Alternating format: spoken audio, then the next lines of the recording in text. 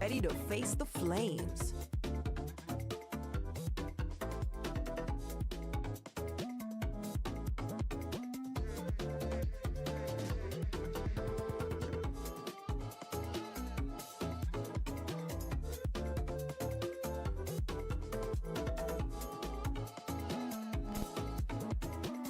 All right, microphone on. So I will not be talking to a wall this time. Welcome. We're just setting up lobbies right now. We're gonna be watching LFAZ take on Rift any moment here. But it might be a hot minute. It might low-key be 15 minutes, so just sit tight.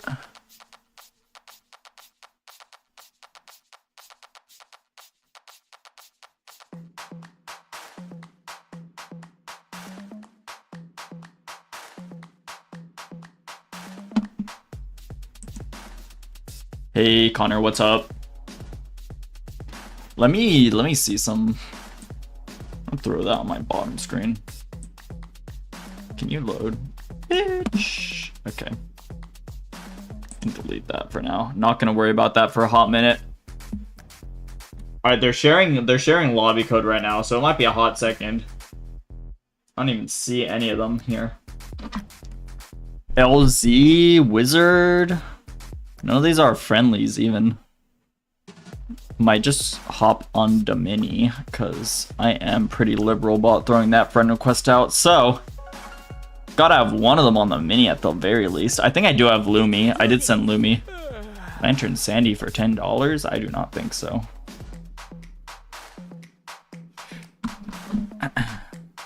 Also, let me make sure that one of these guys playing at least has the mini ad. I can rip that for them really quick. Let me see.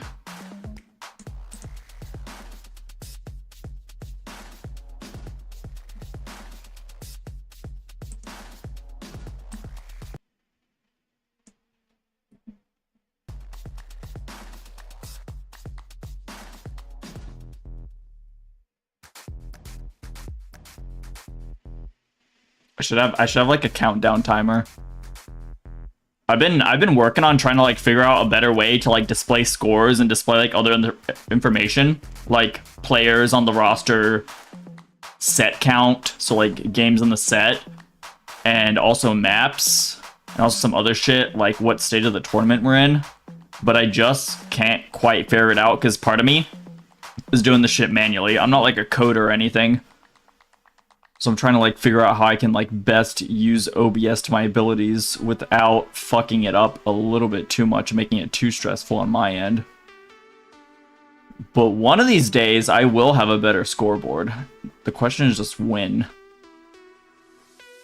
Like I feel like I spent like an hour today trying to figure something out. I got a few ideas out of the way that I was just like, these aren't gonna work. So figuring out shit that isn't gonna work is a starting point. Certainly ain't there yet, though. This guy's lobbying up friendly battles. Let's go. Who do we have? I think we do have a sub on one of these teams.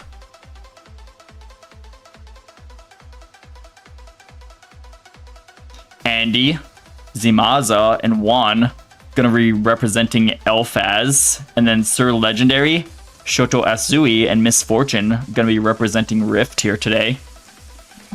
Misfortune might be a mini. It might be a sub. I think it's a sub. Actually, I think Misfortune played with them like 2 weeks ago, so probably their unofficial 5th.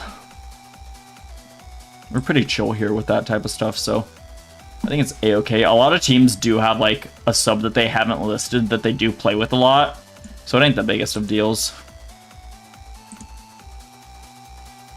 Macaroni, I got a deal to make with you. What is this deal? What is this deal you speak of, Connor? Jemmy, go co-host. Jemmy is pumping iron and going to the gym right now. Leaving me to do the co-host. Bro's getting swole, and I'm rambling about Brawl Stars. So, Jemmy will not be here today, unfortunately.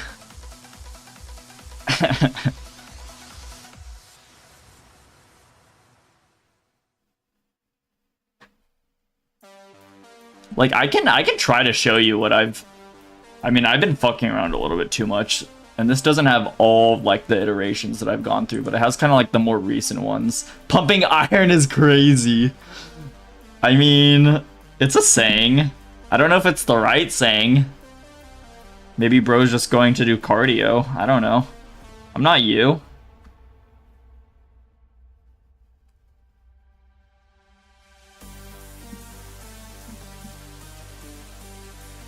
Let me stream assets. Do I still have this open? Oh yeah, yeah. So like, I have some of the older shit right here, obviously, right? Oh wait, I need to hide maps. I need to hide maps. I can drag it over so it's easy to see. But like, I'm working on like something that you would put on like the bottom of the screen. So like, oh, some of these are like just like proofs of concept.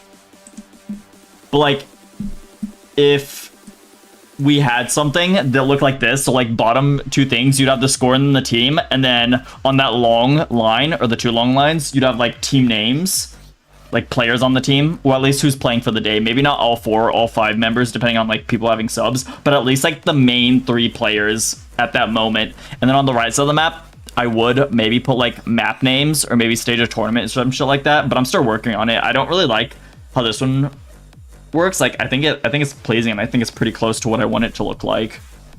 Like, it's just not quite there. If we win, you have to change your name to TJ Fries 1.0. Nah. Make me TJ Fries 1. By the way, who is TJ Fries 1.0? Who's the real TJ Fries 1.0? I'm kind of curious. Yeah, but I went through a few iterations. Oh, the wheel I have right there, that was like a unofficial, like, that's one of the possible logos that BSC could have taken. Has match started? No, matches. Oh, you might be right. You might be right. You might be right. Let's get it. Let's get it. Crystal Arcade right here, right now. Thank you, Jemmy. You're GOAT. You're GOAT for pointing that out. Game 1. Game 1, set 1. Interesting. We have a Rosa, we have a Genie, we have a Shelly, and then a Mortis, a Gus, and a Ruffles. This is so interesting. Zamaza cleaning it up on the left lane to start us off right here. Gus Kooky Popper is at the ready. Ghost on the ground, but he's going to save it for later. Maybe Legendary could take advantage of the HP pull. That's 1.2k in the bank if he does step on it, though. Zamaza just chilling right here. Oh, jump scare. Holy shit. GG's. Left lane is taken care of once again. Mortis going insane on Juan right now. Juan lives on 100. Not even 11 HP. God damn.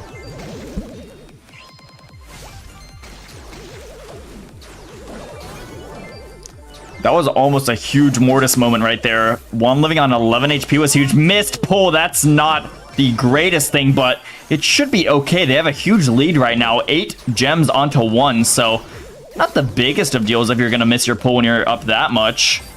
Mortis going in right here. Good defense by Zamaza and Juan. Pretty clean so far. Mortis almost working out a few times, but every single time just gets stopped right before he makes the play, like, finish. Going in right now. Spins are in. Juan missing another pull, but it doesn't really matter. They get game 1.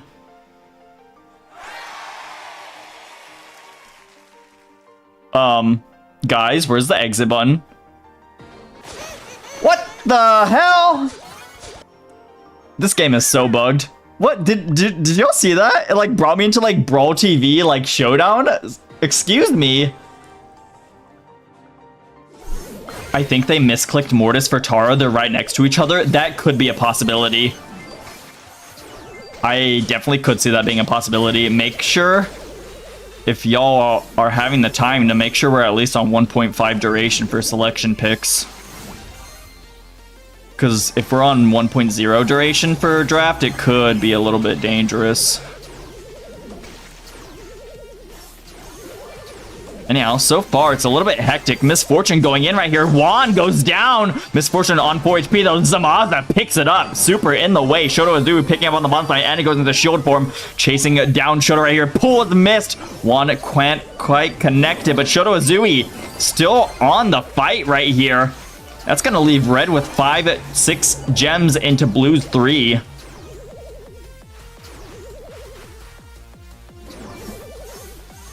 Gross.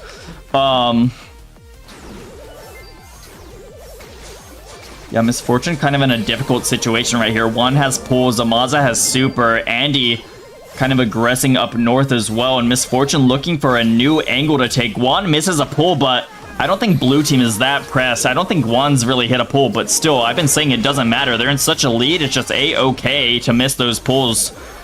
Would like to see them hit, but with a 10-4 lead right now, it don't quite matter. 13 seconds on this clock.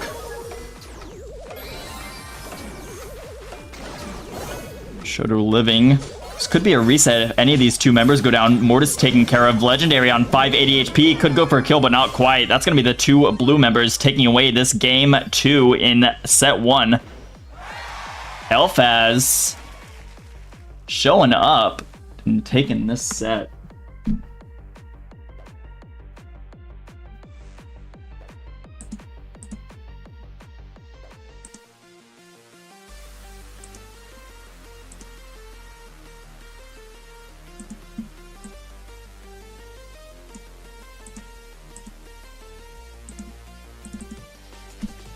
So, like, there is a possibility that Mortis was a misclick. I'm getting pinged in match chat right now, so maybe it was. Mortis was an auto pick. Ooh, unfortunate. It could have been worse. It could have been worse. It could have been like an Edgar, but I don't know how much worse. Mortis is, like, pretty not good right now, and especially into a Shelly, into a Rosa. Like, the Mortis is just gonna struggle. Even Jean has the knockback to deal with him. So unfortunate that you guys got auto-selected on the Mortis, but you still have a best of 5 to fill out for a reason. 2 lives left, essentially, on this best of 5 for Rift, so surely, if you have it in you, you can take this. Let's go get him. Anyhow, set 2 will be a knockout game on the Bell's Rock. Not exactly my favorite of knockout maps, but there surely have been worse ones in rotation. Features those 4 big triangular structures in the middle of the map.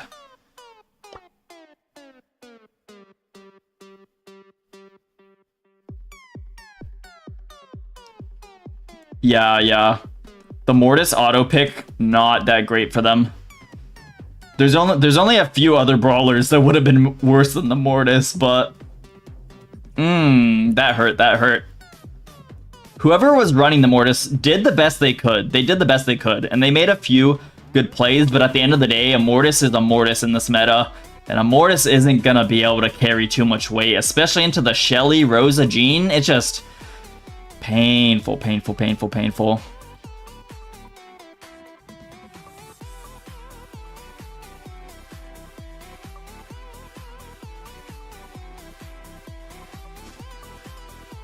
I'm wondering what type of update we're getting coming up, because they're about to piss off a lot of veteran players with this exclusive skin type of drama going on right now. I hope at the very least they keep Star Shelly exclusive. Like, exclusive's kind of a staple of gaming. Can't just be pulling them back.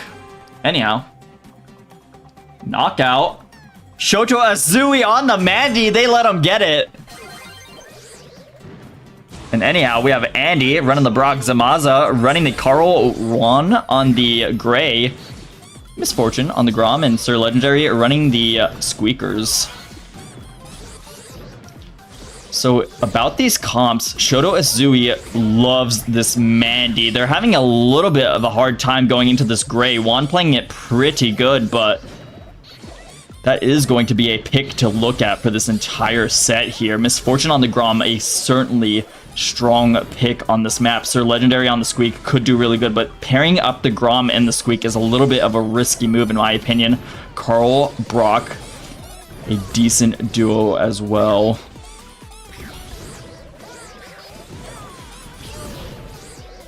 Let me make sure we're not confounding volumes right here. All right, we're good. Pull is good. Teleport is good. Maybe a little bit haphazardly as Juan is really on his deathbed right here. Goes down. Zamaza going in right here. Gonna try to salvage it. Oh, double kill is nice. Good cleanup.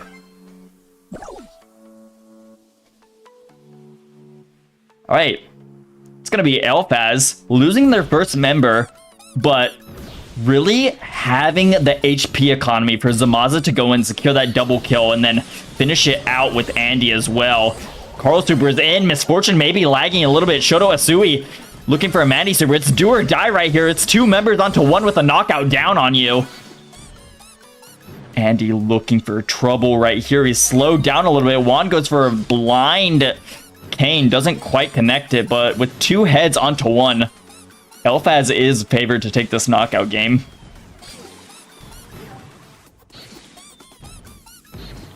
Squeak really biding their time right here. They do have the Rage Gear activated, but they do eventually go down. It was only a matter of time, just waiting for the enemies to slip up if possible, but that did not happen right there. LFAZ is going to be up a game in the set.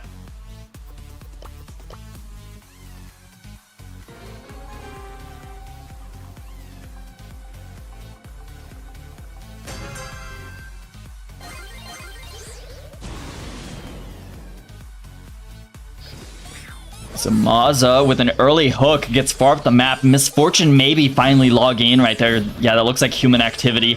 Zamaza kind of slowed out right now, getting away with their life. Their jukes have been pretty solid. They don't have a tick of damage on them. Misfortune going for some more shots right there, but Zamaza just doing such a good job dodging them out. Takes some damage right there. Now on 4.2k, but healing up again right now. Shoto Azui looking for shots, but Juan also just juking them out pretty strongly right here.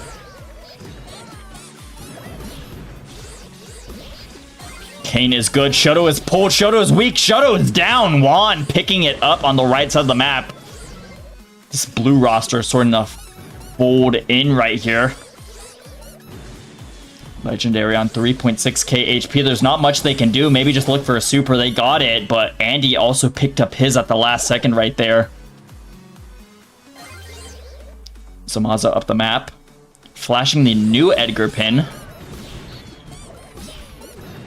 Slasher from the BSC getting a rework. Oh, Juan teleports and grabs a kill. Shoto Azui just chilling out right now. It's 1 member onto a fuck ton of them. Teleports away. Juan just taking advantage of this gray kit right now. Teleports back in on them and grabs the kill.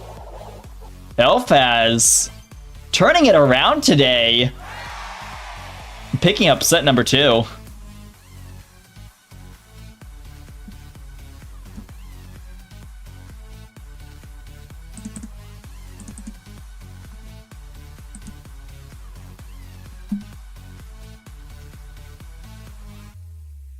That was solid. That was some solid work by the Gray. Just in that last game, if I can get rid of this little maps image on our left side.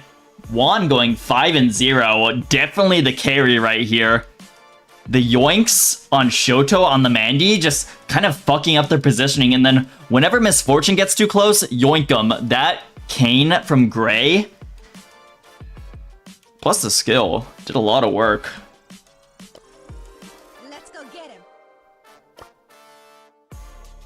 Still on knockout right here.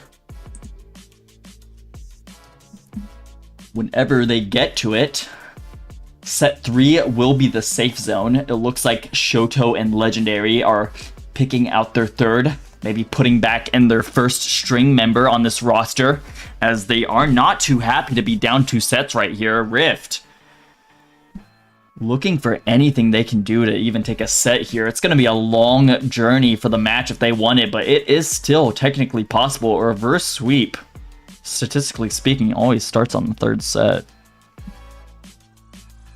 So you never know, you never know. I can check match chat to also see some more relevant information if that helps.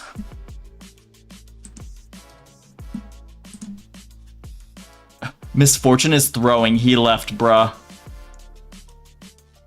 This is quotes from Slash. Well, It's a BL5 for a reason.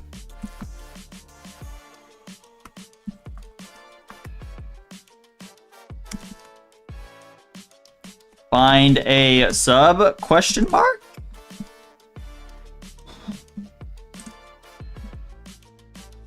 This is so winnable, guys. And even if you don't take the match, with Slash Team being a little bit lower on this group leaderboard, they're gonna want to look at taking some matches here, because with the tiebreakers, as many sets as you can have break up that differential for you and help you out a little bit is gonna help push them into the playoff stage if it does come down to that tiebreaker.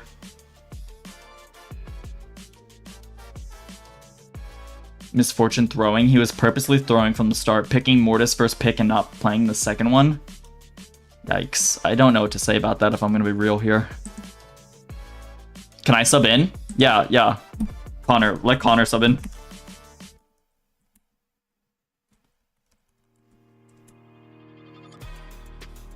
That'll work.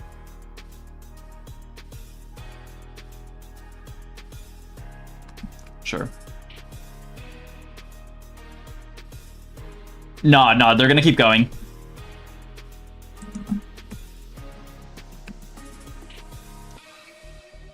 I'm not sure if that's purposefully slowing. Yeah.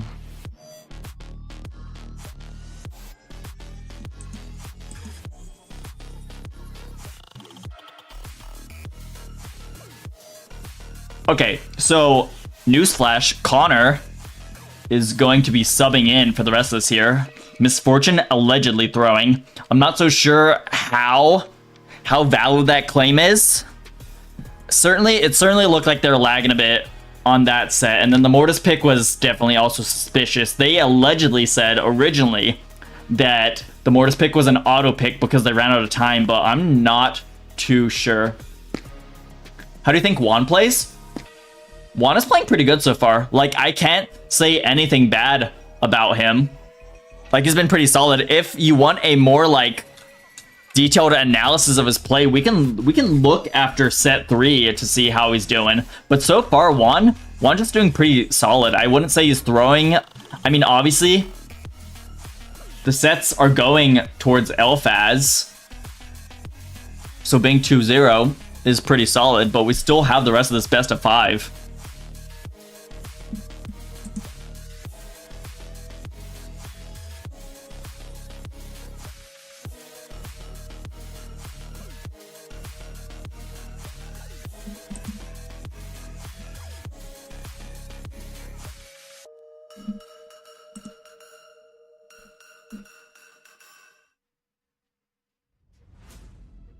Oh yeah, also, will they do this new lobby thing and get Connor in there to sub in for Rift, replacing Misfortune here? We can talk a little bit about next season. So next season, we were thinking about expanding the sort of player cap on this, with a lot of these teams performing a hell of a lot better. Like, you have AMAROK placing top 8 in BSC West. You have the team of Connor, Mav, and King Killer now just stepping up as well. Nakama's team also putting up some good fucking work, basically at the top of their group. We'll see if AMAROK takes them down this week. But with all these teams sort of elevating themselves and sort of being like the spirit of the B2 League, we might expand the skill ceiling a little bit. And for next season, we're looking at maybe a bi-weekly promotion and relegation system where everyone sort of gets grouped into these micro divisions, and you'd have 4 teams per these micro divisions, and based off of just like, if you go 1-1, you would stay in your division, but if you go like 2-0, you move up. If you go 0-2, you move down. And then doing an iteration of something like that, maybe like 6 times. Yeah, you can sub. I already said you can sub, Connor. Go get it. Go get him. And then doing like a NBA like March Madness at the end of it all. I get subbing. Yeah. Go for it. And technically, like, it wouldn't need a player cap. It would just need to be divisible by 4.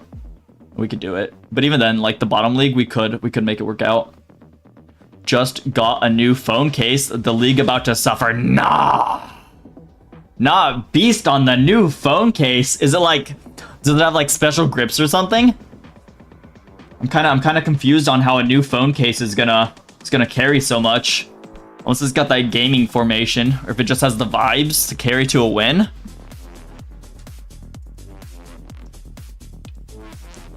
Not beast. You should totally send pics of this phone case. League about to suffer. Holy claim. Your team is up pretty good right now. I don't think you've played this week, but you're like 3-0 right now. Actually, we can pull up board. Finally, Connor loading in as the sub for Rift right here as we head into set 3 on the safe zone. A long journey ahead for Rift, but reverse sweep certainly possible. Both these teams are really strong here. We can pull up our leaderboard thus far.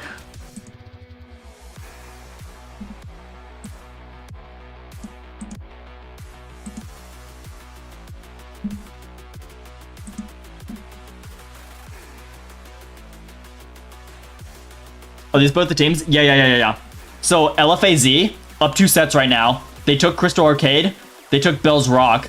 And LFAZ is the players of Andy, Juan, and Zamaza. LFAZ being sort of like an acronym for all 4 of their name tags. Juan joining later as their 5th, so he didn't make the acronym, but Andy is the A in LFAZ, and Zamaza the Z in LFAZ. And then Rift, representing Shoto Azui and Sir Legendary, with the sub-in of Connor. Here, while they draft, I think they picked 2, maybe banned out their brawlers as well so far, so they have a few seconds on that. We can look at leaderboards. So after last week, we had ASSMO in a silly fashion take to the top of the leaderboard 3-0. They're facing AMAROK this week. Tensi, Russo, Senshi, Maika, and Cameron. So these 2 teams facing later this week. That's going to be a good match. That might be tonight at 9 p.m. We're in draft W. Thanks for the info, Connor. ASSMO and AMAROK facing each other tonight. So after I do this Matcherino, I think I will be streaming them. And then similar story in Group B. I think The Boys and We Take These are facing each other. And then it might also be a fight to not be last for 5 and 6. That's going to be my team versus Obco. So that's also going to be a good match. But right now, we are watching Rift v LFAZ, the 4th and 5th seed right here. Who do you think is going to win? I mean, LFAZ is already up 2 games, but Rift has the better record. So I think it's favored for LFAZ, but we could see Rift pull an upset right here.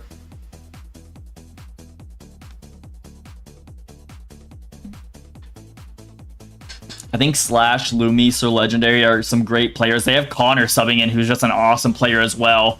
And then LFAZ, Andy, Zamaza, Felix, Juan, and Lamagama, aka Leo Lunamira. Bro enjoys these long names. Up 2 sets right now.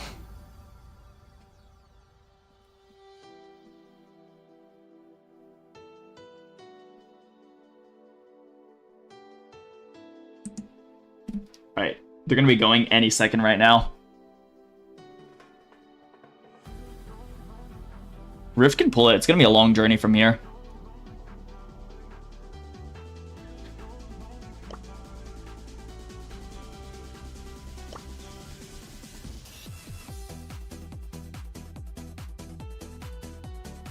I mean, by what margin? We can talk, Jemmy, we can talk about that after this set. Like, roughly speaking, I think yes. But we can look more at that after this one. All right, so we do have one on the 8-bit, Zamaza on the Daryl, Andy on the Grom. Interesting comp. I love these brawlers. I haven't really quite seen this combination, but I love the brawlers. Legendary on the Crow, Connor on the Bonnie, Shoto Azui running the Mandy. So far, Connor doing pretty good right here, putting some damage out onto the safe. Almost goes for help on the Daryl, but decides to commit to the safe. 71% defending on that red safe, 81% defending on the blue safe. So we do see blue in the lead right now, but it is pretty close. It's only a 3% differential. Now blue safe behind on 68%. Big Mandy Super also comes in. 10% lead to the red team right here with Shoto firing down that Mandy Super. One setting up shop right here. Connor activating their second Sugar Rush gadget. Zamaza missing a roll. Uh-oh, Connor jumping in right now. Maybe a little bit of nerves hitting that 2x2 by Zamaza. That's not what you want to see. Big Mandy Super as well. Holy, Shoto Asui. One setting up again. These force-fielded members going to block out their safe a little bit right now. But once again, we see blue team in the lead right now. Zamaza does have an angle on the safe. Once that super charges up, it's going to be really dangerous. Super goes in. He's getting damage. It's big. It's 600. It's down. Woo! Oh! Holy Daryl. That was tight the whole way through. It was going back and forth. We had like a 70% tie, then we had a 50% tie, then a 30% tie, and the differential went a little bit down for the red team, and then Daryl comes in, finishes the job. Close game for sure, Spike. Connor not too happy about that one. Sir Legendary on the Crow right here, really here for the support, but if Mandy and Connor can't get into the mid, the support is kind of in vain. Andy going for some shots right here. Connor going in for the DPS, gets a kill right there. Tries to skirmish in the grass, but one just knows where to place those shots. He gets the kill, and it's pretty clear. Legendary jumping in, gonna grab some damage. That's a good connection. Blue safe, defending on 78%, and red team in the lead with not a scratch on theirs. Abatur is down and in action. Connor taking big damage. Zamaza grabbing some great kills right there. Crow slow is good. Grom damage coming out. Daryl goes for a gadget. It connects pretty well, and now we have it. Blue team leading with 40 damage. More damage. I can't even read it. 25, 22. More damage coming in. It connects 12%. Holy push. What the hell? That was a push if I've seen it. 88% damage and just one push of control. Holy red team. Come on, you guys gotta step it up. Mandy Super comes in. Good connection onto some members and onto the blue safe. That's gonna be bringing them down to 71%, but there's still such a hill to climb if they want to take it. Grom bombs coming in. There's only 3% left, and that could be the finisher, but it is living on 728 HP. Red team has to hold on for dear life and take it if they even want to bring us to another set. Zamaza rolling up, just putting the pressure up and up and up. Sir Legendary going for the defense right here. Zamaza has another super. They're rolling in on the safe, and there we have it, the gadget finisher. LFAZ taking no mercy on the Rift roster today. Gonna be taking this whole match 3-0 by set count.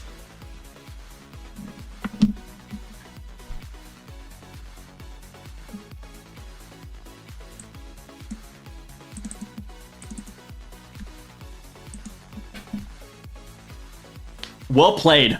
Well played. I wasn't so sure about the brawler combination at the start, but once you guys got control, you guys were swinging it. The 8-bit just gets the DPS, also can set up the control with the speedy turret.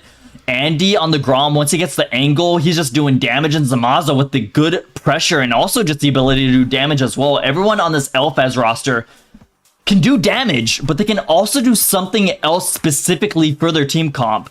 Andy can fire out behind the walls. Juan can really just lay down the mid, and Zamaza has this upwards pressure that was just kind of hard to deal with for Rift.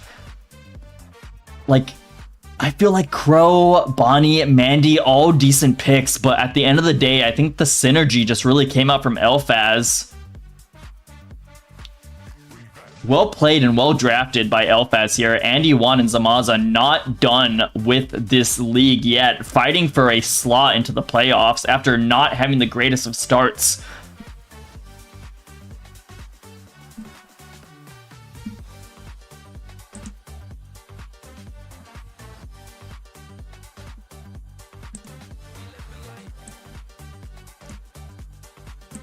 Let me see if I can't share the challenge for some more live leaderboard action, because it could get pretty tight. Who play better than LFAZ? There's a lot of good teams right now, and LFAZ probably ranked in the middle of their group here. Let me pull up our table. We can look at last week's. It'll have to do. So after this, based on head-to-head, we would have LFAZ going 1-3, and Rift also in the same position going 1-3. LFAZ taking head-to-head interaction would move up to 4th place in this group and currently stand on the slot that does make it into playoffs.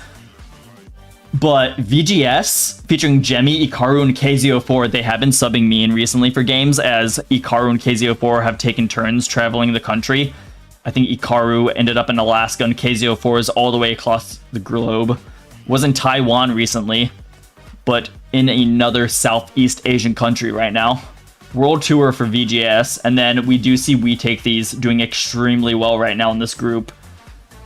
Same with Du Bois. These two also going to be duking out later this week. I don't know if they're playing tonight, but they will be playing within the next 4 days. So we have 2 matches going on in both groups that are going to decide who's first seed for both these groups, essentially.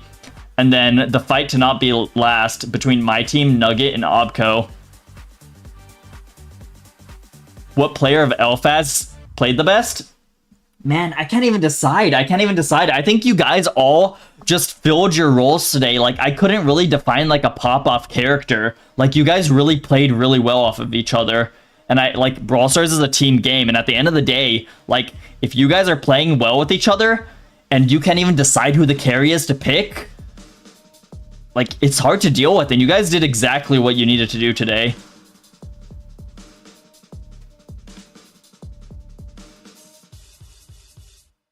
Macaroni, look at our chat. So We Take These, aka the Frost roster, aka Not Beast, Cryonic, Moose, Steel Cerberus. They're probably the most laid back team about getting their matches scheduled. I'm not gonna lie. Like, it'll eventually happen. If it doesn't, I do recognize that your team is more inclined to be good at the scheduling type of deal. Oh wait. I'm seeing like actual like quotes right now. Are you guys ever gonna answer when you can play? Am I playing or no? Oh, well, so I do believe that you guys will eventually play. But if it so happens that we get to Wednesday morning / Tuesday night / whenever I wake up on Wednesday and repost the next week's matches, if it hasn't happened, it will probably be in your favor just because it has appeared that you guys are making more of an effort to schedule your matches. That's just how it is here. But yeah, it is what it is. The pains of having a flexible league are that some teams are not that great at scheduling and will take the L when they don't get the schedule done and dusted. When's the next PL stream? Low-key, I can do one again on Wednesday, maybe. Perhaps you'll. I just have to make sure I'm all in line for my studies. I got great news today.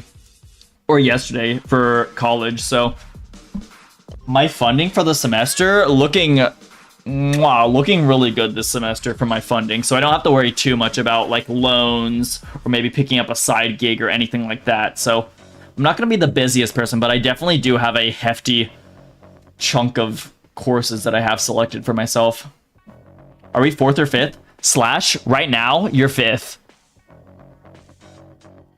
Because you and Rift, LFAZ, after this match, are both in the 3-1 position, 3 wins of matches and 1 loss of matches, both of y'all. And since LFAZ took this head-to-head right here between you two, that would put LFAZ in 4 and you in 5th.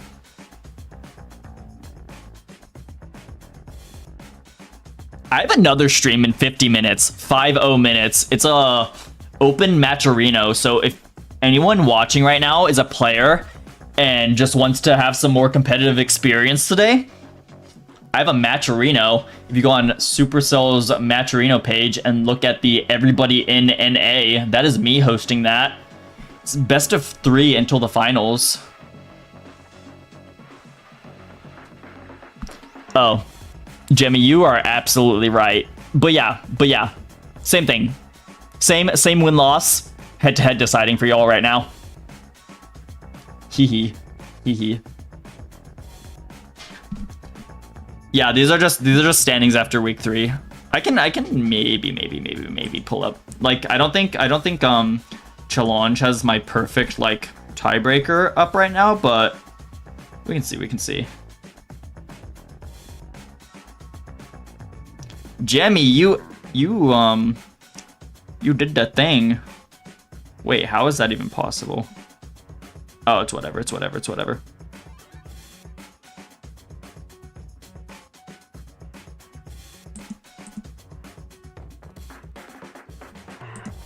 Okay.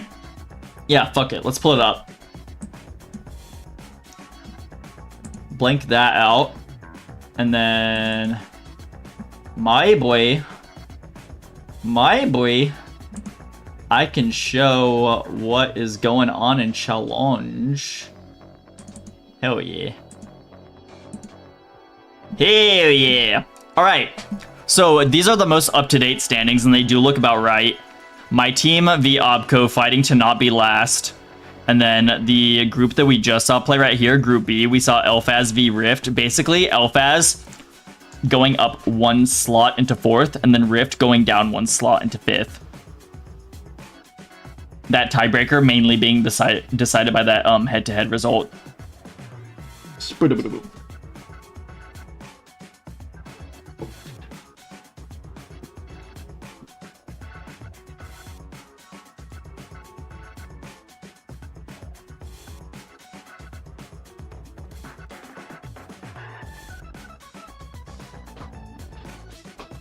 Do we have another match happening before I do the Matcherino, or are the other matches that's all after the Matcherino, like 9 p.m.? Because Matcherino's at 7, which is in 45 minutes. So let me check.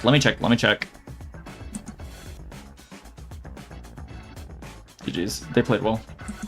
No, Slash, you played well. You did the best you could for the situation. And by the time it was set 3, by the time you had a sub that was taking the game seriously, it was just a slight outdraft. Like, the cards were kind of stacked against you today. But you guys did good with what you had. And at the end of the day, like, the whole purpose of this league is for practice and for fun. Even though it does get very disappointing for, like, the player's point of view when you do lose a match that you really hope to win. Let me see a little something.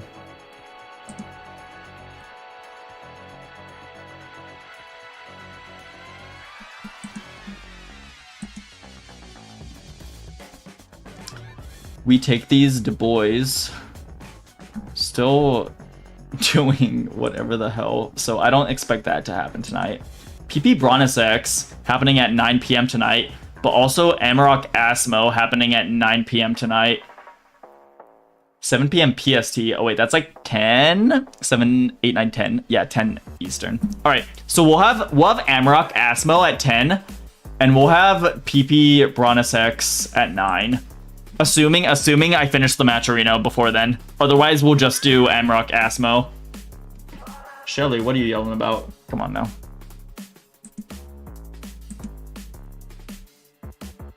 Alright, the question is, do I end the stream or do I do stupid stuff between now and the Matcherino? It's only 45 minutes.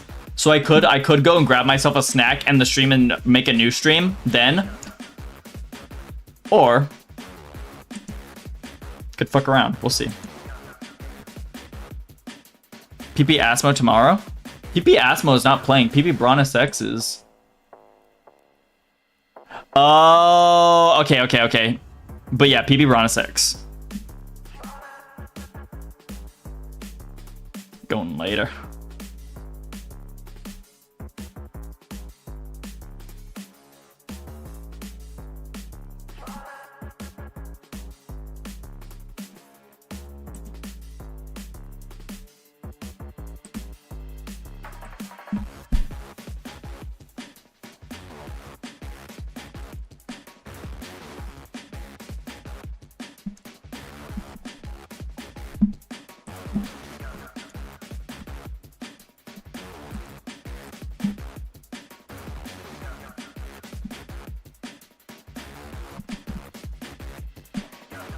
Alright, I'm popping a poll for like the 6, 7, or 8 of you that are here right now.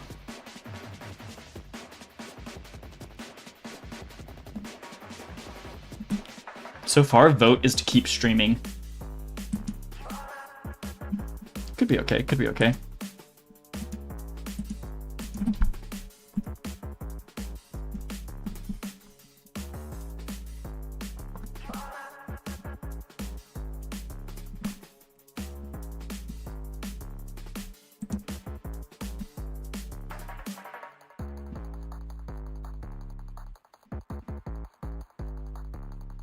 Mac, we will be playing at 7 apparently. Gah? Wait. At 7? Well, that's when the Matcherino is, sir. So unfortunate. We might not get to see it then. Or I could stream B2BL and then stream the Matcherino from like semifinals onwards. Which is possible, because beginning of Matcherino is usually a hectic mess. But even then, if I'm dealing with the Matcherino, it might not be the most fun to cast a game at the same time from a different league. Stuff to think about.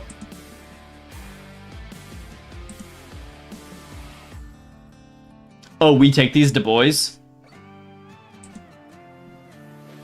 I'm getting matches mixed up because people sub for each other's teams. I'm like, oh yeah, they're on the same team. Oh no, that's a sub. My ass is so stupid.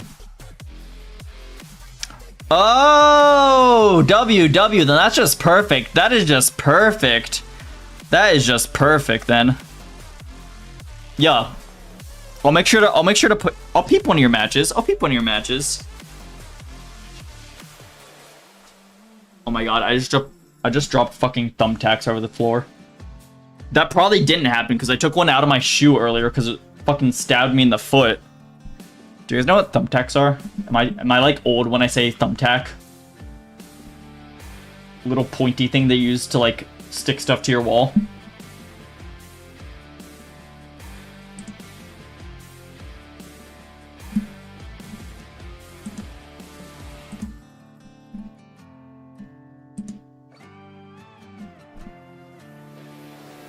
LMAO, I'm sorry. It's fine. Bro confused me, but it's fine.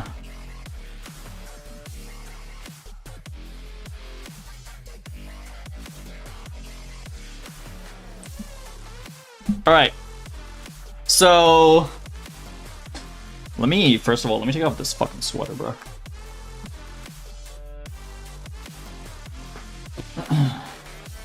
We can do some quests on the mini until like 6:40, and then maybe focus up on the Matcherino a little bit before that. Maybe even like a POV of like what a cracked man does behind the scenes to get it to run. And by cracked, I don't mean good. I just mean like fucking crazy. End poll. All right, 100%. Very cute.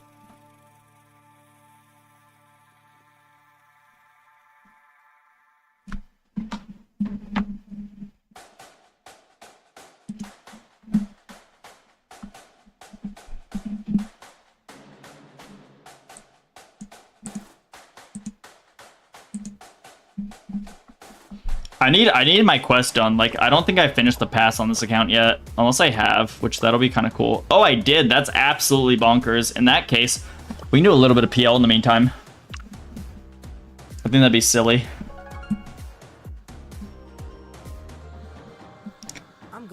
Mac, go to the gym on stream.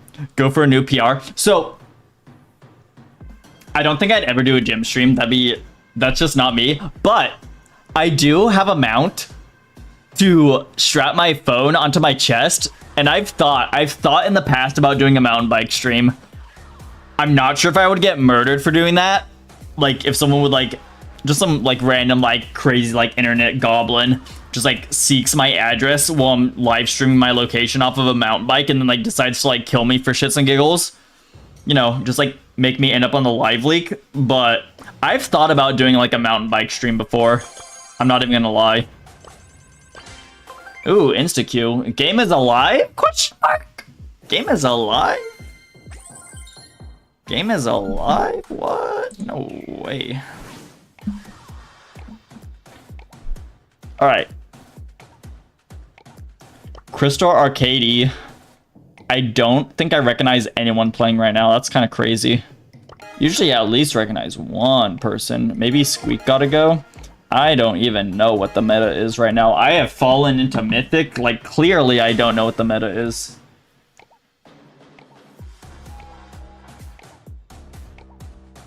Amber. What the... I'll just let them do their thing.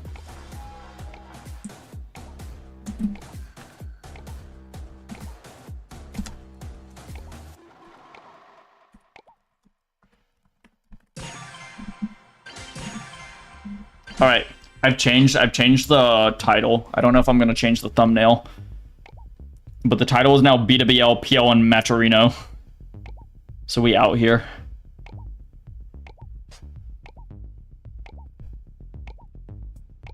What is this comp? I'm so concerned right now. We have Amber, Poco, and they have Brock. That's quite insane.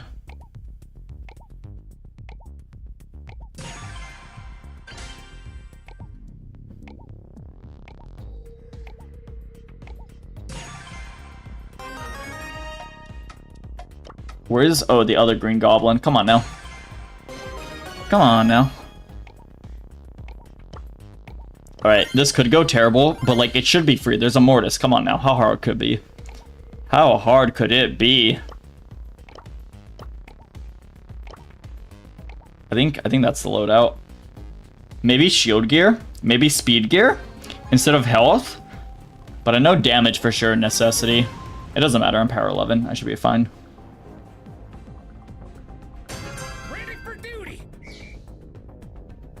What are we doing, gang? Wow, that worked out. Okay. Just gonna grab some supper. Dude, he was right there. Maybe I should have done something, but really there's no comms in this game mode, so how could he know?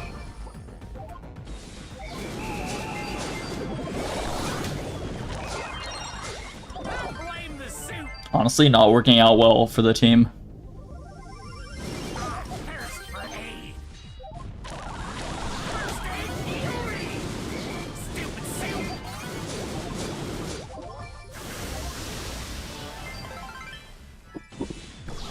Yikes. Well, perhaps not my greatest achievement.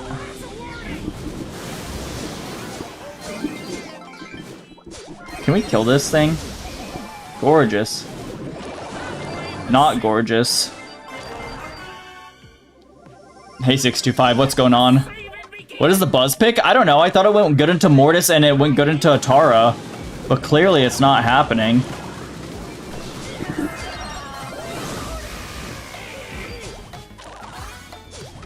Like, in my head, I see Mortis and I see Tara, and I was like, Buzz should work. Is that not the math?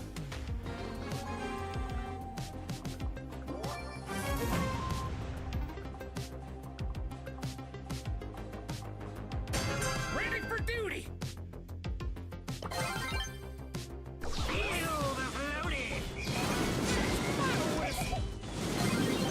Tara counters Buzz. What?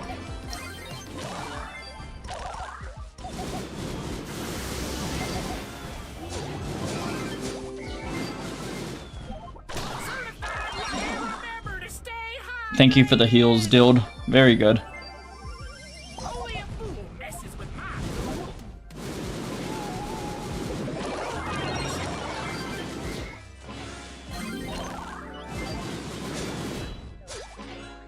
no, you didn't. Not working.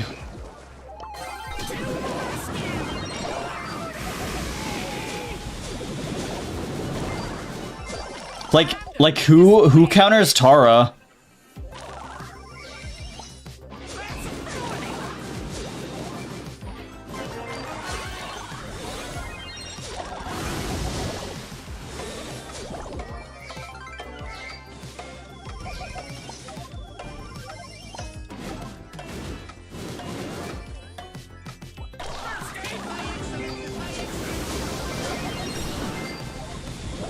We're still in this. I think they choked. They could have just been on the back line.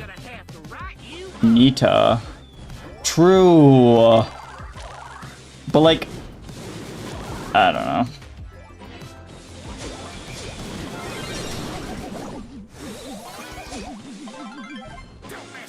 I'm just gonna die right there.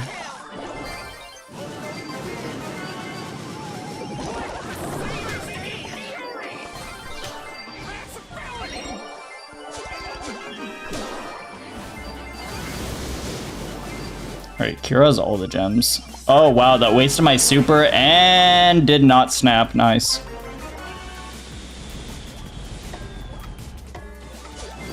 I mean, Mortis is kind of over-aggressing right here. Are they throwing this hard? There's like no way. Techs just fall back. Perhaps we actually take this? Perhaps we actually take this? That's a huge throw from them.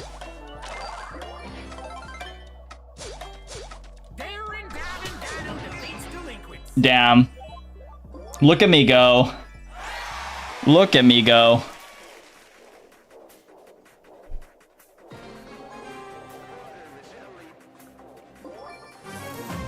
I think we're in their heads now. So we win this. Should I? I'm gonna go this way.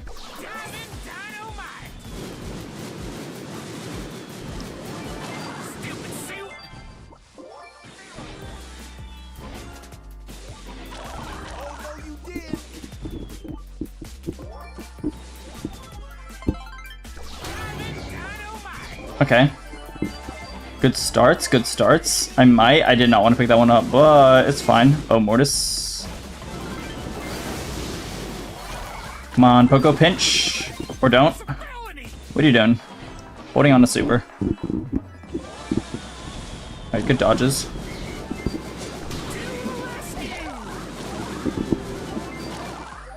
See, I don't like having gems, because now I'm going to give them 2 whenever I, like, inevitably die.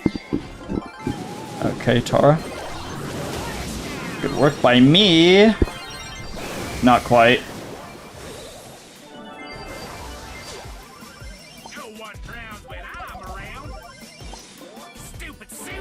Not too fond of that, to be honest.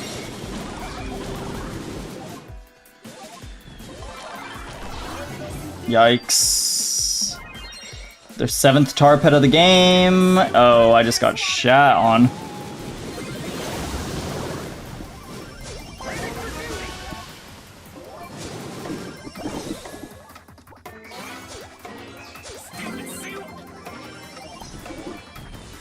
I just need 1 super.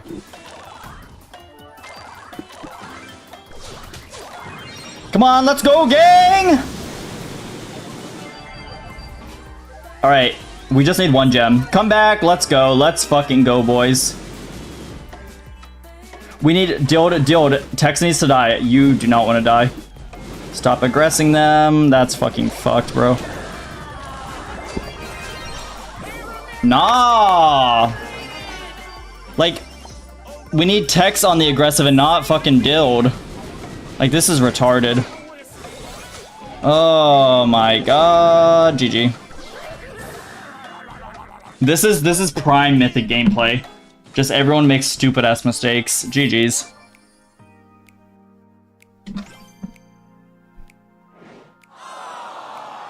Surely it was my fault, not the 13th. Not the 313 Amber. Oh my god, GG. It is what it is. It is what it is.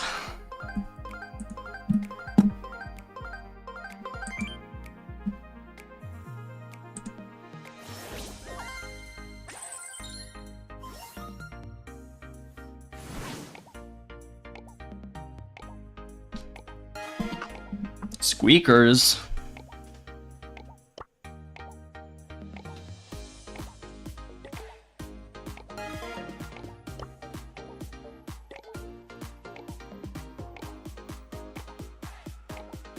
Like, I should just ban Tara, because, like, it's... Okay, well, I can't even find it in time. They gotta rework the screen. Like, I cannot find anything right now.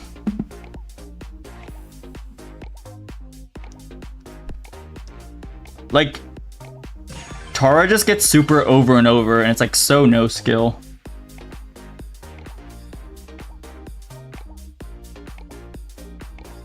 Shelly's fine.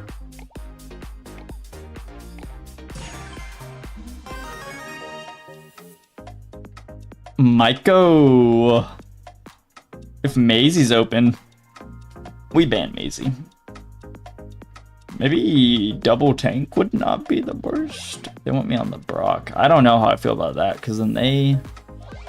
Okay, whatever you say. Whatever you say.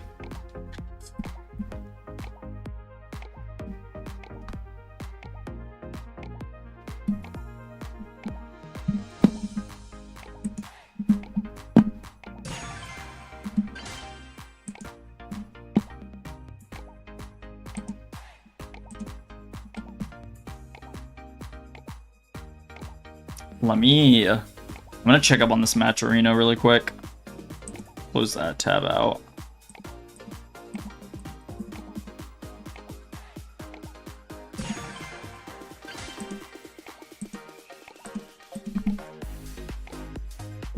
Matcherino.com/Supercell events. Ooh.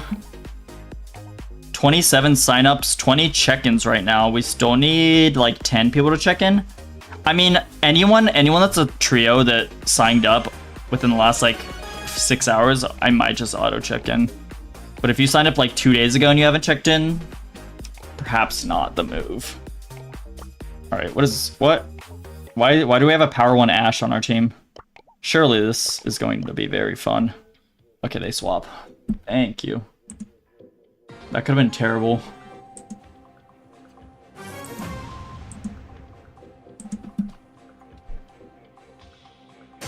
Time to move to the boombox groove.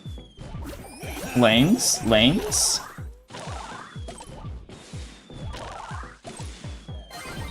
Oh, I'm like...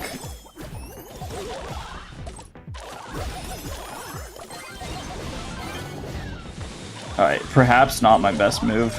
We need that left. Like ASAP Rocky. Alright, well, we just get walked up on. Lovely. There's like a curse. Whenever I stream, I just get like the worst fucking matches possible. And maybe it's just me playing bad. Or playing worse when I'm on stream. Like, I'm not sure, to be honest. What a... Okay, well, I whiffed that super and then Rosa walked into it, so thanks, I guess.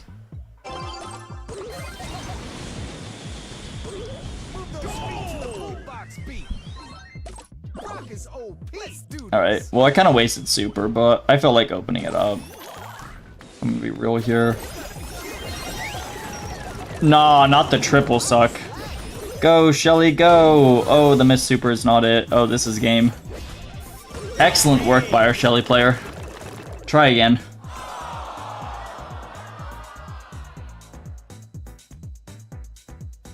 Yeah, the triple suck. That was kind of checkmate.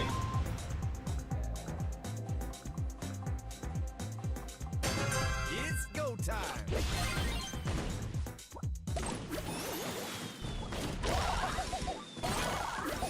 Me not hitting much this start. Alright, good work. I'm just gonna break that. YOLO. They don't have pets, so like, I mean they do now, but alright.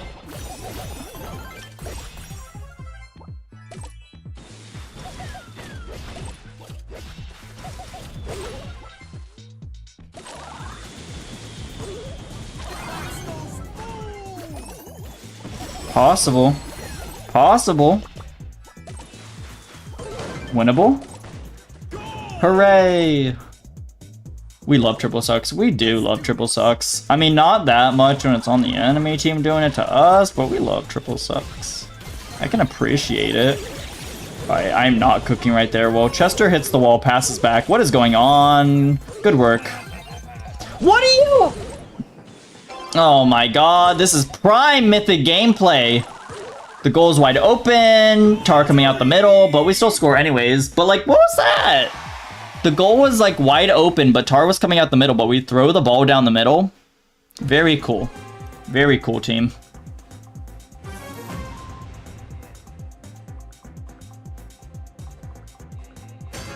Gotta get that loot. To be honest, I would do the exact same thing. On top of my game.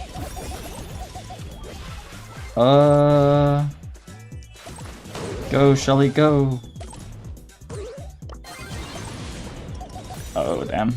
Well, I can't hit a shot, but at least we get the ball in the net. Level up.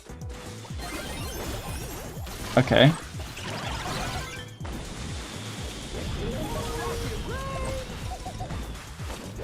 Good work.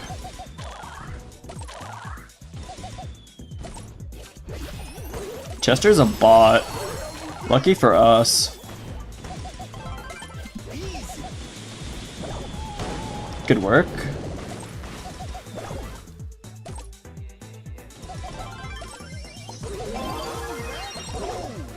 All right.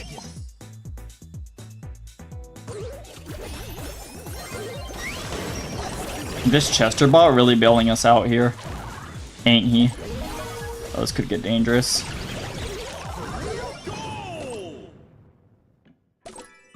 Don't know what to say about that.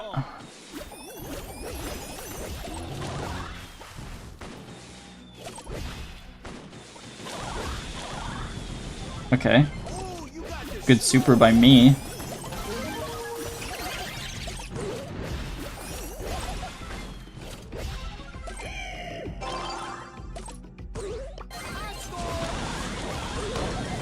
Shelly! Okay. Fair enough.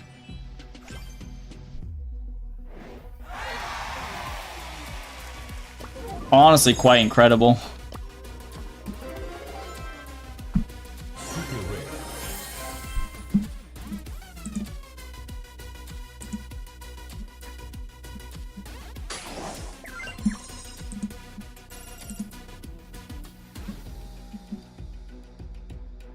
Let me see a little something.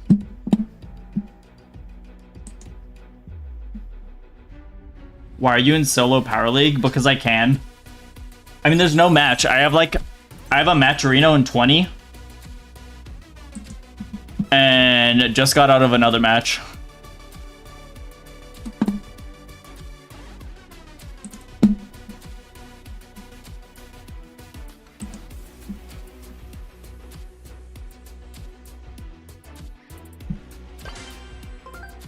Do we have time for one more? I think we do. I think we do.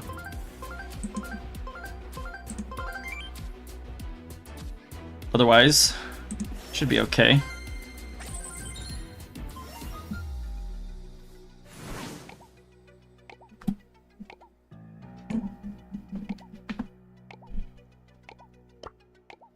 I think I played this earlier. I did not like facing the Tara,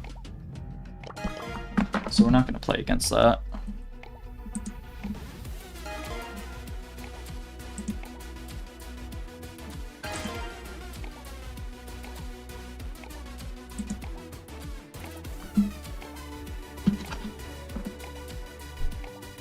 Puzzled Archer, hello. Bubba Long John, that's your in-game name, right?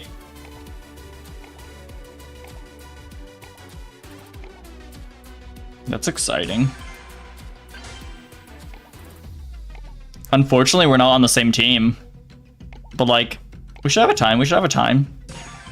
The Ruffs pick, bro's taking it quite seriously. I respect it.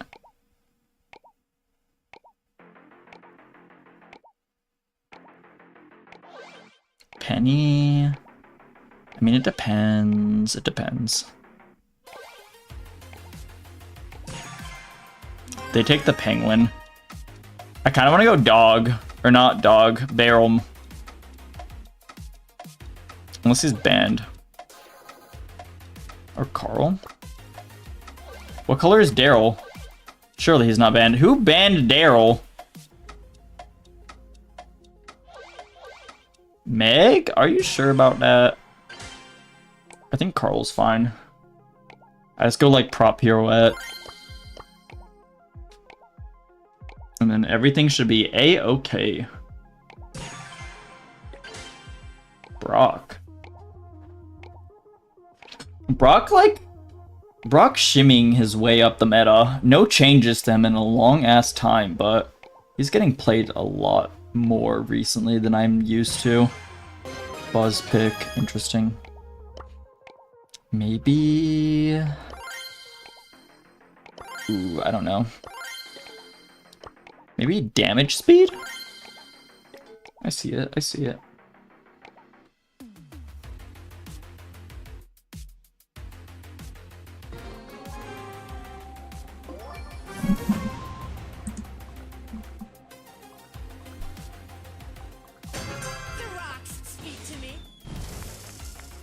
Alright.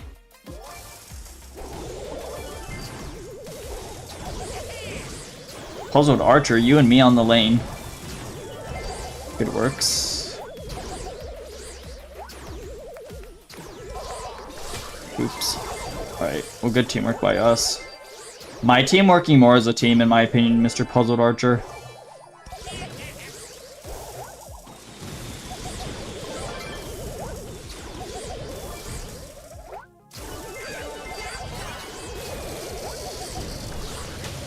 Holy Brock jump. What a timing. What a timing. Good work.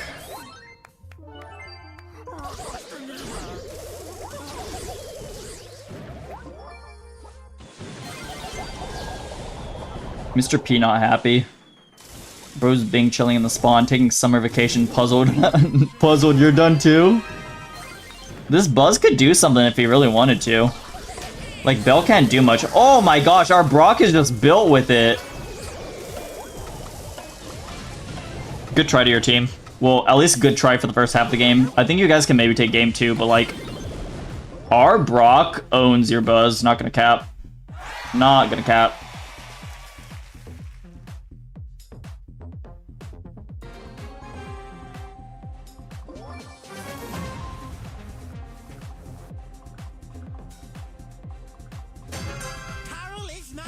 Pushing. I'm gonna YOLO one of these. I don't really care too much. I need to not walk. I need to remember to like not walk back in Mr. P. I knew that for like the longest time, and now if, like, I think I'm just a lazier player now. I'm gonna be real here. Like, bad habits all around for me. Nice.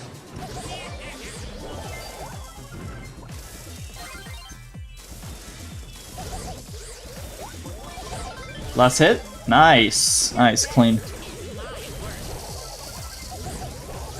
Anderson. Peace. GG.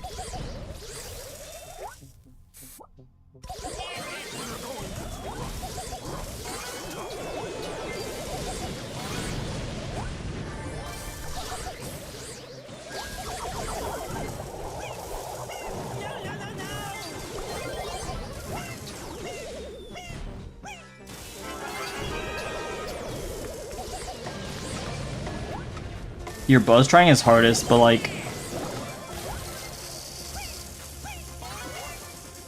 Could get dangerous.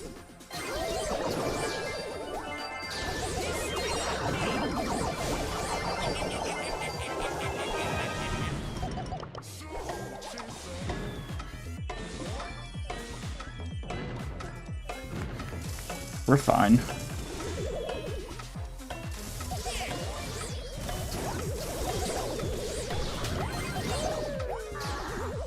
Nice. Our Brock did so good.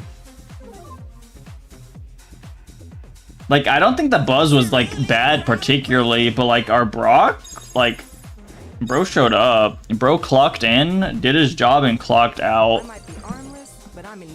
All right, we have Matcherino in 13.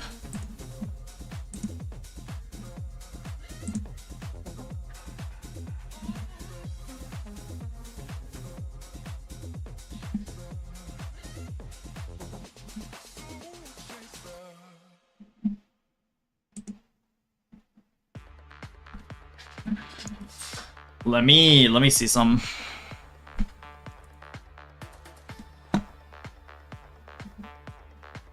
Nah, bro, what am I supposed to do when both of my teammates keep losing lane?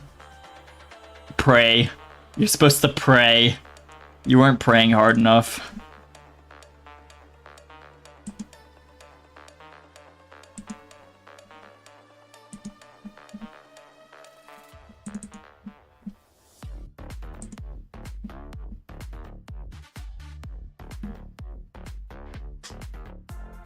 So, 625, a Matcherino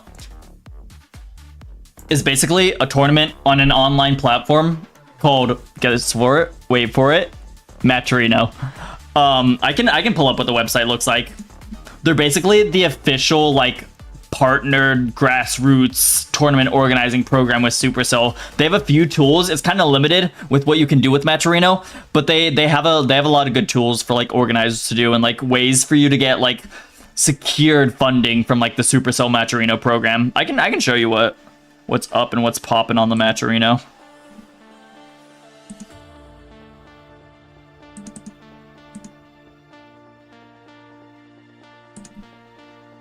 So here in about 12 minutes, we have this going down. So basically, if like low key, if you have a team, you can sign up still right now. You have about like a minute or 5. I don't know if I said it for 55 or if I said it for 10 minutes before. But it's gonna be it's like a single elimination bracket.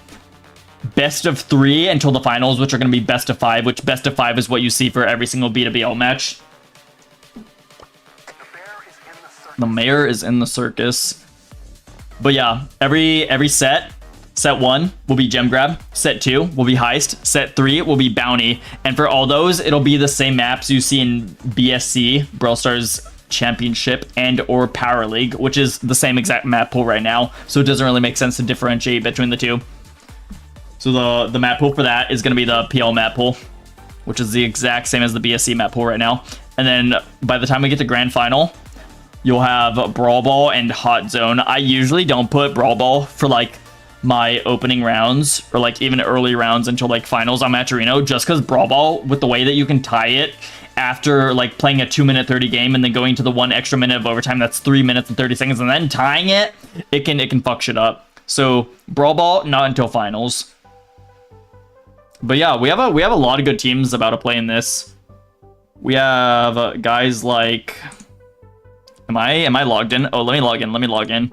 It won't show a password or anything. It'll just put me through my like authorization. Don't need to like, boom, logged in. But yeah, we have a lot of good teams. Like Blackout Hat's pretty solid. They show up to a lot of my tier 2 invitationals and they've gone top 4 at the last 2 of them. Haven't been able to grab a complete victory over one of those events, but like they're like usually involved in Brawl Esports. So that's PJ, Darkwolf, Diego Gamer.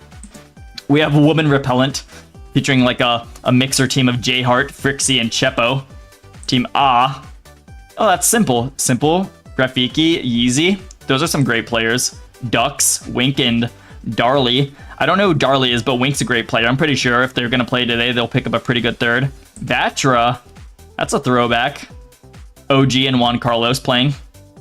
DN Gaming. I don't recognize these guys here. Tiny Tuna, Farkun, Juicy Duck. We might get to see him play, depending on if they actually add my mini. Big Chungus. Do not recognize any of these guys. B4R1. Not the most accomplished teams, but I do see these guys show up to a lot of Matcherinos. That's Axelberry, Jordan, and Bradbury. Delinos. Senshi gonna be there. Oh, yeah, so this is basically AMAROK. This is basically AMAROK from B2BL. Maika, Senshi, and whoever Devil is. Thug Shakers, Kaden, Kraken, Truino. Those are all good players. KJO, Solar, Justin, also playing. KJO sort of being a sponsor to a lot of events. You'll see him on Bellis quite often. Solar, just a great player all around. Played in the BSC this year. Free Lane, Falcon, Ducky, Arcaz. Great players. Also, while we're looking at all these teams, we have a lot of teams here today. I should probably go into... We can rank teams on stream. Also, I probably am going to get like a notification any second now about... Can I still sign up? I mean, no, but yes, maybe. It depends on how, like, depends. It depends. Let me see some. All right. Yeah, we'll do live rankings on stream. Why not? Why not? All right.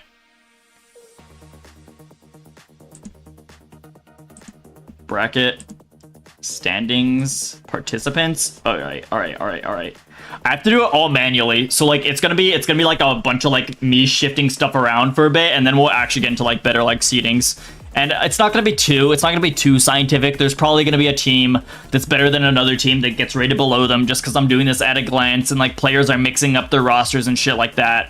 But we'll try to get everyone sort of like stratified into like goodest players generally at the top and weaker players generally at the bottom.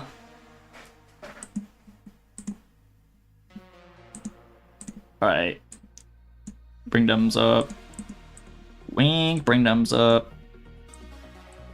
There's a lot of good players out today, so it's gonna be hard to seed. I'm not gonna cap.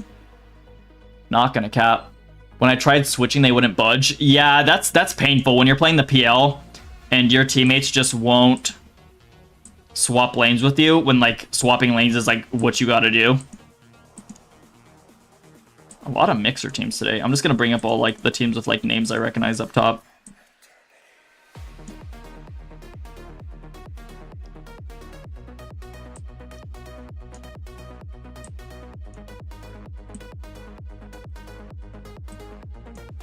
Can I not do that? This is like almost painful to like seed. All these teams are really fucking good. Maybe we might be limited in like who we can seed and who we can't. Recognize y'all. Hello, da boys. Criminals playing some great players. I think they've come in like first if it's the same people that I'm used to. Yeah, Island Boy, Nathan Tacos, they've won the last 2 tier 2 invitationals I ran, so certainly great team. Vatra. I just gotta bring these guys up more than halfway so I can get them up the other half of the screen.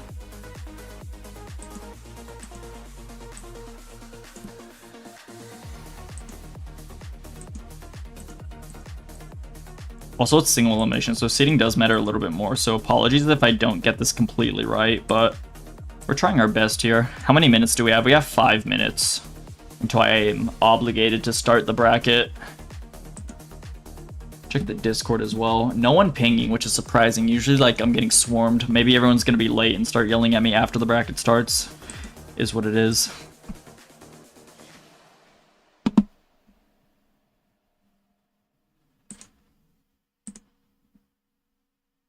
So many players today. Holy.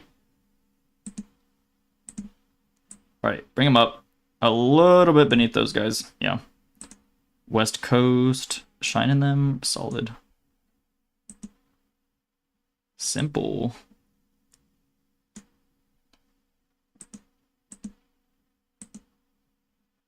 Where did my playlist go?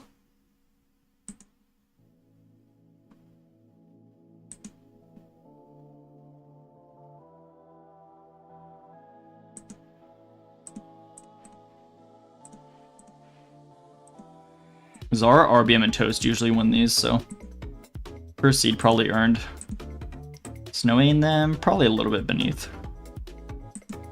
There's so many teams, it's kind of hard.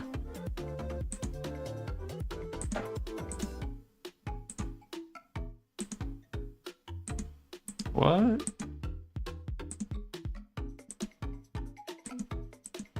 And like if I rate your team lower than you'd like to, don't take it personally. I'm just trying to do this as quickly as possible and get a general like formation of all the teams here. These guys came in second last time, so Criminals probably third beneath the two. Like,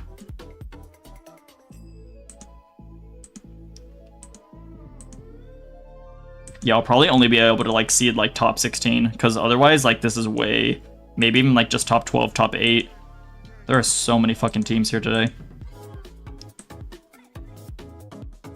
They need to add like a auto seed type of deal.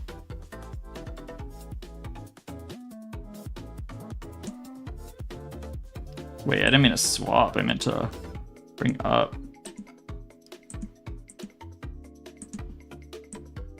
Lost against Blackout Hat in the Invitational. Nerfing them? I don't know. Maybe put them right beneath Blackout Hat. I know they've made BSC with like different friends. Oh, Toji, Pollo. These guys are great. Maybe right beneath Criminals. Can also bring them up into top 16. Maybe about right.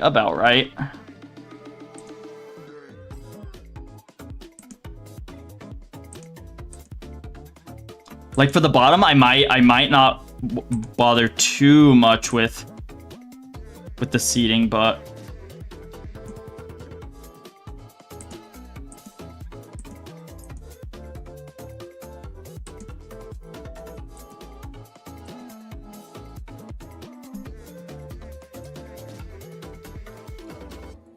Rain's also a great player. But like there are so many great players out here today.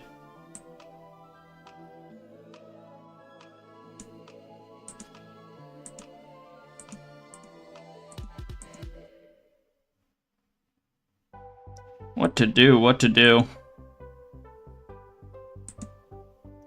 Let me go to overview, see if anyone like that just signed up isn't checked in. It looks like everyone's basically checked in, which is really nice to see. Hell yeah. Oh wait. Ducks just made that. Oh yeah, we were looking at Wink a second ago. We can ready them up.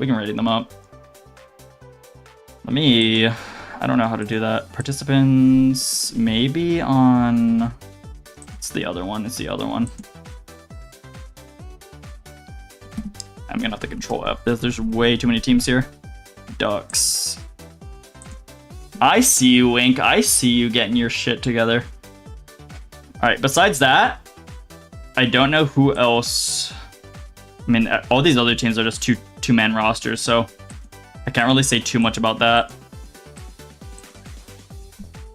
And like, I can't be having that solved that late, but I think it's generally seeded. I think I might as well just start the bracket. We have 22 teams checked in here, so hopefully I seeded it decently well. I just did it at a glance. That's what I said I would do. Let me do that. Let's start this bitch.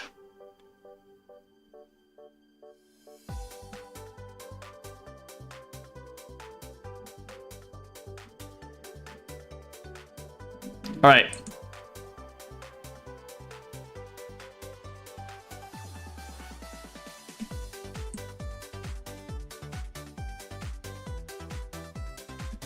Which one do I click? Start. Yeah, we can do that. Probably gonna get like a DM. When's it starting? Right now. Right now. I said it was gonna start at 7 p.m. Eastern, right? Not 8. What if I start it 1 hour early? That'd be hilarious. Generating bracket. That's a-okay with me. Might take a second here. Du Bois. Oh, that's gonna be fun. That's gonna be fun. Are these guys in the same group for B2BL? Surely they're not. I think Senshi's in my group. Yeah, this is cross group gameplay right here. That's crazy. Didn't even plan for the bracket to look like that. I'm gonna snuff you out. Joseph, I can get you in here maybe, but like I can't.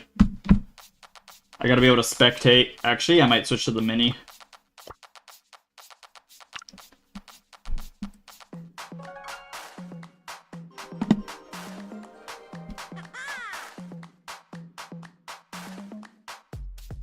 Yeah, but as this starts up, I can do some shish.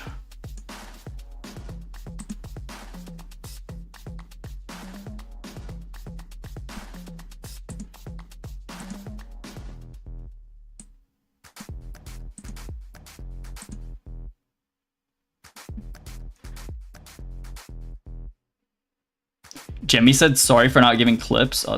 Oh, I should probably respond to DM because they are not at stream no more.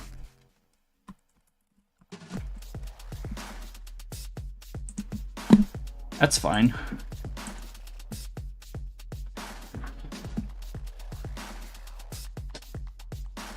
Oh, on my analytics page, I forgot when I go and look at that, when I have it up, it's gonna like loophole. Anyhow, these are starting up soon.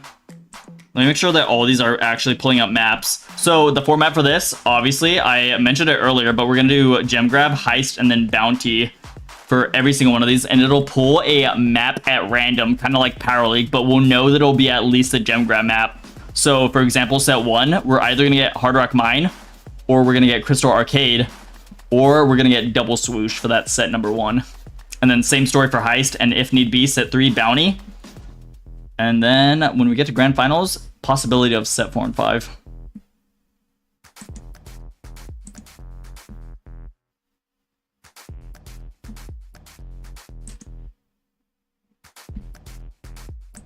Right, Du Bois v basically AMAROK. Crystal Arcade pulling up for them right now. Octos v Free Lane. Ooh, that's gonna be fun. Falcon, Arcaz, Ducky v Vegeta, Eve, and Alex. That's gonna be a fun match. Straw Hats v Join Me. Mike, Daniel, Hayden v Rain, Snowy Dragon. Okay, okay. Goofy Goobers v Big Chungus. Nerf, Ormy, Venus v Avatar, George, and Spectra.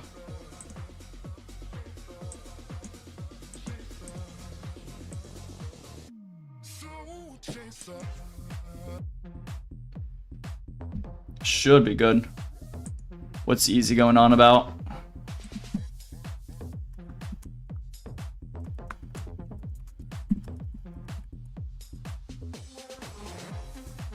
Easy saying they still not here.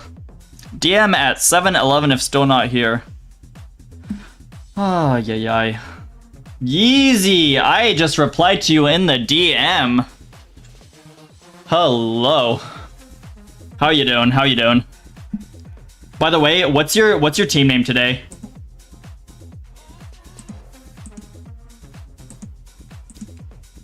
Oh, I found you. Versus the B4R1. Axelberry, Bradbury, and Jordan. Lobbying up for a lot of these teams right here. I'll keep my Discord on lock. I'm just playing with friends. WW. No, it looks like a fun time. Simple's a good player. Like, they don't do too much of the upper echelons of BSC, but like they started playing a little bit this year and they've gotten a lot of like positive attention. So like if Simple was to like try out BSC next year, like I could see him pop off a little bit. Maybe not like reliably top 8, but like Simple's a good player.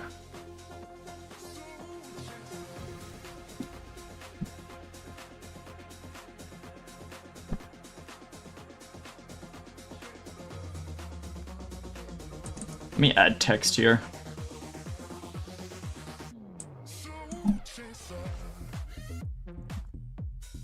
Doing gem grab, heist, and then bounty.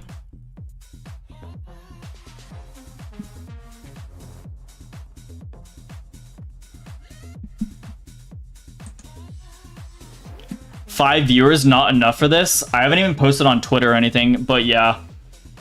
Viewership a little bit schmoll.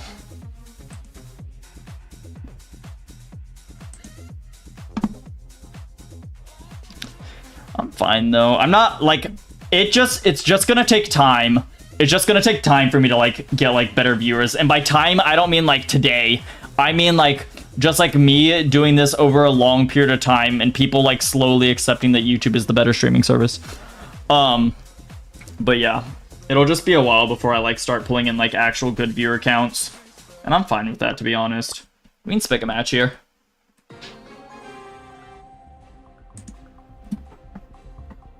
Got Ducky, Arcaz, and Falcon pulling up into Vegeta, aka The Process, Eve, and Alex. Sir, it is 7:07.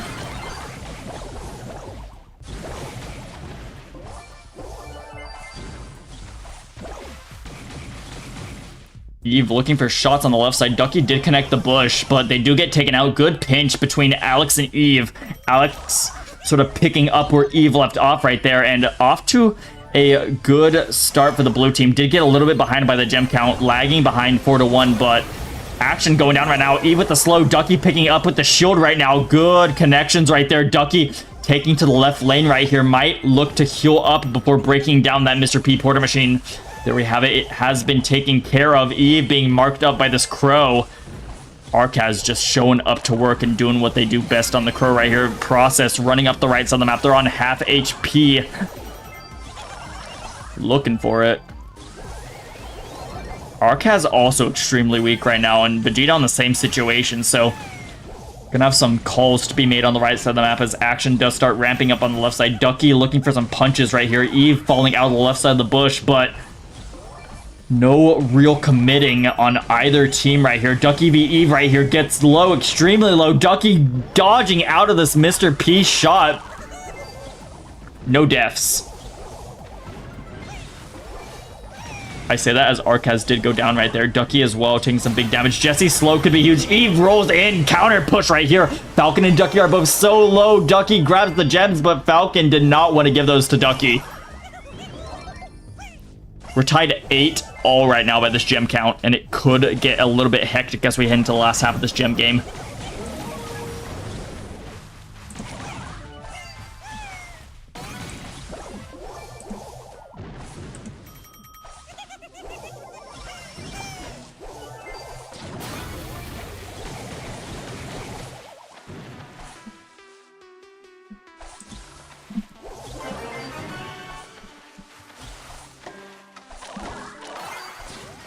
Responding to a match thread. Sorry for the AFK right there. But we do see red team right here with a 13 gem count. All of them on extremely low HP, but Ducky kind of stronghold in this back left corner, hiding out behind this 2x2, setting up another bush right here. They do have the Jesse turret right on top of the gem spawner, and it's looking pretty solid for Falcon, Ducky, and ARCAZ in this first game. Demon! What is up? Just getting some Matcherino action. Get set 2 of that, or game 2 of that. My bad on the wording. It's 7:10. It is 7:10, but it is not 7:11 yet, sir.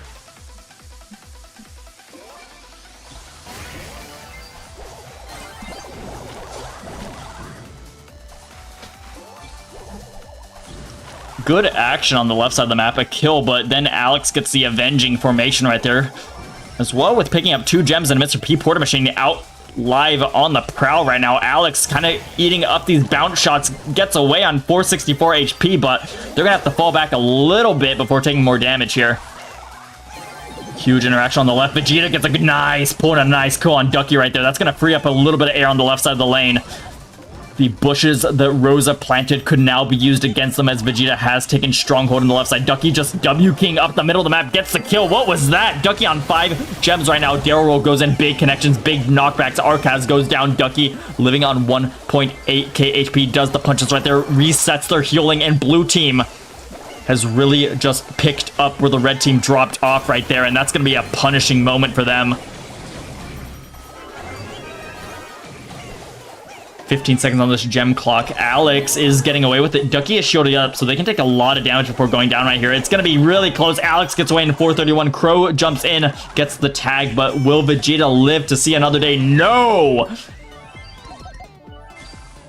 Alex picking up 10 gems right here, does see the countdown reactivate, and with 10 gems on their head, they are the sole proprietor of this gem count, and there we have it. A nice pull by Vegeta, gonna get the Rosa off of Alex. Just what the blue team needs to be taking a game right here.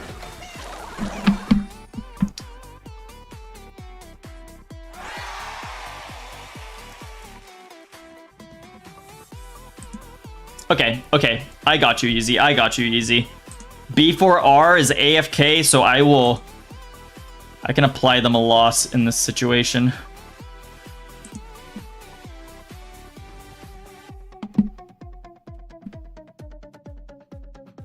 By the way, you instantly queue into your next game. You're going against Vatra, which I don't think is the right name there, but that's featuring whoever goes by Woe Man on Matcherino plus Juan Carlos and OG, so have at it. Let's do this.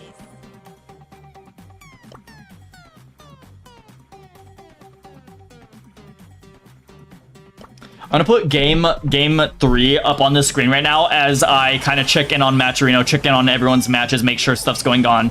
So I'm not gonna be talking too much, but I'll be back shortly. Gameplay on the screen though.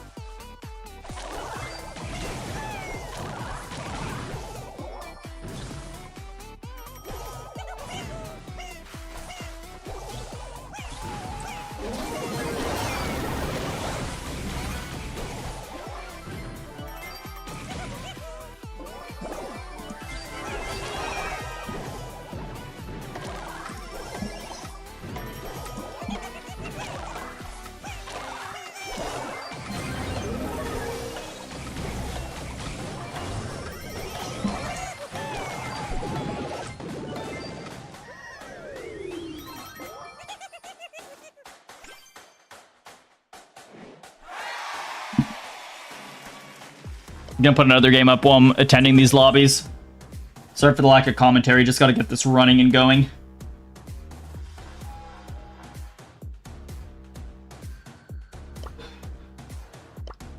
I'll put up Blackout Hat.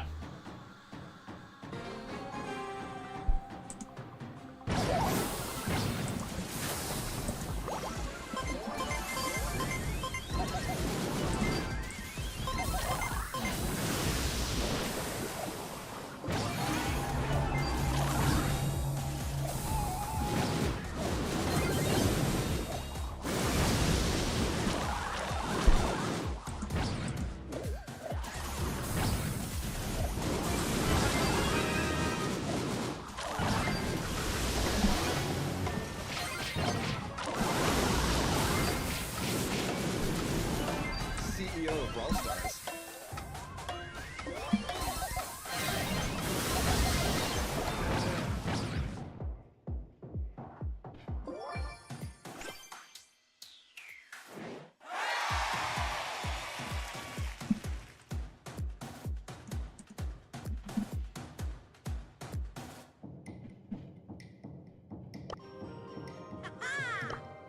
All right. So I'm looking for a callback on one of these matches because neither team has...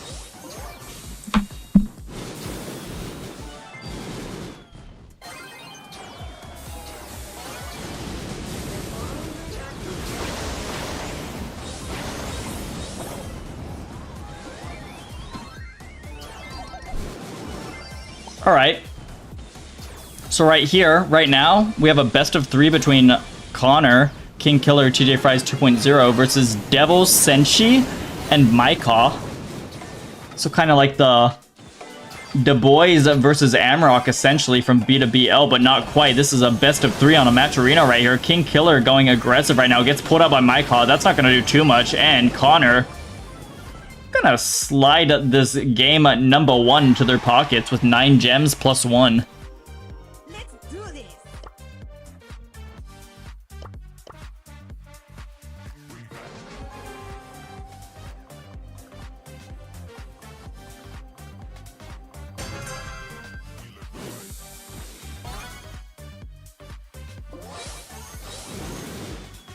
Connor looking for taps in right here. Devil gets hit.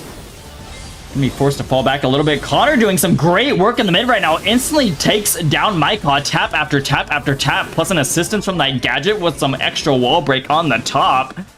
Good work from Connor.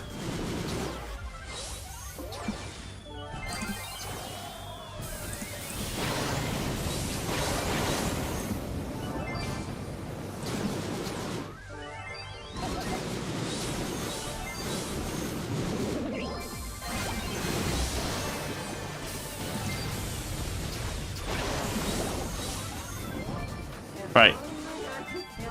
I am back.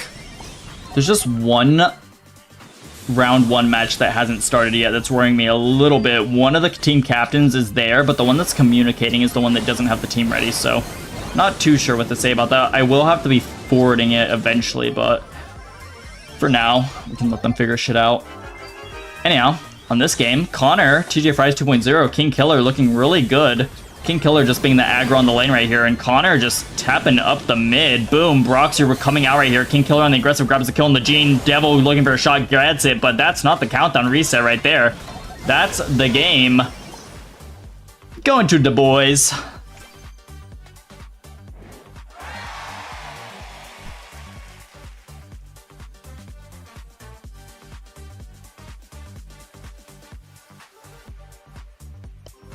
Alright, let me see something real quick. I should have Wink added, unless Wink's playing on like one of those 5 minis, which it does look like he's playing on one of those 5 minis today, so I can't exactly directly spec it.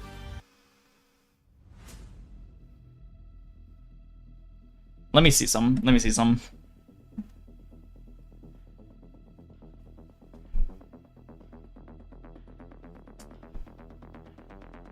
I had more damage than their whole team. You were popping off. You were tapping like, holy Connor.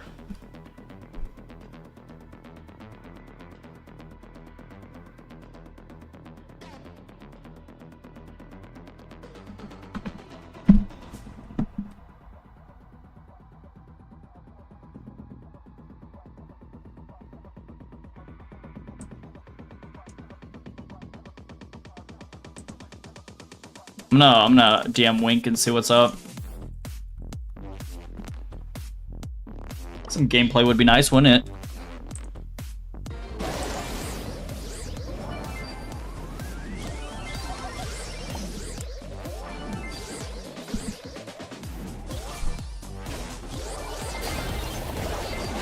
Anyhow, specking Yeezy right now. Yeezy was in chat earlier today. Simple, Yeezy, and Raph Jenna looking to put up a fight right here. They do have 3 gems over their head, but second best, Juan Carlos and OG are going to be a quite strong opponent to take down right here. Jenna goes down, second best, grabs it, grabs a kill on the corner of the wall right there, grabs the flyaway, and now we do see a countdown initiated with 13 seconds on that clock. Jenna not happy. Simple getting marked up. OG going crazy on the lane right here. Simple not happy about it. Second best grabbing a kill with the flying hook as well in style. Game 1. Let's do this. Is this happening? Not battling. Curious.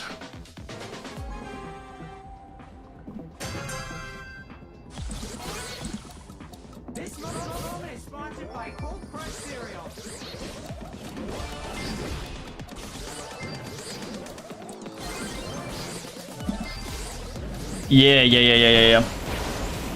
Alright.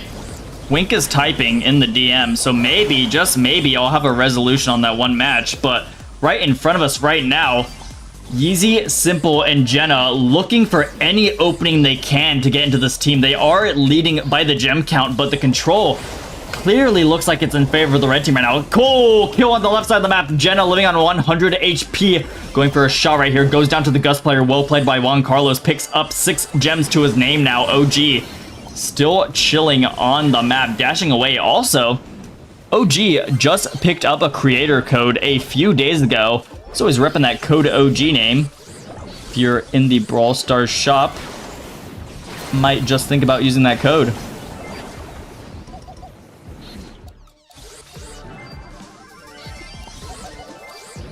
So far, it's been kind of rough for Simple, Jenna, and Yeezy, but their gem counts are pretty even right now. They're 5 to 6. Second best going aggressive. The protective pirouette plus the Gus boost is gonna give him a heck of a stronghold to get in on this blue team, and he is just putting out the signature Protesto, and Yeezy has to fall back a little bit.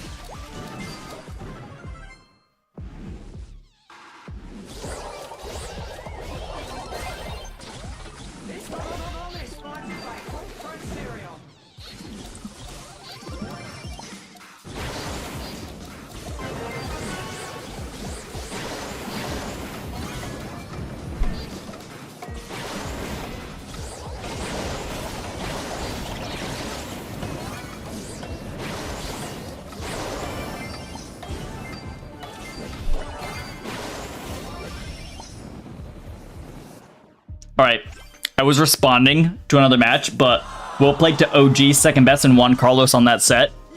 Not a bad fight from Yeezy and friends, but for sure a little bit of a team diff if I do say so myself.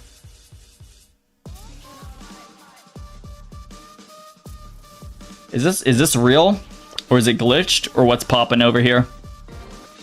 Oh, we do see an actual game right now. It's extremely close as well. Blue team barely falling behind right now, but damage is rolling in on the red safe. 55% right there. 2 seconds on the clock, and it's going to be snagged out of the bag by Alex and Eve. Just dropping in at the end of a banger heist set. Nice.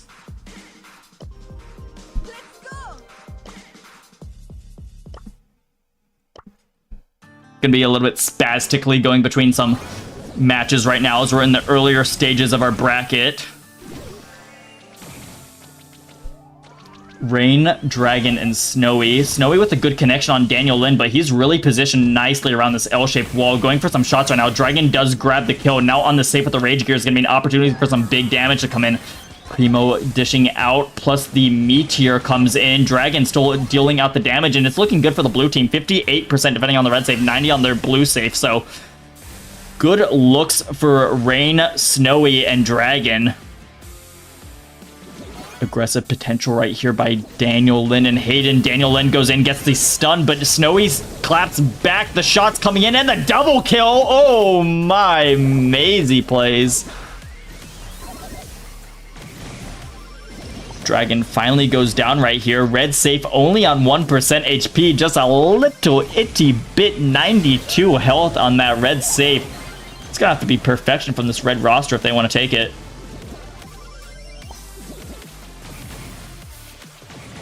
Snowy protestoing right here. Gonna look for the interaction on Daniel Lin. Goes down, but it's not even gonna need to happen because blue team went up and snatched that 92 HP off of the red safe to take game 1.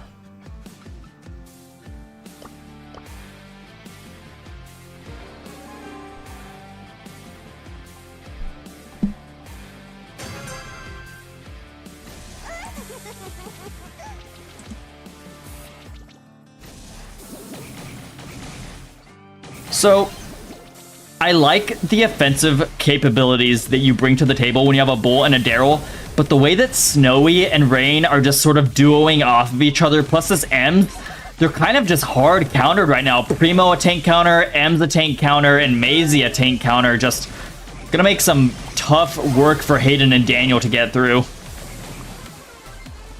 Good shots right there. Daniel Lin going in, grabs the stun and gets a kill for it, but still not any real damage on that blue safe. They are in the lead, but only at 13% differential.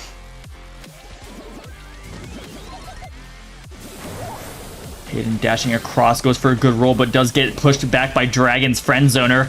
Cordelia's player looking for an opportunity, but gets canceled out by the pinch between Snowy and Dragon. Snowy and Dragon now pushing up the field right now. Daniel Lin and Hayden looking for opportunities, but they're going to be slowed out. Hayden, great roll right there. Grabs the instant pick on the M's, and this could just be what the red team needs. We're going to be tied up 87 all in this heist game. Daniel Lin going on the aggressive right now. Gets the stun. Snowy stuns away. Another roll in by Hayden.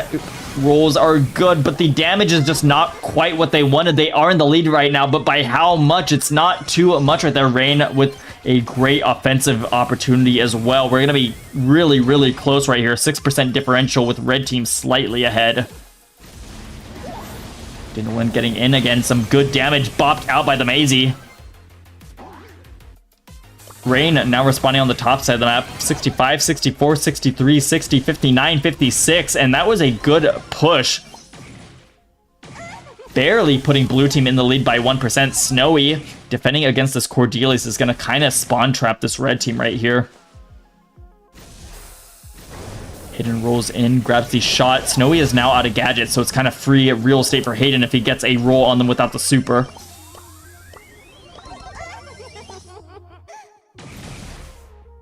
Blue team in the lead by just a little bit. Snowy looking for their super right here. One more hit will probably do it, but they're not able to connect so far. Hayden going for the damage right here. Gets it in.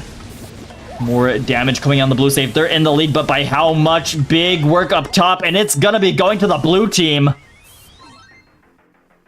Solid work right there by Dragon Rain and Snowy.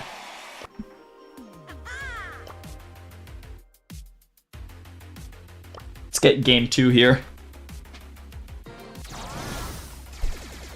We do have TJ Fry's King Killer and Connor up a set right now, but this is a brand new set right here, and we do see Senchi running the Lola Maika on the 8-bit. A lot of DPS opportunity coming out of this red roster, though. The Bonnie pick certainly solid, Carl is solid, and Nanny in the right hands can be a key player right here as well. Carl Super on the safe is going to be a lot of damage. Red safe is falling down to 32%. Not the greatest look for Maikon, friends. Devil pushing in right here. Kind of a disjuncted push, but the damage could roll in with this big turret in the way. The damage coming in. It's so close. 5% is all they need, and they cross the finish line! Damn! Last second push goes crazy. They're going to be sending TJ Fry's King Killer and Connor onto set number 3 here, so we will be seeing a bounty set from these guys. That was fun. Let's do this. All right, real quick, let's get a bracket update.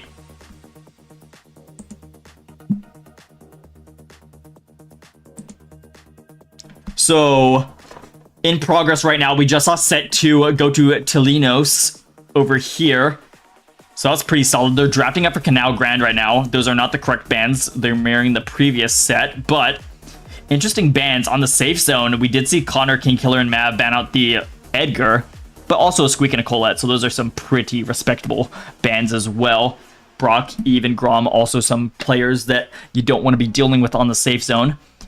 More looks at this bracket right here. Octos taking down Free Lane 2-0. I believe we did spectate that a little bit ago.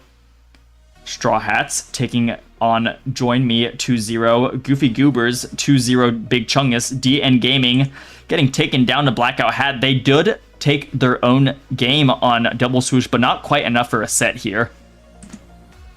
Blackout Hat does move on to fight West Coast FA. This will be a fun match.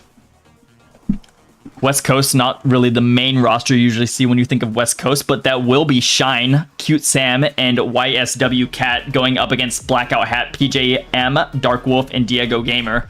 So that'll be a fun one to watch. I'll definitely keep my eyes out for that one. Thug Shakers v Criminals, Kraken, Caden, Trueno, the Island Boy, Tacos, and Nathan. I do favor Island Boy and friends to take this one, but Thug Shakers, I think they can put up a decent fight if they do get themselves together and kind of sway as one. Good matches all around coming up, and a third round match as well between Woman Repellents and Vatra. It's going to be second best Juan Carlos OG versus J Hart, Frixie, and Chepo. So that'll be solid as well.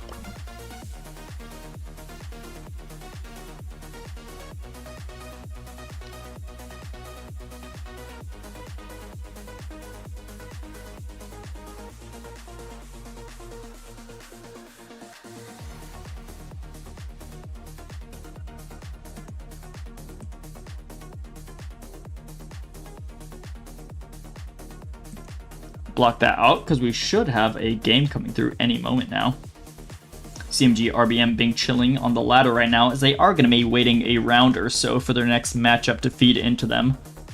But I do think set 3 right here on the bounty between Devil, Maika, and Senchi versus Mav and Connor and King Killer is going to be a good one to watch.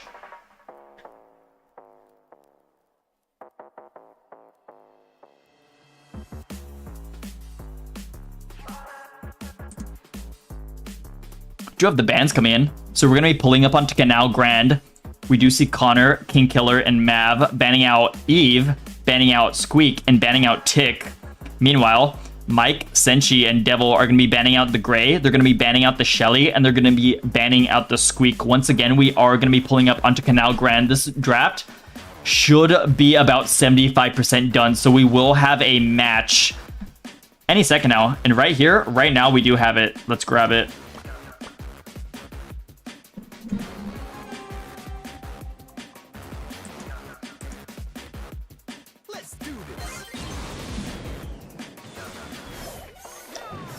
All right, so TJ Fries 2.0 on the M's, King Killer on the Mr. P, and Connor on the Brock. Meanwhile, Maika on the Rosa, Devil on the Jean, and Senshi on the Grom. In my opinion, in my honest opinion, I like Maika, Senshi, and Devil comp a hell of a lot more. M's can get control over the Rosa, but right now, the Rosa is just kind of running rampant right here. If they get the Mr. P set up into Jean, that's also really good for them. But once Maika, Jean, and Senshi have control, it's really hard to get them out of them. Maika doing a little bit of BM as well. King Killer being aggressive right here. Goes down. Maika maybe overextended. Going to give them 4 stars and a blue one to the blue team. But still, 9-4 for this red roster is looking pretty solid for them. Big Brock hit right there, double connection. Devil does go down. This scoreline is extremely closer right now. Maybe the BM might bite them in the ass, but they still have a lead. Grom Bomb goes out, doesn't quite connect on the character, but does delete the Mr. P Porter Machine on the left, so there is some value for that for sure.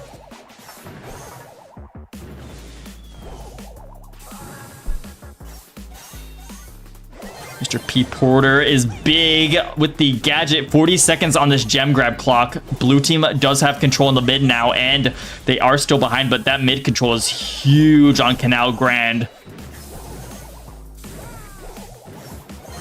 Rosa kind of taking the scenic route around them. Going to try to divert that attention just a little bit to give the Jean and Grom player some breathing room, but Connor and King Killer are kind of handling this nice and well. 14 seconds on the clock. Blue team are going to need to grab a kill if they want to take the game. The control is not everything right there. Jean pull goes through. Rosa grabs the connection. Senshi on the aggressive right here. Connor goes down. King Killer looking for shots, but it's looking like it's a lost cause.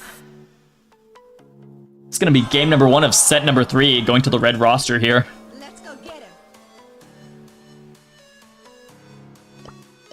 They almost let go of that. They almost let go of that. I just feel like Mav, Conupper, King Killer couldn't quite finalize a kill after they grabbed that control. Connor not happy. King Killer just flashing the spicy emote. He's being chilling.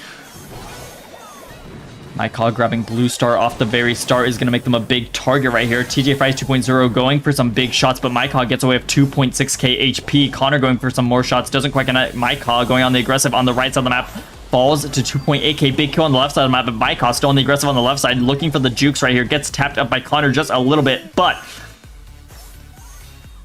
no truly big action on either side so far. We do see a lead to Connor, King Killer, and TJ Fries, with TJ Fries taking out the Grom player earlier, but we are still early in this bounty game with 1 minute and 15 seconds on the clock, and it can really go either way. We see a left versus right situation, as Canal Grand sometimes does devolve down into, and it's looking pretty good for either team to take it.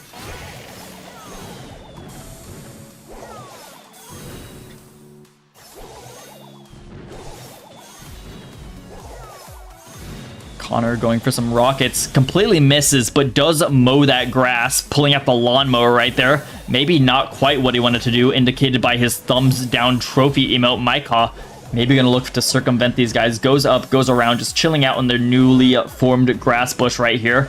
Devil does have the pull ready, so if they do want to take this, they certainly do have the resources they need to deal with it. Maika is trying to divert attention, but into an Ems in a blank, empty area, the Ems is probably gonna win the interaction. 20 seconds on the clock. Devil does have a little bit of HP knocked off of him, but he does full health right now. Getting tapped up again. He needs to go in and grab that pull. Maika with the shield right now, being slowed out by TJ Fries 2.0. Big Brock Super coming in right now. Devil goes for the pull, misses. 3 blue members right here being clapped in on 1 second, but they get away with their lives. Double match point right here on the set 3 on bounty. This is huge. This is so huge right here.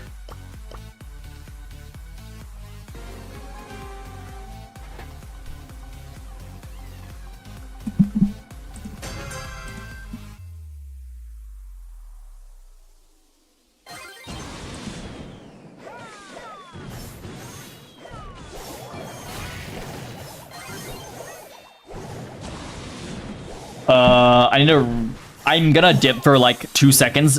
Gameplay will be on the screen, but I have to help out a lobby really quick. Sorry about that, guys. Duty calls.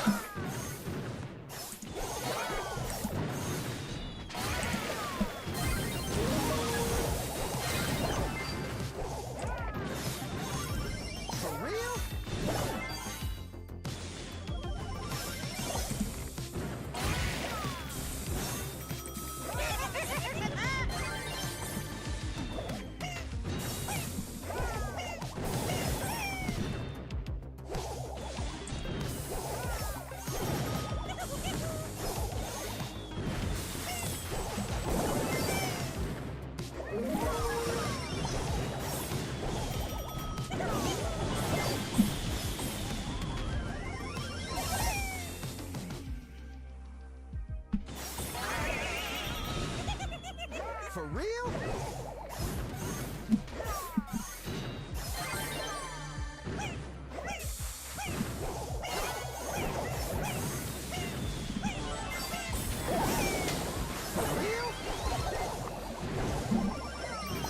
All right.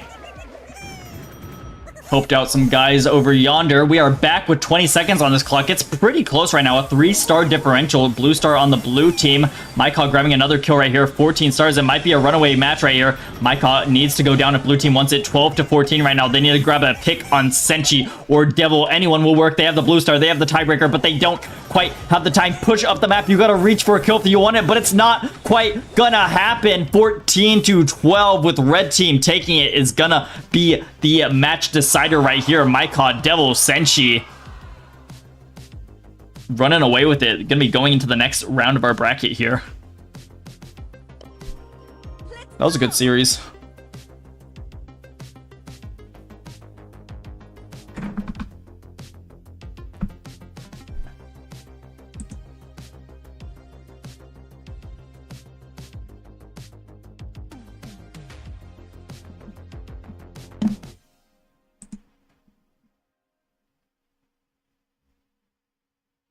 Oh.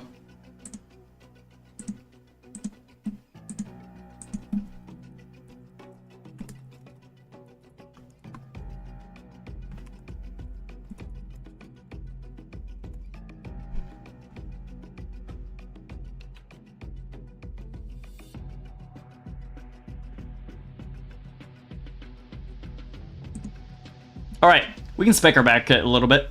Also, I think I should send out mail for some of these teams that have not yet sent the friend link to spectate, so that might be an idea. But just saw Du Bois go down to Tolinos in a heck of a series for a best of 3. 2-0 to Du Bois, 0-2 to Tolinos, and then a 1-2 situation to Tolinos, ultimately taking 2-1 by sets at the end here. They will be pulling up into a much harder opponent as straight liners Czar, Toast, and RBM will be their opponents in this next round of the bracket.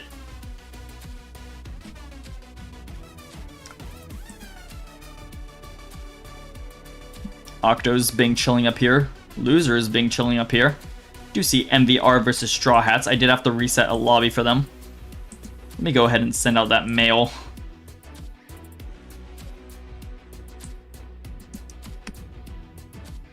I'm just going to copy that and then send it as a mail.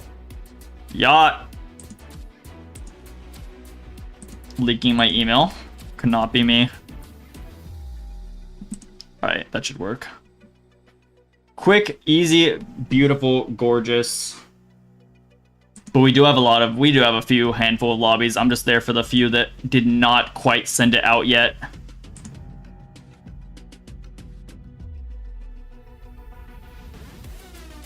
Blackout Hat v West Coast was a close set number 1. They're drafting up for Gaboom Canyon. Their bans are in. And let's spectate a game, because it is live. Dark Wolf on the Bell, Diego on the Carl, PJ on the Jesse, Sam on the Colette, Cat on the Eve, and Shine going down on that Daryl right there. Good move so far from Blackout Hat in this set. Kind of trying to clear out this mid right here, but Cat does have something to say about it. Shine with a great corner around the wall roll. It's going to clear out the right side, and now red team back on the aggressive right here. Sam going for some damage. That's going to be minus 10% on the save instantly. Shine rolling in as well. The aggressiveness just coming in right here, plus a kill. This is free real estate, free damage, plus the rage gear, plus another Colette Super. The damage is just rolling in. Holy. Shine holding out behind this wall is such a tough opponent to face into as a Carl. He has the roll, he has the knockback, he has the utility to just knock him out of place, and Shine goes in, gets marked, gets damage. He goes down, but it's mission accomplished. BOH pushing up the left side of the map right here, looking for opportunities. Sam getting more damage right there. Eve could finish it right here. And finish it, they will.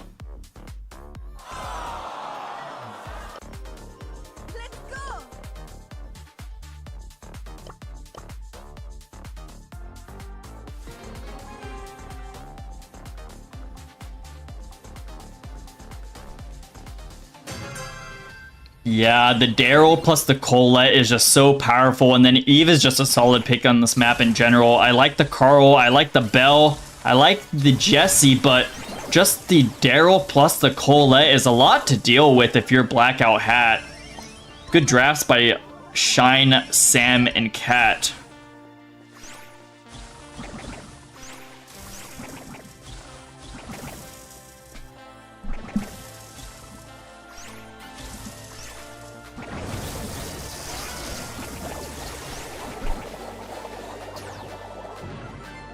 Cat looking for shots right here. Does go not quite. Goes down. Gets the Eve super off in time. So that will be support for Sam and Shine once that does hatch. Dark Wolf laying out a bell trap. Does hit Sam on their pull back. Sam very weak right now. Could go down to a bounce, but luckily evades and is able to heal back up to full HP right now. Diego looking for shots. Sam going for a great gadget right now. Gonna get some good kills plus some extra healing off of that gadget. Shine back on the aggressive right now. Has come out of spawn. Is smurfing up through this grass. Looking for an opportunity for a roll. Gets tagged out by the Carl. Sam does go in. Get some good damage right there. Shine still looking for an opportunity. Goes in right now. Doesn't quite connect on PJ, but still is able to grab that kill. And the damage is gonna start rolling in right here.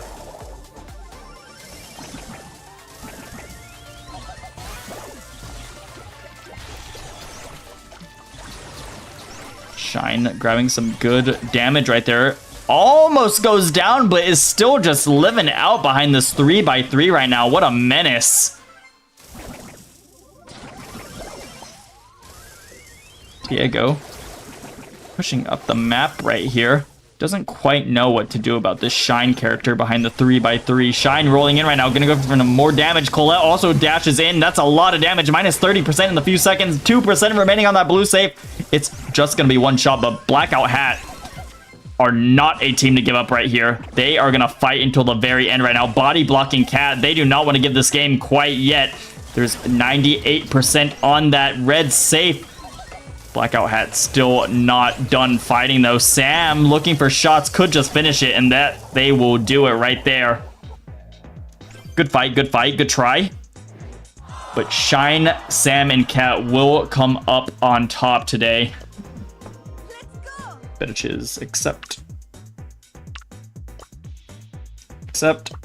Accept. And also I gotta accept all these other ones.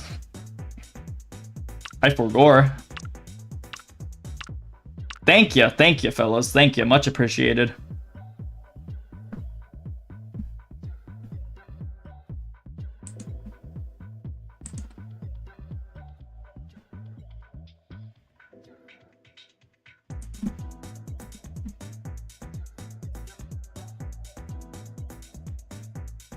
Our opponents won their first set and their third died. It has been 9 minutes.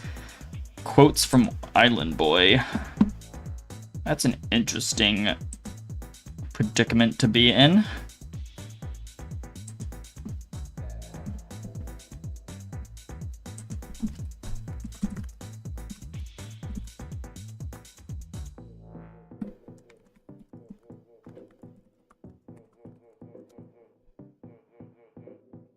Is Truno Thunder? Or is that someone else?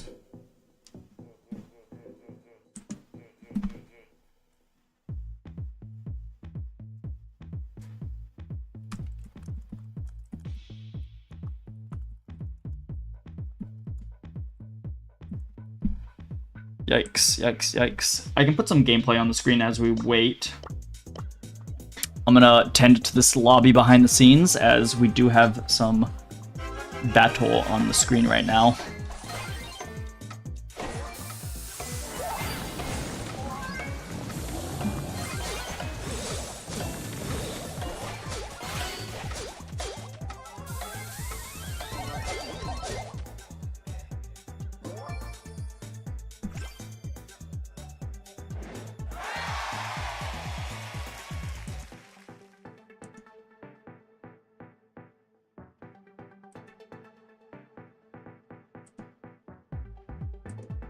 $11 minutes ago. Oh, that's crazy.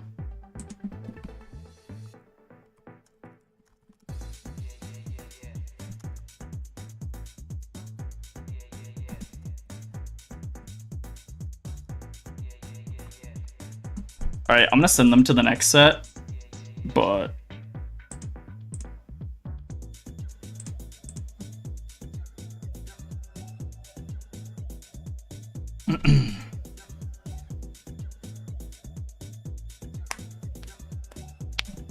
I don't really have a clear dictionary on what to do if a team wins a set and then kind of goes AFK for another 11 minutes. Usually 11 minutes is for the initial no-show to disqualify them, but I will give Island Boy a free set for their waiting, and they will be on set 3. So that's that. Butter! We are doing a little Matcherino. KK, set 3.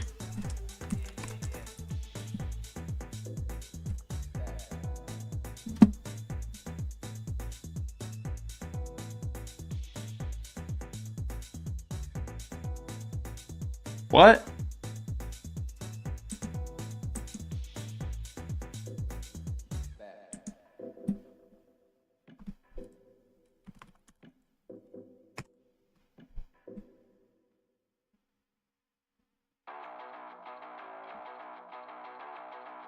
Gah? Gah?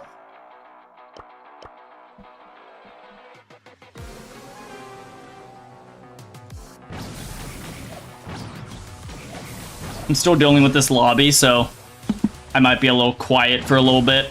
Apologies. But yeah, Butter, we're doing a Matcherino. I can show you the bracket in a little bit.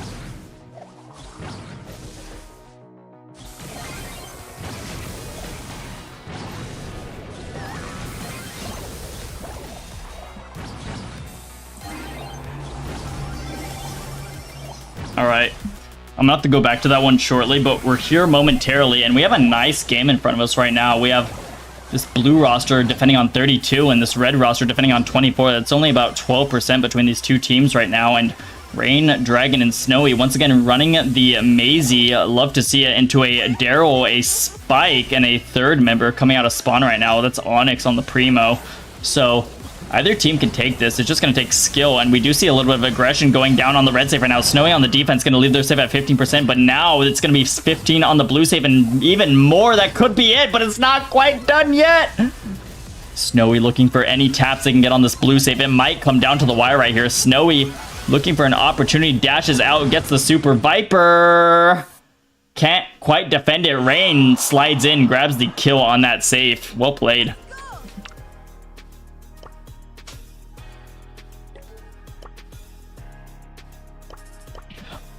Son Trerex.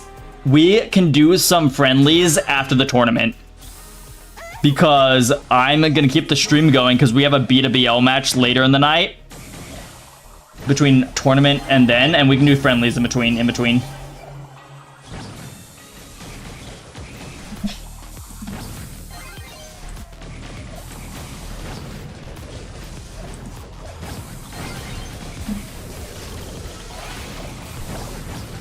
Straw Hats v MVR right now, just a crazy match. It's pretty even all around. We're looking at like a 50-50 right now. Toji hiding out in this grass right here is looking for an opportunity to kind of sneak up, but Snowy has the same idea, so it's kind of a stalemate on the right side of the map. Finally throwing out his super right now. Viper going for some shots, might go for a roll any second here, but just gonna skirmish with the Carl. Carl sneaks down the map, forces Viper to roll out behind him. Carl goes for another super right here, gonna grab some more damage on that save. 51% depending on the blue save. That's gonna put red team in the lead right now with 54% on their save. Viper looking for some shots on Carl. Rain playing this Carl very, very well. Usually into a Daryl, you don't like that matchup, but Rain is just making it work. So I love to see that personally. Viper looking for this interaction on the Carl, but is just having such a hard time with Rain really just outmaneuvering right here. Rain going for another super right there. Viper goes for a dash, double roll, double bop on the M's. Nice kill on the right side of the map. Viper and Toji now pushing up, trying to get a stronghold. These spike supers and almost gets a clip onto Snowy, but it will still be getting safe damage right there. Viper looking for some shots. Rain running down the side of the map on the Carl. They know what they can do on the safe. They know that they can just get there and start dishing out like they do right here. But the red save is on 10%, and it might have been the wrong call. 1% on that save. Uh-oh. Reverse situation of the last game. We see another triple-digit HP pool on the red save, but it's not on the blue save this time like last game. Onyx jumping in right here, looking for shots. This just needs a spike super to connect, and that's going to be it. We're going to be tied up 1-all in this high set.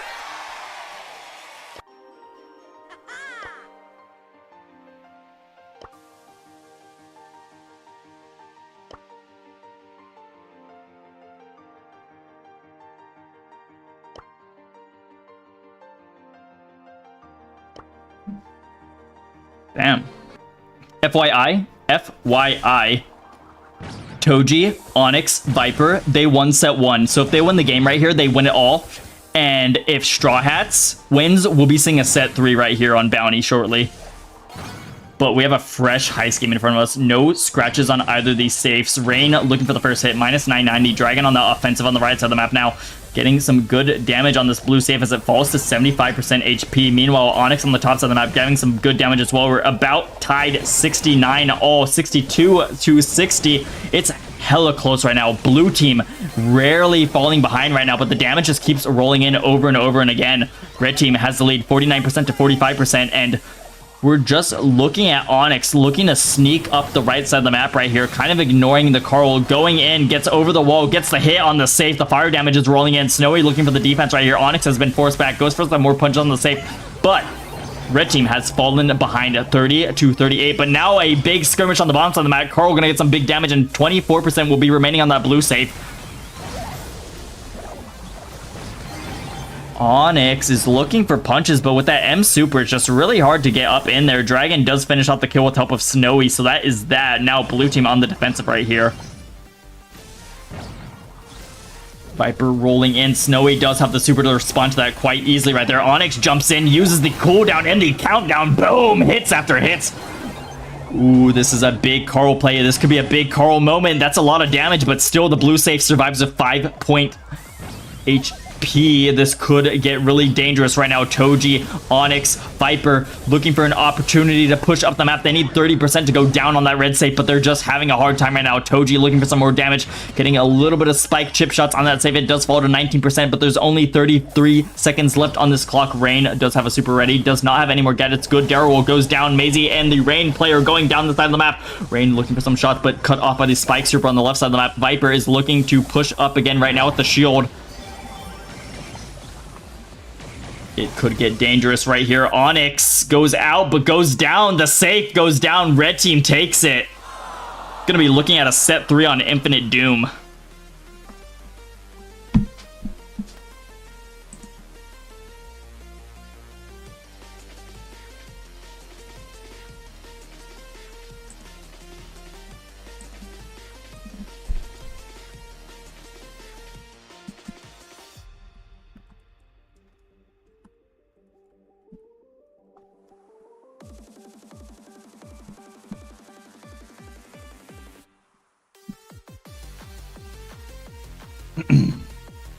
So, if we do take a little spectate look at our graph right here, pull that up.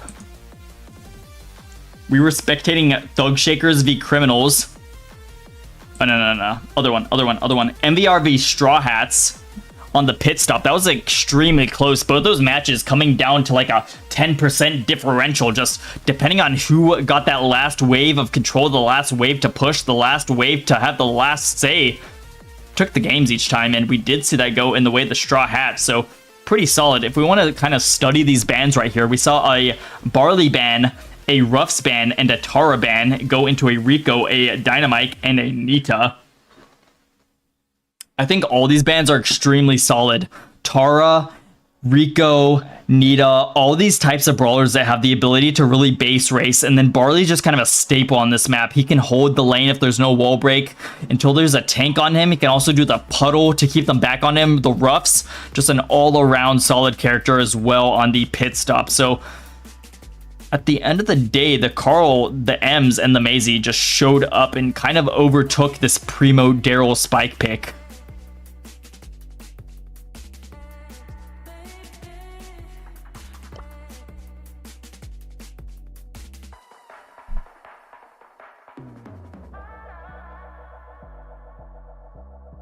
Really could have gone either way. I think Spike is kind of a risky pick, especially in pit stop. He was not running the popping pincushion gadget. They're running the life plant. So maybe a misclick on the gadget. I don't really like life plant into Carl or into Ems. It does knock a shot out of Maisie, but I feel like popping pincushion could have given them a little bit more of an edge when it came to the base race moments. But nonetheless, a well-played set on the pit stop right there.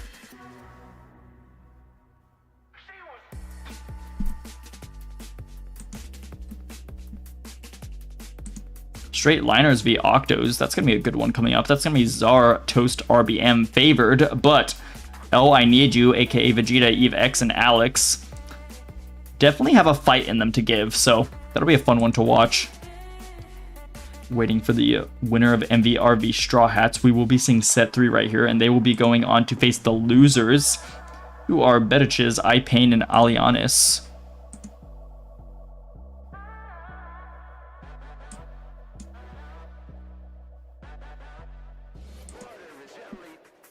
This one as well in the middle of the set. I swear I had one of these ads, but I'm not really seeing it right now, unfortunately. Maybe it's a friendless glitch? We'll have to wait and see.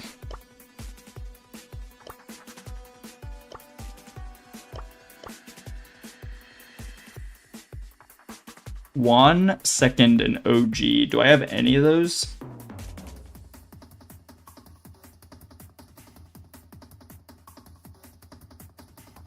Not seeing it. Thought I had Chepo as well, but maybe an unfortunate event right there. We do have other matches to spectate nonetheless. We can head into this set number 3 of the series that we were just watching right now. It's MVRV Straw Hats pulling up onto the Infinite Doom. Bans are Tara, Squeak, Brock into a Squeak, Amber, and Crow. So let's peep that. Toji on the Jean, Onyx on the Shelly, Viper on the Mr. P, Dragon on the B, Rain on the Pam, grabbing a kill right there, and Dragon on the B. I like the Ems pick right here. Ems is not someone I like facing on this map. She gets the speed, and she can just do some work.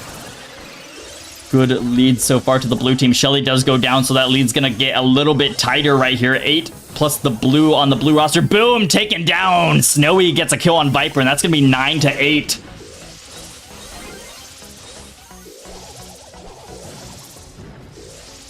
Straw Hats looking pretty solid right here.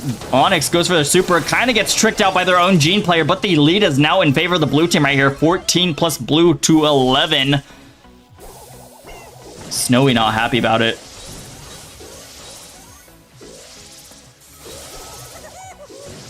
Gene looking for shots, looking for connections, looking for supercharge right here. There are 30 seconds on this bounty clock, so we could see it go either way, but it is looking pretty good for the red team. Snowy making a little bit of a stronghold behind this wall structure in the top left corner of the map. Boom! Gene pull is good. Kill is also good with assistance of the Shelly. Shelly Gene is such a great combo right here. Toji kind of living out right now. Gets a punch on the Pam turret, but does not quite get it. And there we have it. Blue team going to wrap things up 20-13.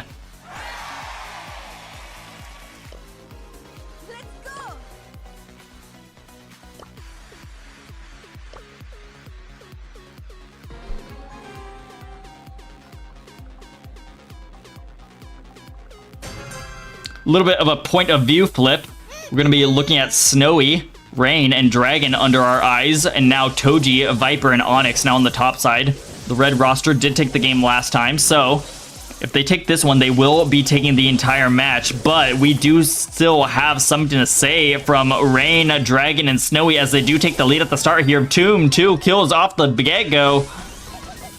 Dragon looking for opportunities. Another kill. It's looking good for this blue roster. Dragon on 300 HP, Rain on a little bit, but it's a-okay. Panther is coming to the rescue right here, and that's going to be a lot of charge, especially if she's running super turret. Interaction on the left side of the map goes to Dragon, getting the last pinch on the P player. Boom, another kill right there. A trade out, but still looking good for the blue team as they lead 10-6 right now with a minute left on this bounty clock. Pull is good. Kill is also good. Jean plus Shelly once again going at it, but a double slow is just going to be huge, and blue team claps back 15-8 right here, right now.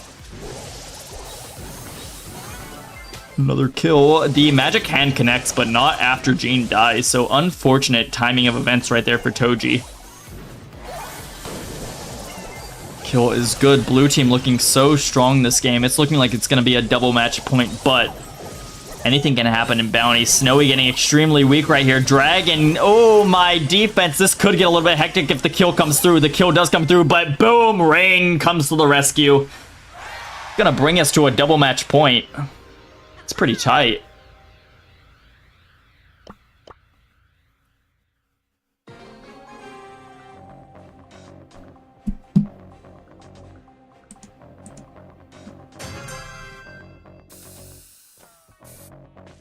Top of the scrap heap.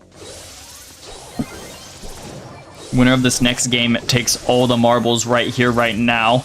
Onyx kind of skirmishing up this left side of the map. Toji v Snowy, kind of a tough interaction. Snowy winning the initial right there. Onyx going for the clay pigeons, grabs a kill right there, but now it's going to be pinched out, but this ends on the Pam. Pam does go down. Onyx looking for the kill. Snowy is so weak. Can Viper and Toji commence on it? They get it.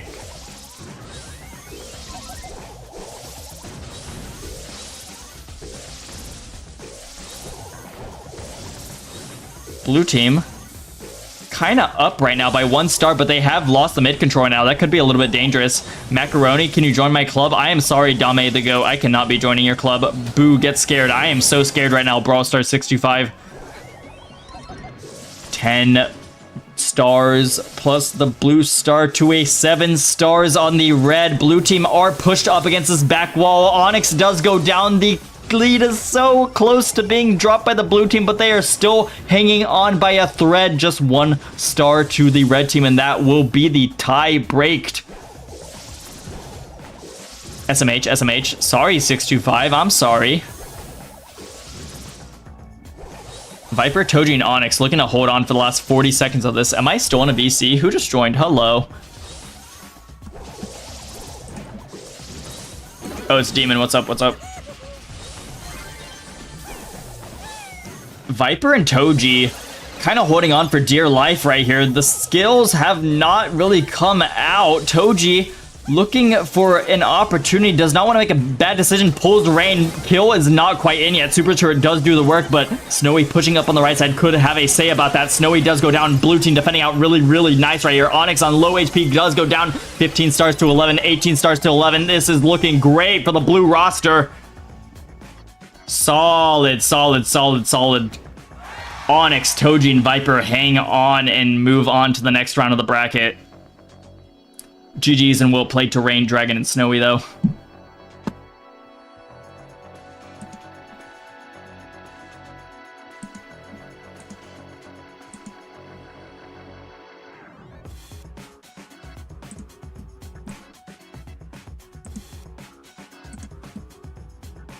All right.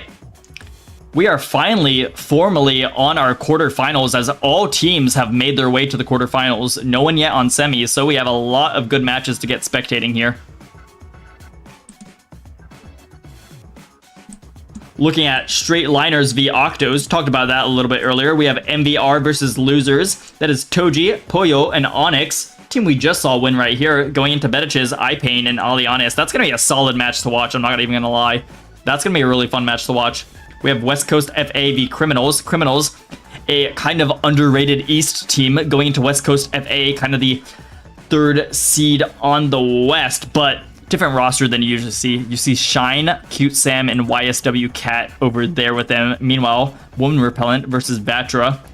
pulling into their set 3. I unfortunately do not have a spectate on them, so we will be missing out on that gameplay. But every other match for the rest of the night, we should have gameplay on. So pretty happy about that. Can peep into straight liners via Octos. Set number 1, game number 1 right here.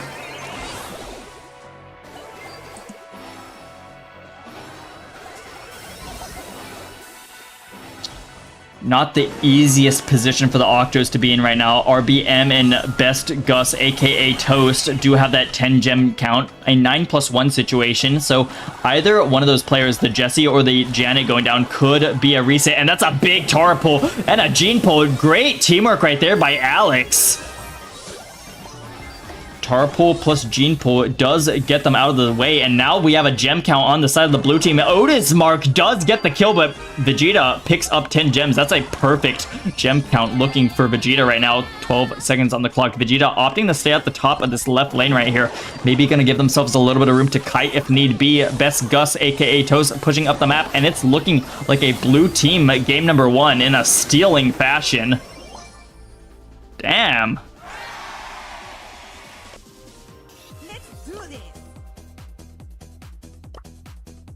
That was game number 1 of set number 1, so we have a clean slate right here. Just 1 game under the belts of Vegeta, Eve, and Alex. Say hello to my little friend. A little bit of a lane swap right now. We do see Gene taking the right lane. We do see Eve X with the Tara taking the left lane. Meanwhile, barely trying on the Otis right here. Gonna mark out that area with the fat splatter. Eve getting marked up a little bit more. Another fat splatter. That's another gadget. Just a lot of gadgets being flushed out right now by the red team, but they do not care. They have 4 gems. They have control. It is looking good for them. But as we head into the last half of the next game, it could get a little bit dangerous. Using all your gadgets so early is just so dangerous. You're losing so much utility. We do see 2 down on the Janet, 2 down on the Otis, and Best Gus still not able to use a gadget yet as they have not earned a turret. Final gadget coming out of RBM. Best Gus looking for some shots right here. Turret is out behind this 2x1. The process looking to take it down. Does get it down. Gets slowed out a little bit. Dodges out the Jesse shot. So good to them. But still, we are looking at this blue team at a big differential. Not in their favor. Pull is almost hit, but it's not quite. Assistance of the speed gear is really going to help the Janet player get out of that situation. 9 gems to 1. Red team has basically bled all of their gadgets now, and blue team just now starting to take footing in the middle of the map here. Good kill by Vegeta on the right side of the map. RBM kind of forced out of mid now. And that's the thing. They used all their gadgets so early, and now that they don't have any gadgets to use, Alex is just chilling in the mid right here, picking up gems. Barely trying, gets a good mark onto him, but Eve with the response on the Tara Super cleans up shop on the left side of the map. No threats really on Alex there.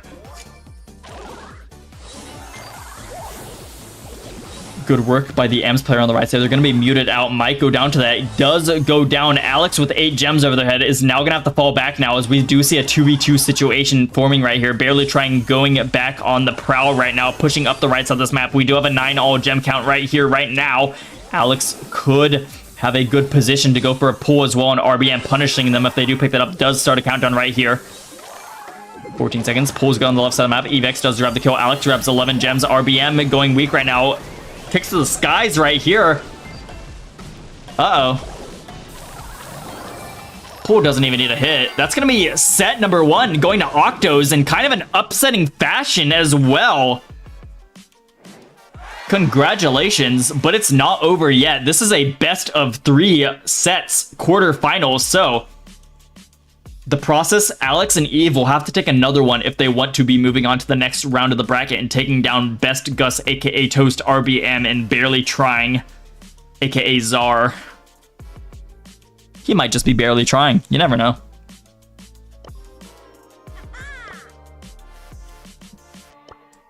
Can go across the board. Watch some of this gem grab action as well. More double swoosh action. This time, we do see a hell of a lot of different comps. We do see another Janet. Maybe she's back up in the meta again. Interesting to see her. Bow in the mid. Respectable. Ali Honest on the Stew, Bettiches on the Penny, and Payne running the Pam right here. Turret does go down. It's going to be damaging out Onyx. Onyx does get taken down by the Penny Mortar. Nice lead done on the right side of the map. Viper being kind of phased out right now, but he still has a lot of HP pull on him to use to his advantage. Aliana is going really aggressive right here. Does go into the mines. Is going to get caught out. Dashes away, but barely makes it out alive. Betich is still alive in the middle as well with 9 gems. This could be a countdown right here, right now. And there we have it. 9 gems plus 1 is going to be 10 for the red team. And countdown has 13 seconds left. Viper is going to need a kill on this Penny player. Onyx could drop in right on top of them. Boom. Big barrel of boom comes in. And that's a big fortress setup for Bettiches right there. That's going to be a countdown and a closure out going to the red roster right here. Only game 1, too.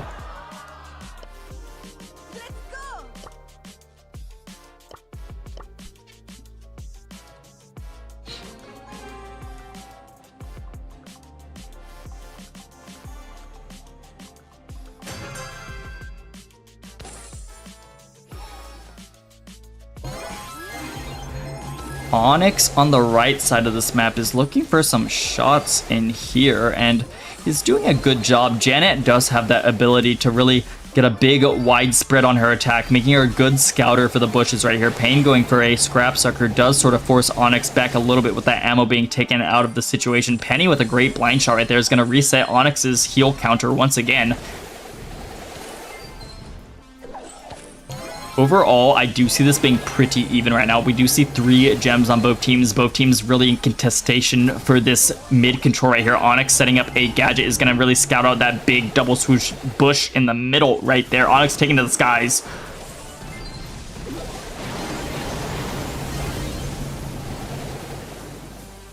Onyx maybe pushed forward a little bit too close. Ali Honest maybe could have taken advantage of that, but Onyx does get away with that gadget. Drop the base coming in just in clutch timing. Ali Honest does go aggressive once again, grabs it. That's going to be a countdown, a 6+4 situation for the red team right here. Bettiches with 6 on their head. Ali Honest with 5 on their head. That's 11 points. Matcherino winner spin coming out right now. A flex, if I do say so myself. Toji dashing forwards does grab some big damage, but boom, the Pam turret doing some work as well, and that's going to be another game going to the red team for set number 1.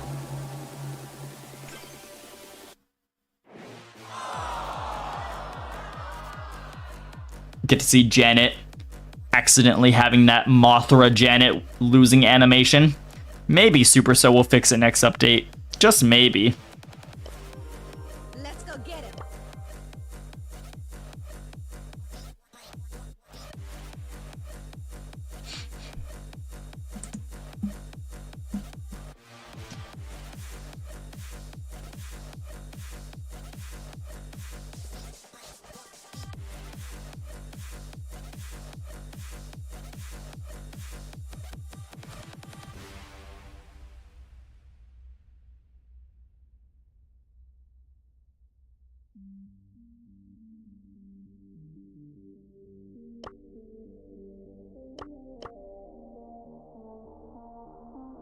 To take a sip of water, and there is nothing in my cup. So unfortunate for me.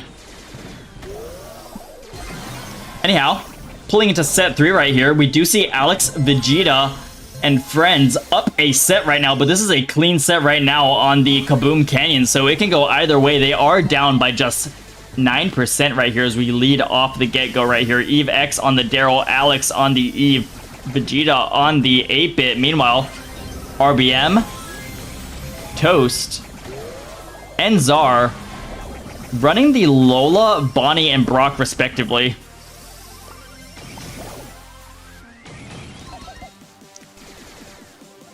RBM dropping the ego right there. Good rolls by Eve, kind of skirmishing around the main point right there, but really this Lola player just going crazy right now, barely trying now, left alone on the safe to grab some more damage right here. Alex has the hatchlings coming in, but been dealt with fairly cleanly by the red roster here.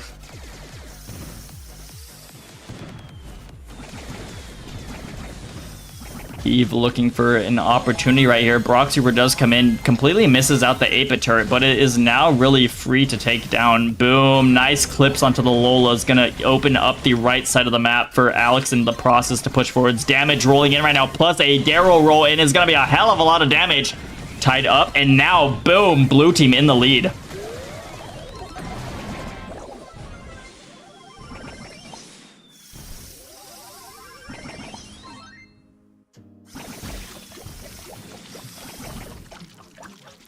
Both teams looking to reset up their composure right here. Eve going for a roll, doesn't quite get the double leg dash, but is still in the middle right here, giving a little bit of a tricky time for the red team right there. They do eventually grab them down, and barely trying. Best Gus and the Lola player gonna look to push forwards and grab some damage so they can take this game, but otherwise we do see the blue roster in the lead here. Best Gus jumping forwards, grab some damage.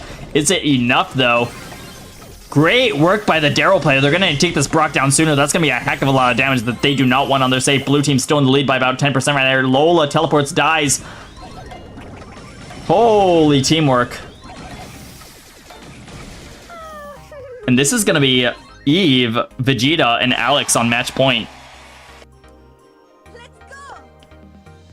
Yo, what's up, Butter? I'm just streaming a tournament. Guh? No way. I don't think I have Discord going through the audio though.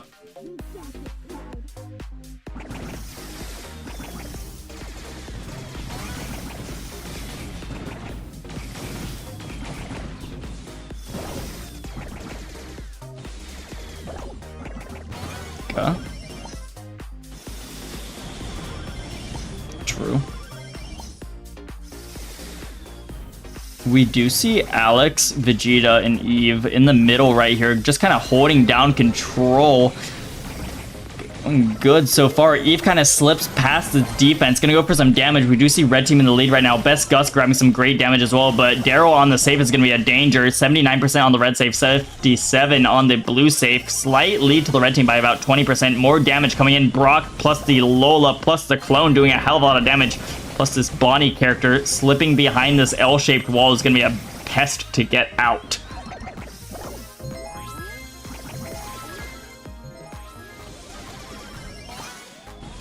Wall break comes in from Brock, plus a super. Gonna get some great damage on Vegeta, but with an 8-bit HP pool of 7,000, it's just not gonna be a kill.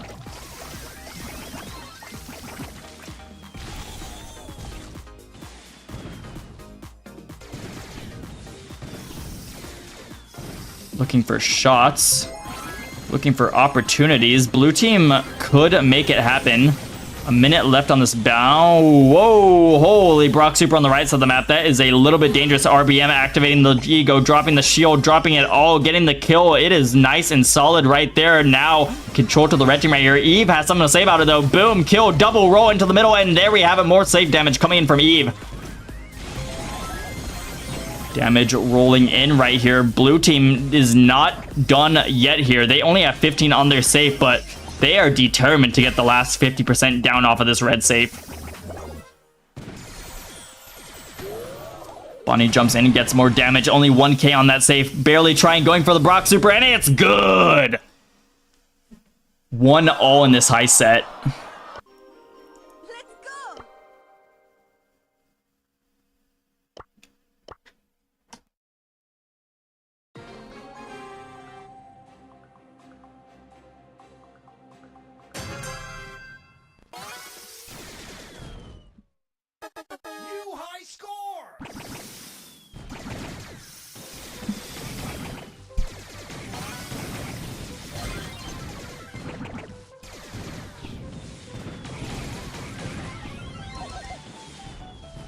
Eve, able to clear out that first interaction, is now going to be able to be on full HP in this bush right here. Barely trying, using a gadget to clear out a little bit about that grass. Best Gus jumps in, takes care of the Vegeta turret, but not quite a kill. Eve goes down right there, but leaves the safe open for the process and Alex to grab some big damage on there. 20% down on that red safe.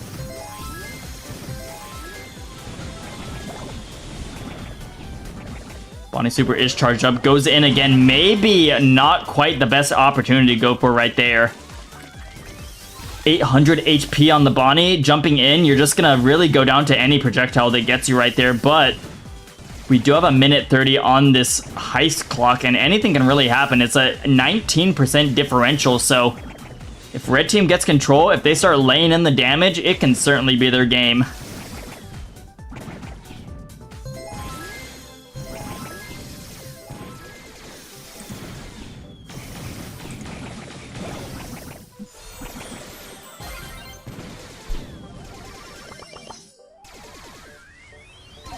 No damage has been dealt on either safe in the last 30 seconds. Both teams really just fighting for control, fighting for the last say in this game right here. Best Gus winning the interaction on the left side of the map. Alex in the process looking to reform themselves right here, but really getting taken down. It's going to go 3-2 to 1 by both bodies, but now we do see Eve and the Brock player on the opposite side of the map pulling into the middle. And it's once again a 3v3 with everyone coming out of spawn.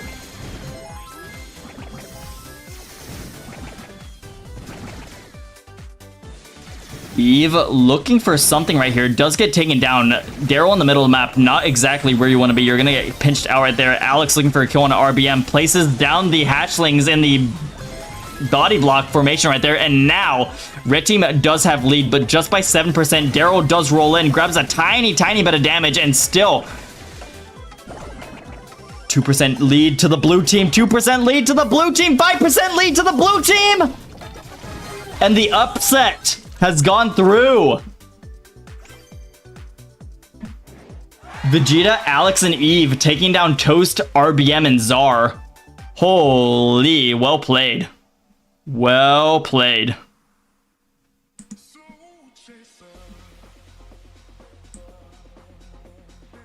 Straight liners going in today were definitely my top pick to win it all, but Octos getting their flow together, getting their synergy up and running, and here they are taking down a pickup team of some behemoths in the scene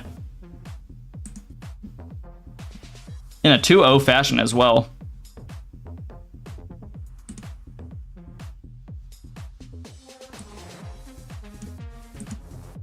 MVRB losers on safe zone right now. Maybe, just maybe, we can spectate the end of that.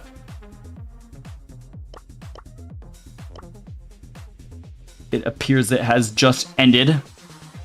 Oh, no. All right. Betches, Ipain, and Alianis looking for the match, and Poyo, Toji, and Onyx looking to bring us to a set 3. Let's get right into it.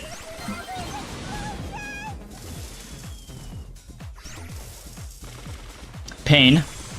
Kind of lag stepping over here on the Lola. Alianis on the Brock. Betches on the Bonnie. Meanwhile, we do see Toji on the Colette. Viper on the Coral Bell. And Onyx on the Colt. Pretty standard picks all around. The Colt a little bit spicy, but I'm pretty sure Onyx can swing it.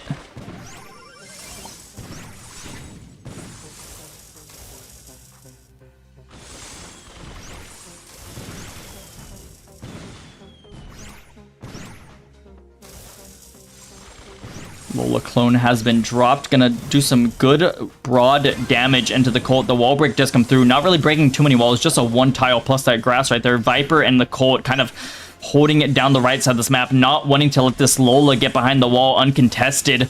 Pain pushing in. Onyx activates the rage gear. Going for some damage right here. Pain looking to dodge out. Does eventually go down right there. Onyx supers out. Breaks the 2x2 right there. Colette super does go in. Bonnie jumps on the safe. Gets some damage. 1500 plus 1000.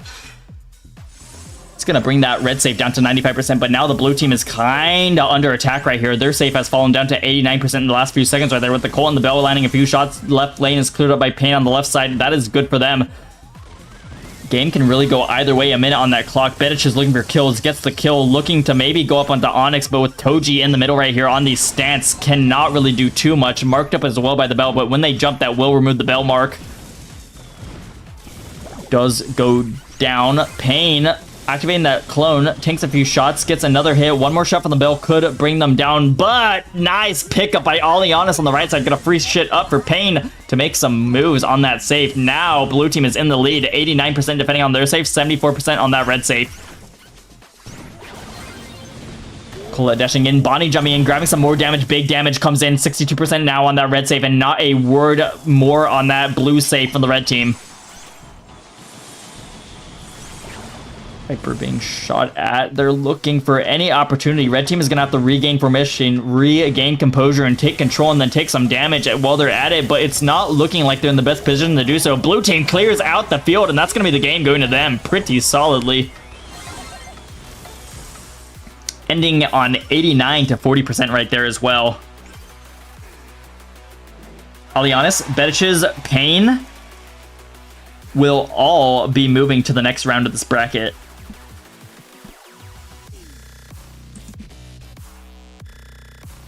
And on that note, we are in the semifinals.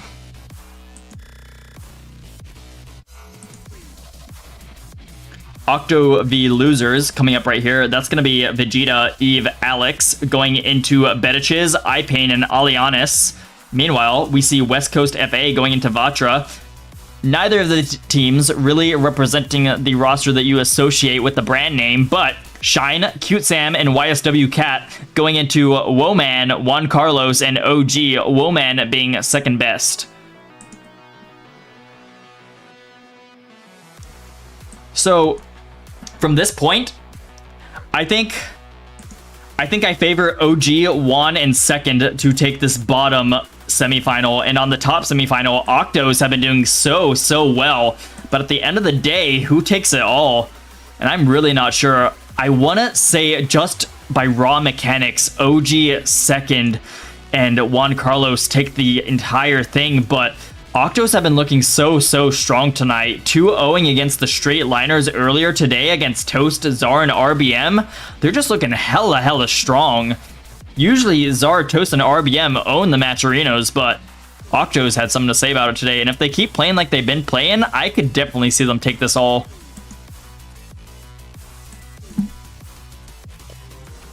Let's go get him. Let's go get them. We'll be spectating Octos v Losers. And also, now that there's not too many matches, we can maybe, just maybe, set up a scoreboard here.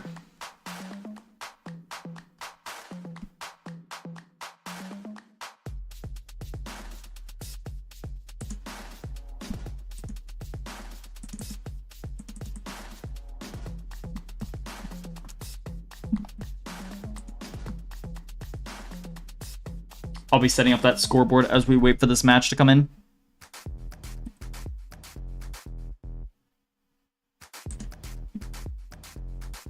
Ignore my earlier scoreboard. It will be edited out very shortly.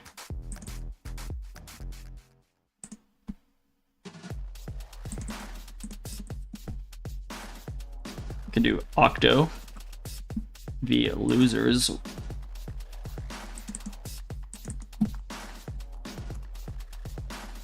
This is still a best of 3, so keep that in mind here. Not best of 5 until we reach our grand finals here tonight.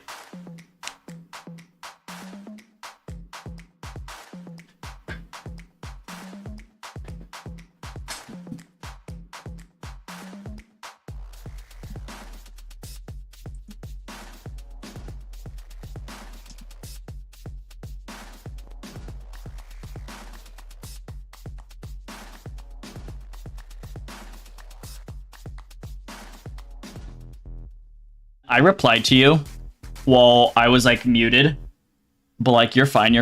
I forgot I was in this VC still. If you want to kick me, that's fine, but otherwise I think we're just being chilling. Butter is completely muted. Not even muted, he deafened himself. That's fine. I think we're being chilling regardless.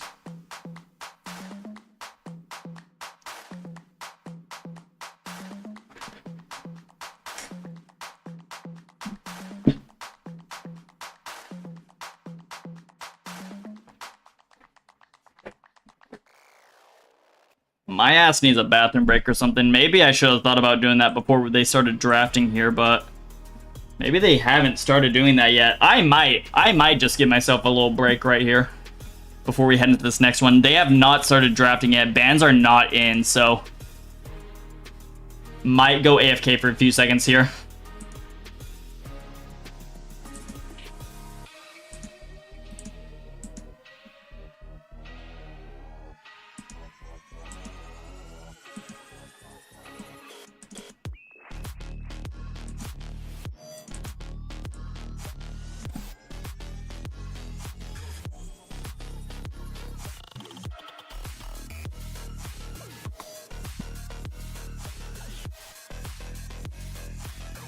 All right, we're gonna put on some Brawl TV as I take a very quick break. I will be back in less than 5 minutes.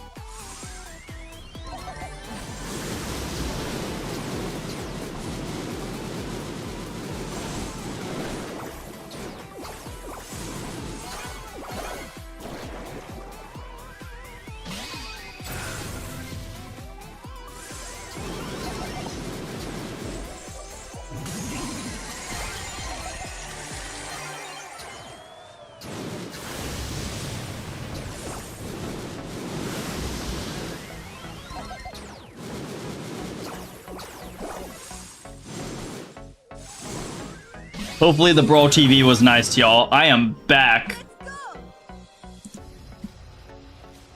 And maybe, just maybe, we'll have a match.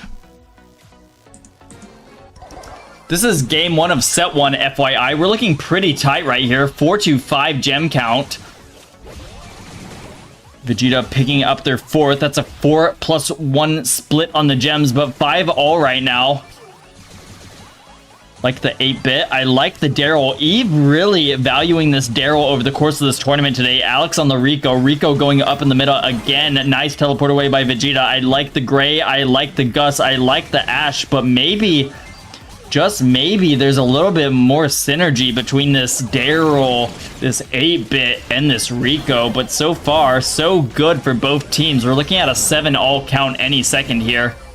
And a kill on the top side. Holy, Daryl rolls across the map and a kill.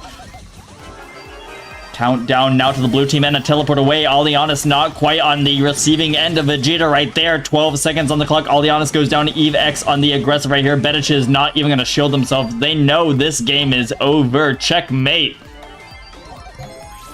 But.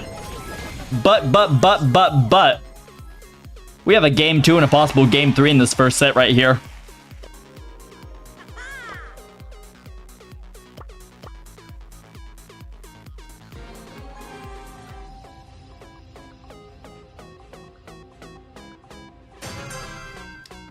So it was even. It was even until it wasn't. Until Eve popped off on the Daryl. And as Daryl has the capabilities to do, you just have to keep that in mind.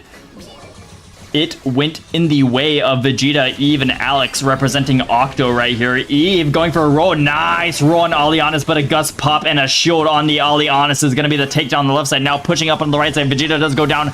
Collapsing in on Alex right here, grabs the kill. That's just so much damage coming out of Alianis. Full rage plus the rage gear. That's a heck of a lot of rage, heck of a lot of damage. More damage rolling in, kill on the Daryl player. But Vegeta and Alex do have something to say about it. They're going to start fighting their way out of spawn right here. The turret does go down. Eve does have their own roll. Does get Kooky popped right there. That's going to be the second one coming out of Gus. They do have one more gadget. Alianis is shielded up right here, hiding out behind this L-shaped wall. Alex does go for super. Does go for the bouncy castle. Not quite going to happen. Eve rolls, grabs the cone on the right side. It's a 2v2 action right here. Bedich does have 8 gems though. And Vegeta only has 2. So the gem count is looking very, very in favor of the losers right now.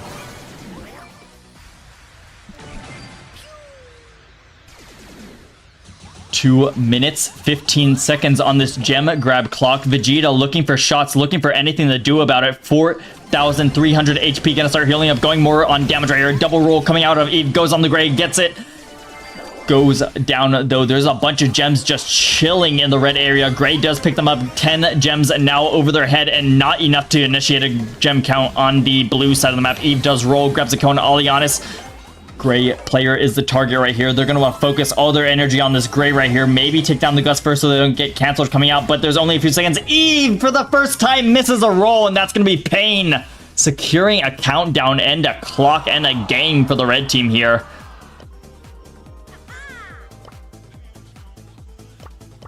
One all in set number 1.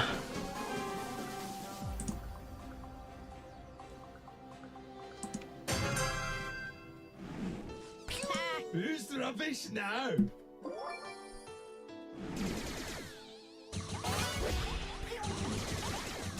Both of these teams have their win conditions. Both of these teams can play into the opposite team. It's just really going to come down to which team plays it better. They've both taken a game. They both showed how they can utterly just flow it and roll it into the other team. But here we have it right here. Pain on the aggressive, but also Daryl on the reciprocal. Up top, Alianis does get the pick on the down low, and Alex does live out on the bottom. Alianis going for some shots right here. Bouncies are out, and it's good. Alex might die to this rad, but I think that was a pretty fair trade-off. You give your gems to your, like, indicated, your, like, thought-out gem carrier, and it's looking pretty good for the blue team right here.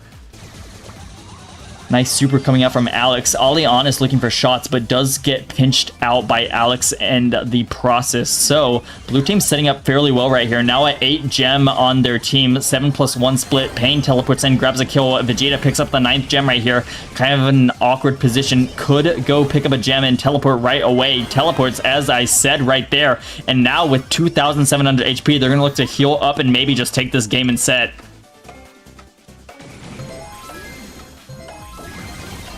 Rico going on the crazy right here. Eve dashing in. Gray teleporting away, but Gray is not going to really kill a 7,500 HP 8-bit.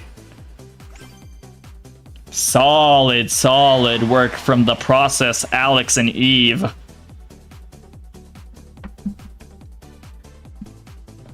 So, we will be pulling up on the heist. Guaranteed. Set 2. This is a best of 3 for our semifinals tonight.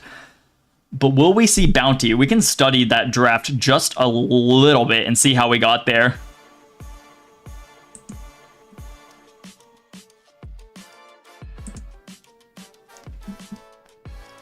So, we saw the Squeak ban. We saw the Ruffs ban.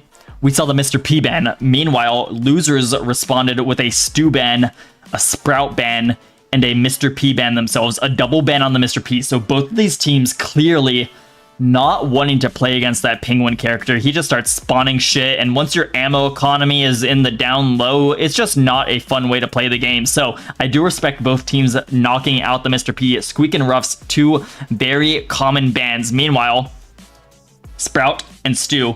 I think the Sprout may be more of a targeted ban. Vegeta does really enjoy playing the Sprout, and on a map like Hard Rock Mine, if you can set up the Sprout on the lane and start walling off section of the map, it's just painful to play into. Meanwhile, the Stew, kind of one of those also counter characters that you pick, and then you just own whoever you're going into, whether that's a Barley or some sort of like thrower that needs a wall on the side of the map. So I do respect the Stew ban as well.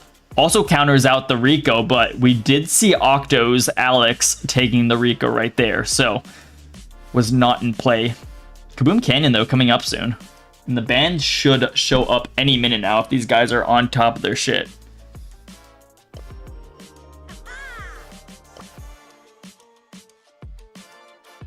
Do see them lobbied up.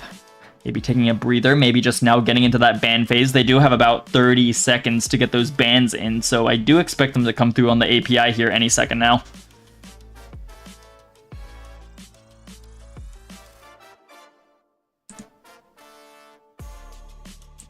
On the bottom side of the bracket, we were not spectating this one, but that did go 2-0 to second, Juan Carlos and OG. Did see a game taken off by West Coast, so certainly was not a shutout, but at the end of the day, 2-0 to those guys.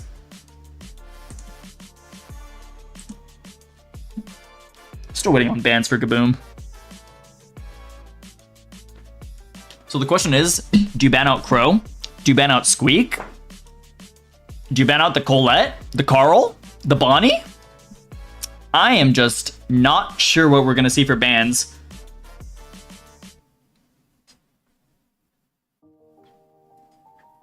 Butter, in this hidden VC, has said that he expects to see an Among Us ban. Oh, here we have them.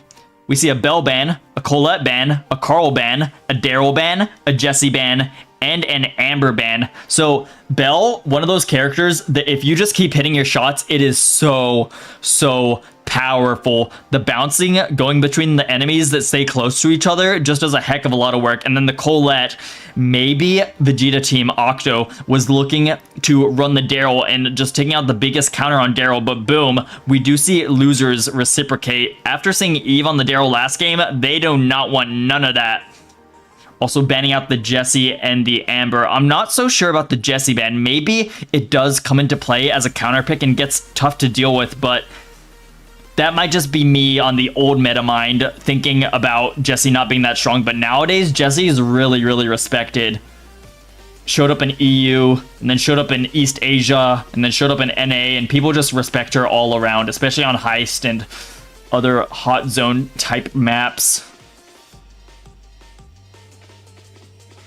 Carl is just Carl. If you ban out the Colette and you don't have first pick, I think it makes sense to ban out the Carl, because biggest counter on Carl is the Colette. And Carl, if you flying hook into the mid, you basically get your team free control right off the get-go. I will note that we don't have a Brock ban, so I definitely expect whoever has first pick to basically insta-lock that Brock.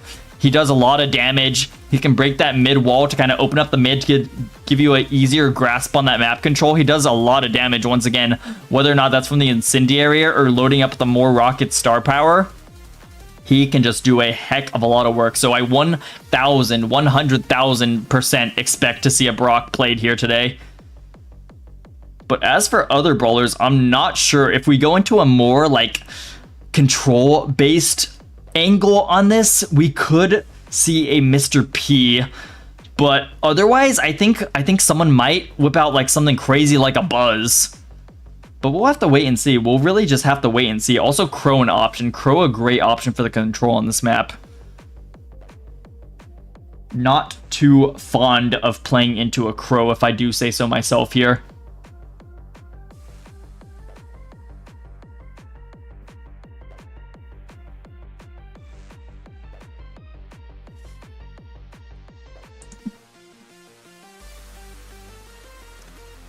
Picks and final selections should be wrapping up any second now, so I will go ahead and cut that and bring us over to the end game, and there we have it. Game number 1 of set number 2. Octo's up 1 right now, is commencing right here, right now.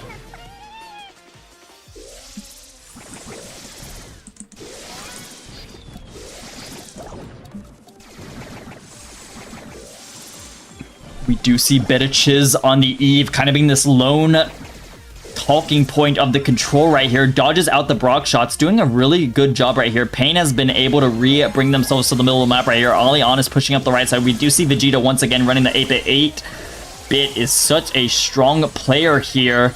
And if he can get set up with that turret, especially with the boosted booster, he will be doing a fuck ton of damage.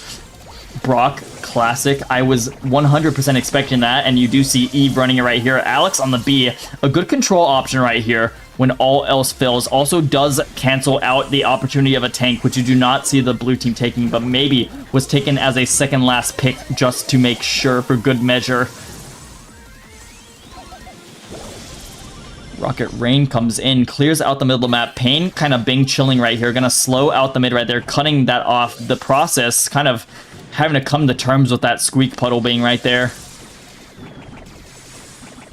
So far, so good for the blue team. We do see them leading by about 42%, so I'm pretty sure they're happy about that. Eve, the process, and Alex could just get one push. The 8-bit turret plus the Brock plus the 8-bit himself plus a gadget would be a heck ton of damage coming in on that blue safe, but without any control, they're not going to even be able to think about getting over to that blue safe, and blue team is just really owning this. Now 46% defending on that red safe, and 3 blue members really chilling in the middle of this map right here.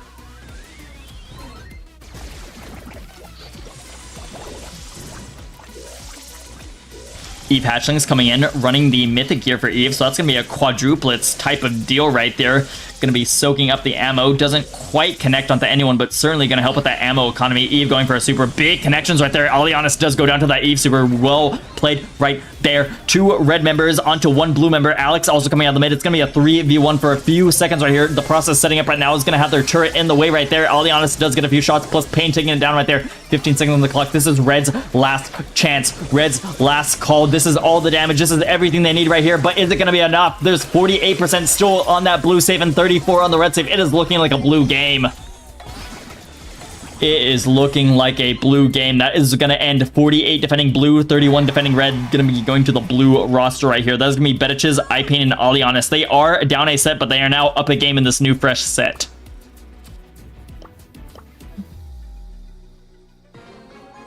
Honestly, I like Angry Birds more than PvZ.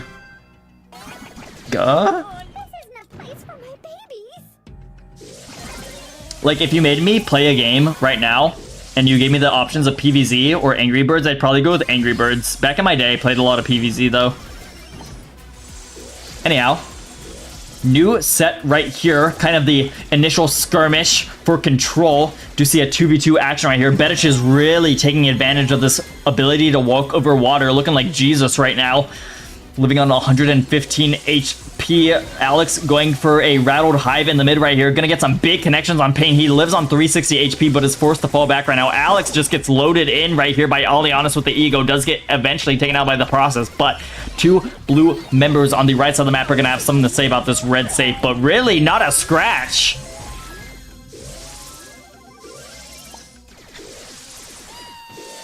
Squeak not happy about it. You hear him raging on the right side, now pulling up right there. The end of his rage pin right there, right then.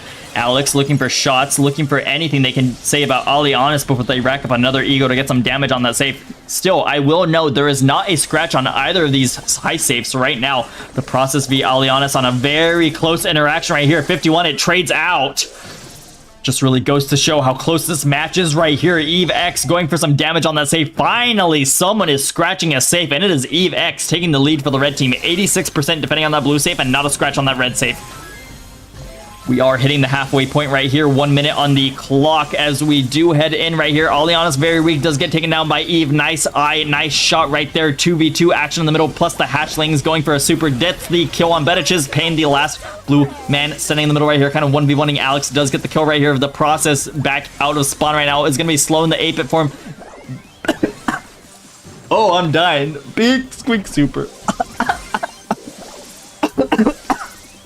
Holy hell.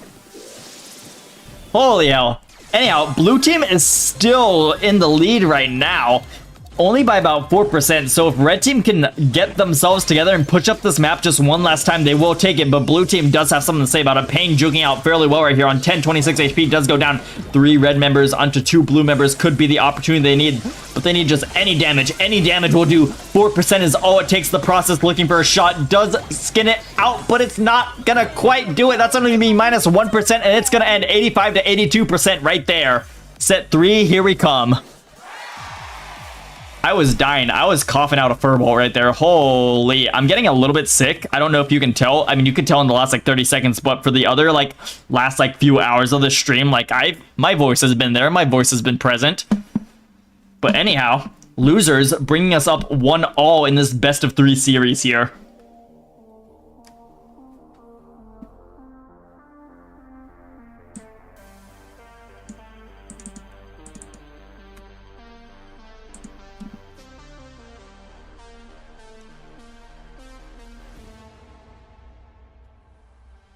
It was so close by percentage. It was literally a 3 or 4% differential in that last game right there. Could have gone either way, and it's just really going to show because we're heading into set 3 right now on Shooting Star, and this Shooting Star is such a classic map, such a staple in the competitive map pool, and I am excited to see where this game and set and match goes.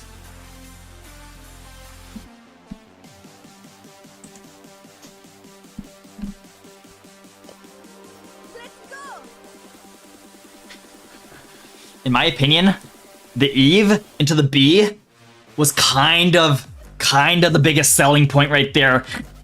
Eve just really counters out the B once they get those hatchlings coming in and spawning. Just Eve's ability to wreck the ammo economy of Eve, Alex, and Vegeta right there just really came through. Meanwhile, Alianis and iPain doing their jobs, cycling the supers, getting the squeak bombs on the safe, just doing what they gotta do. Alianis especially was juggling that ego very talentedly.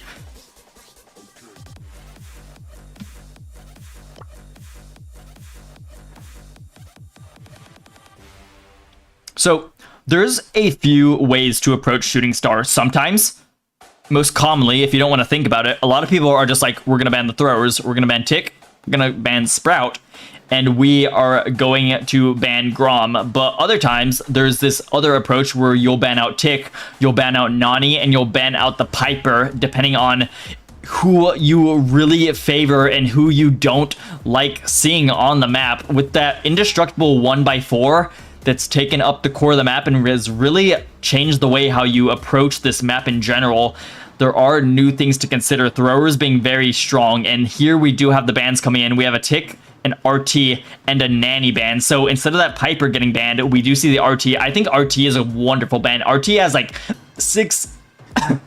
Oh, I'm choking again. RT has like 6,000 HP, and after he hits that first shot, he just dishes out damage. And for most bounty brawlers, you're going to be seeing an RT hit his initial shot, hit his next shot with the extra damage, and then gadget for a free kill. So I do respect the RT ban a lot. Meanwhile, we do see Bitches, iPain, and Alianis banning out the Fang, banning out the Gray, and banning out the Carl. So I think that maybe they're just not wanting to see these picks that really turn the map upside down and go to a really aggressive stance, looking for more of a classic take on the map, banning out the aggressive Fang, banning out the Gray that teleports, banning out the Carl that flying hooks and then protective pirouettes all over your team if you let them do it.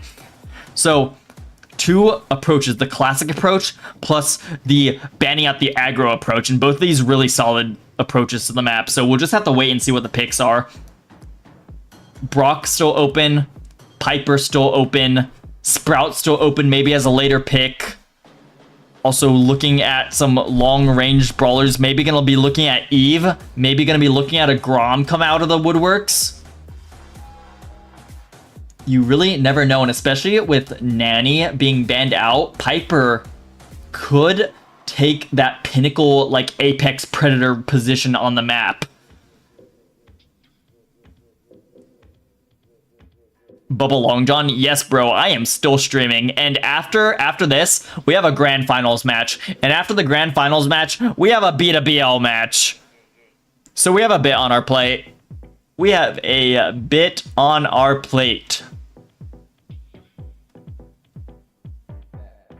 Anyhow, should be doing final selections any moment now, so I will go ahead and cut this little draft overview screen and head over to the actual in-game tab.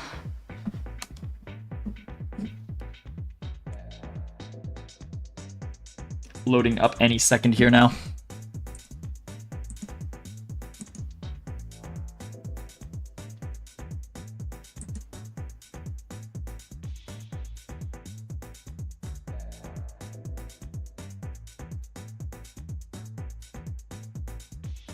Reading a little bit on this Twitter drama of the new skins sort of poll that came out. Basically, oh no, we can talk about that later. We have a match. Piper, there we have her. Bonnie, I forgot about you, but you are just such a classic pick here. Meanwhile, the Gus coming out from Alex, also a very staple pick in this meta. The Process, running the Sprout, love to see that. Meanwhile, Mr. P and Bell coming out as well. Two solid comps, I do say so.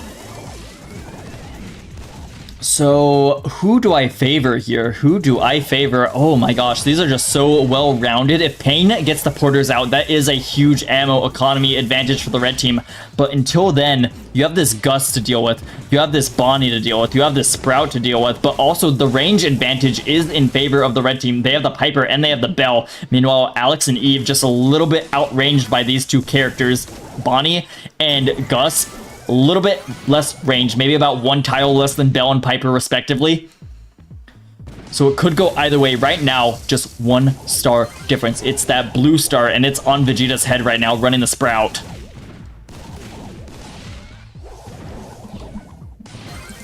Bro, I accidentally bought Bazette. I could have had Frost Queen Amber. This is so sad. Can we get an F in the chat? Butter says Bazette is better. He will not be praying for you.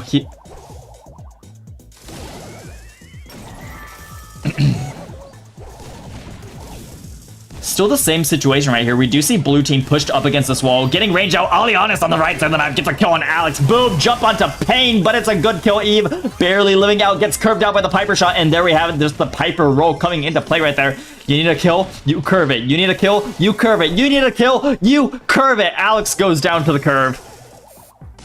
A little bit of BM coming out from Kame. 15 seconds on this bounty clock. Blue team is at a little bit of a detriment right here. They're gonna have to push up. There's so many bell traps in the way, and Evex is also marked up, hits another bell trap. They're just not having fun. Goes down right there. The process getting collapsed in on, and there we have it. That's gonna be game number 1 of set number 3. Going to Betiches, Ipain, and Alianis. Let's do this.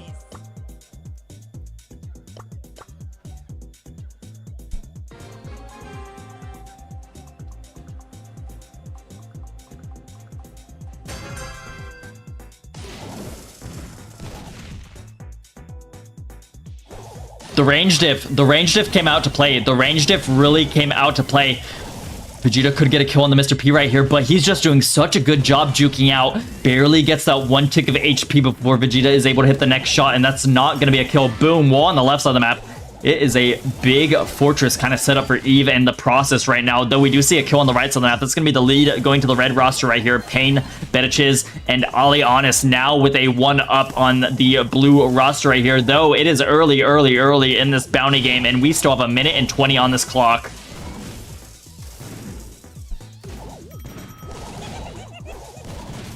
Mr. P Porter Machine coming in now. The ammo economy drain is going to start any moment now. The process kind of dealing with it has a little bit of help of Eve. Does waste a shot right there trying to deal with the Mr. P Porter. And another one coming in right now. Bell traps are lined up on the left side of the map. Walled off right there. Maybe going to give Eve an opportunity to soak it in without really getting punished for it. Alex on the right side does shield up, gets back to full HP, but still we see the scoreline at the same exact spot it was 30 seconds ago. 2-1 in favor of this red roster here. Losers, if they take this, this will be them moving to the next round of the bracket. I am choking. This Mr. P Porter, oh my bell shot, what a snipe across the map. It's falling apart just a little bit for the Octos right here. We do have 20 seconds. They could do something about it. Eve X looking for shots, but they're just outranged right here, and Alex is now pushing up. Eve as well, now on some good HP. This could be Octo's last stand right here. 10 seconds on the clock. Red team is being pushed up. Good sprout wall. Piper does have jump available if need be. Kill comes in. They need one more. They just need one more. Bonnie does go down. Piper so close to going down, and it gets still, but it gets stolen back.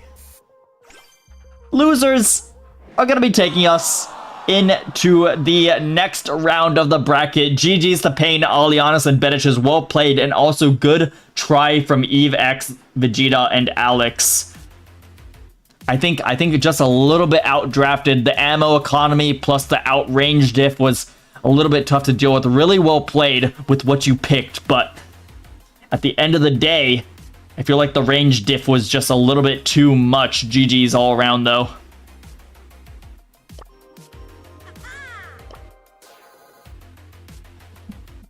So, Bubba Long John, in my opinion, in my honest opinion, I think Buzzette is like so much better than Born Bad Buzz. Like, Born Bad Buzz is like cringe to me for some reason. I just don't really enjoy the skin. I run it on my mini because it's the only Buzz skin I have, but I think Buzzette is just funny. I think it's a nice skin as well. It's a silly skin. It's a very fun skin. Like, Buzz is a woman now, like, it's yellow, it's rainbow, like, what's there not to like about it? Come on now. Come on now.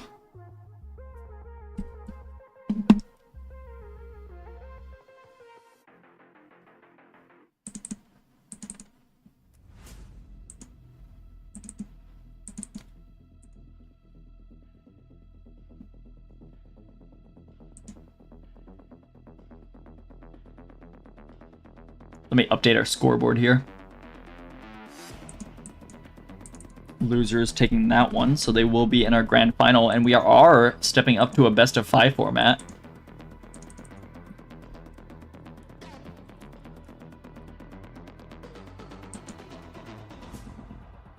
Let me see. If I can edit this to include our Brawl Ball and Hot Zone set, that'd be quite awesome.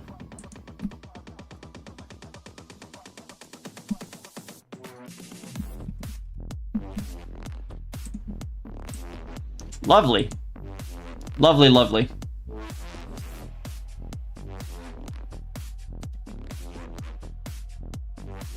They are lobbying up right here, right now. Our first map of this best of 5 series is going to be the Hard Rock Mine. They just lobbied up right now, so the bans may be coming in like 20 to 30 seconds. Can go spectate the draft screen. We don't get to see the instant picks, but we can see the bans and pick up where that leaves off when we get into the match eventually. Bans coming in right now as well. On Hard Rock Mine, we have Betiches, iPain, Alianis, banning out Rico, banning out Ruffs, banning out 8-Bit. Meanwhile, second best, Juan Carlos, OG, banning out the Carl, banning out the Rosa, and banning out the Mr. P.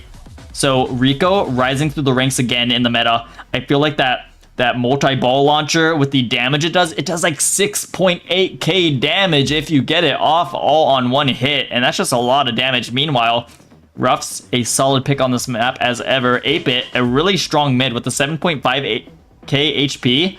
He got that buff just a little bit ago, but it makes him such a strong mid, and it took a while for me to appreciate him personally, but he's so strong right now, so I really appreciate that ban. Rosa, just last mid-season patch, got a change to her, so she now has that tank trait where if she gets hit, she will be gaining that super for free. So a lot of people now rating her higher on the tier list, especially on Hard Rock Mine, a map that can get really aggressive, and if Rosa connects those two bushes to each other, it's kind of GG's, and she has free real estate over wherever she wants to go within those bushes. Carl, a pretty solid ban as well. Can be one of those counter picks that if you don't have anything to cancel him out, he just really dominates the game. And then Mr. P, once again, that ammo economy, once he gets the porters out, he is a pain in the ass to deal with. So I really appreciate all these bans here on Hard Rock Mine.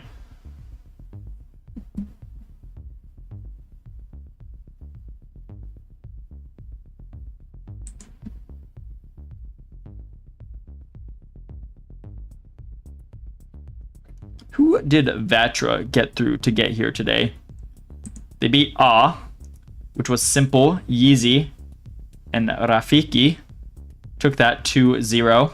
Then, in a 2-1, they went against Woman Repellents, which was a pretty tight match. Actually, a lot of 2-1s in every single set as well. 2-1 to Woman Repellents, then 2-1 to Vatra, then 2-1 again to Vatra. So this was definitely a very tight match between these two here. J-Heart, Frixie BS, and Chepo Tube, unfortunately packing their bags and going home early today.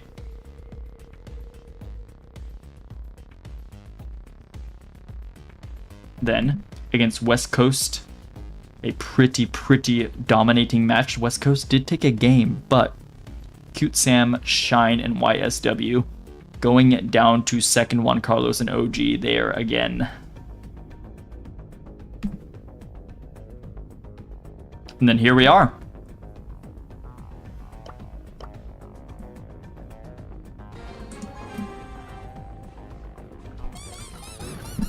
All right.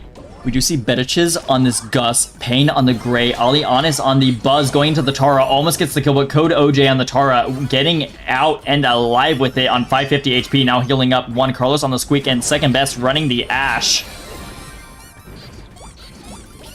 OG sneaking up behind, almost gets the kill on Bedu, cancels out Alianis' stun, and it is just great work from this red roster right here. It's getting a little bit hectic. Pain does defend successfully. 2.5k HP back on the right side of the map right here. Boing! Takes down that last Tara pet.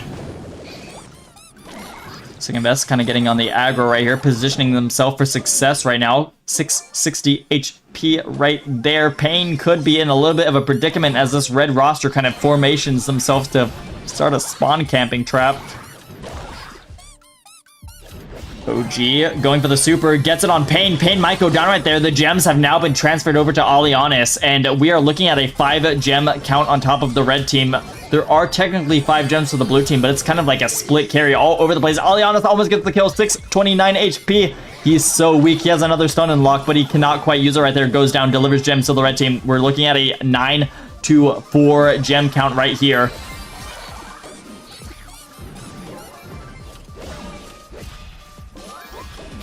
Alianis could look for the stun, gets the kill, almost boom. There we have it right there. It has been a steal, another stun onto Code OG right there. Alianis really popping up on the top of the map right here.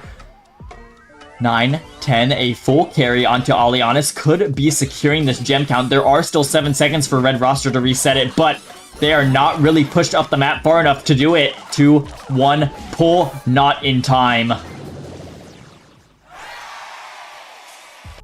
It's gonna be game 1, going to Batra. I lied to the losers. Might be. Anyhow, losers up a game right now in this first set of the night.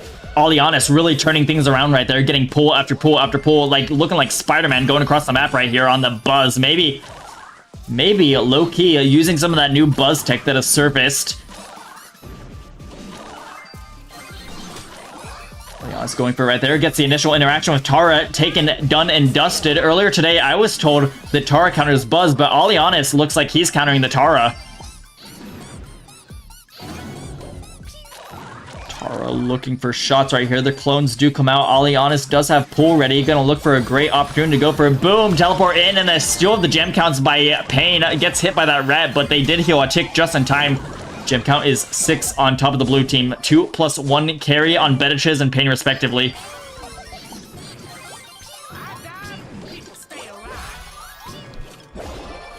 Shots are good. Rats come out to play. Second best on 400 HP. And now the red team has really just stolen this lead right here. 10 gems. It is a full split carry. It's a 2 + 4 + 4 type of deal. And any knock on any of these red members will be a countdown reset. Looking for shots right here. Tara pull does go in. Pain gets pulled, and the red team successfully defends this one. We're going to be looking 1-all in this first set. Let's go get him.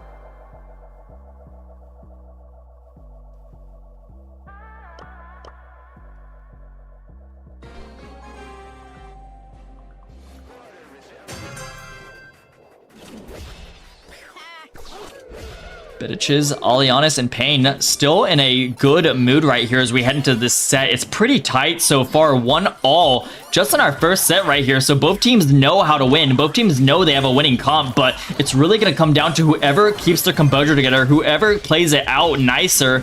Alianis v second on the right. Oh, a trade out. It's 2v2 action right now as Pain and Bediches look for OG in this bush, but he's just sneaking around right now. Missed Gus super. That could be a little bit detrimental to the blue team. Alianis does still have super, looking for Code OG, gets the stun, gets the kill. Tara has been cleared out, but now it's second best in their bush, looking for kills, and he gets it. But boom, blue team has taken the opportunity up top. Bediches is now being forced to the right side of the map. Second best defending these gems. Maybe gonna pick them up himself. That's gonna be 8 gems over his head. Oh my dear lord, the gems just keep getting passed back and forth between these two teams, and it's going crazy right now. Squeakseeper comes in, not really connection. Bediches looking for the HP on the Gus Ghost, does get it. Stun in the middle of the map. Second best does get weak, 2,200 HP. More shots coming in, another stun from Alianis. The gems are dropped. OG just pick them up. Gray Super comes in as right now. Tara pulling him in the back. He almost goes down. He goes down to the Tara clone though. Holy hell, this is going to get extremely tight right here. 9 gems on the red team right now. They do have control. They could pick up that last one. They could initiate countdown right here. Once again, they are at 9 gems. They did deliver 1 to Bediches, so he does now have 5 over his head. It's looking extremely tight right here. Bediches does pick up another one. We're looking at a 6-9 gem count. Red team does have lead, but it's looking like blue team, if they hold control for just a little bit longer, they will be in a good position to also contest this game.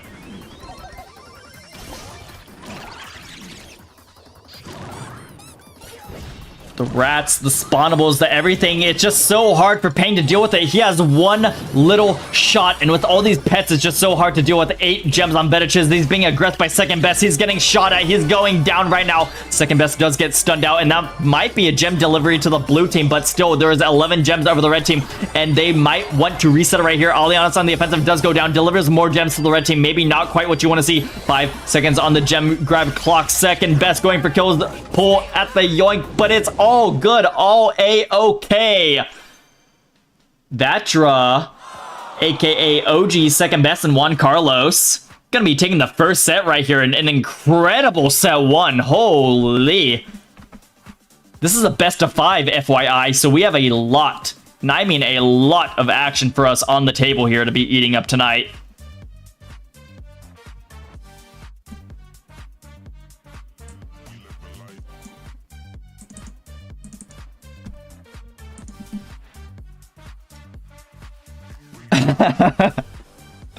What the fuck, Macaroni? Go to casting. Thank you, Silver. I appreciate it.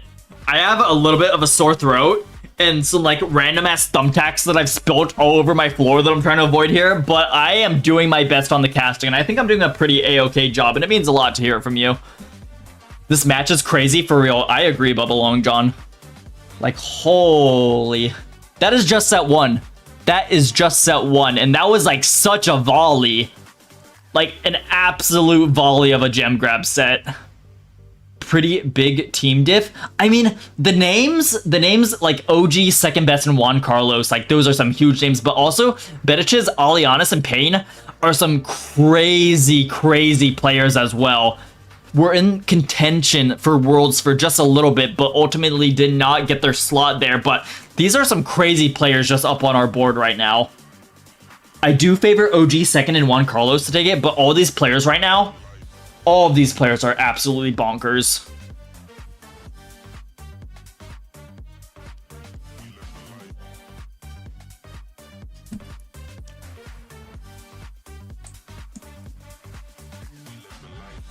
Vatra up 1 set right now. We are, for set 2, going to be heading into a high set known as Safe Zone, and the bans are already in. Lovely. Love to see that. We see Bediches, iPain, and Alianis banning out the Colette, banning out the Brock, and banning out the Grom. So really solid picks right there.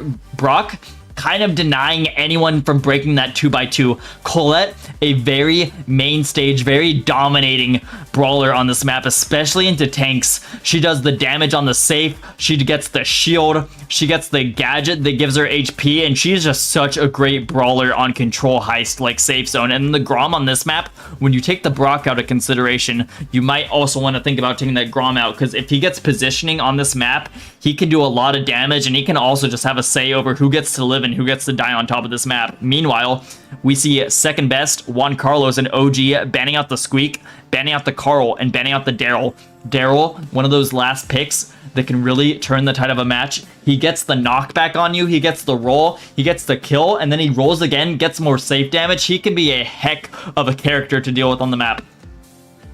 Meanwhile, Squeak is just really a top 3 brawler in general right now, with no exceptions in heist. Squeak can take control of this map. He can put a bit of a ring of slowness in the middle of the map, take that out of the way, and then also get some big safe damage as well when he has the opportunity.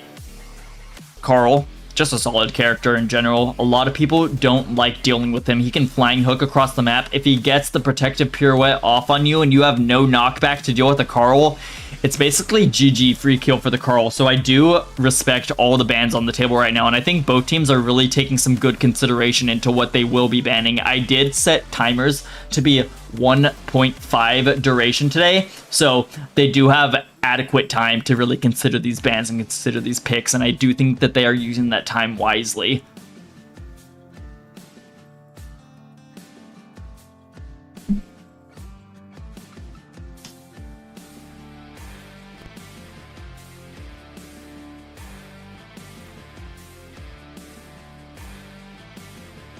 We should have a game loading up any second now. Probably on the last few selections, last few trade-offs, getting those gears, gadgets, and star powers all selected for the final time right here as we head into our set on safe zone.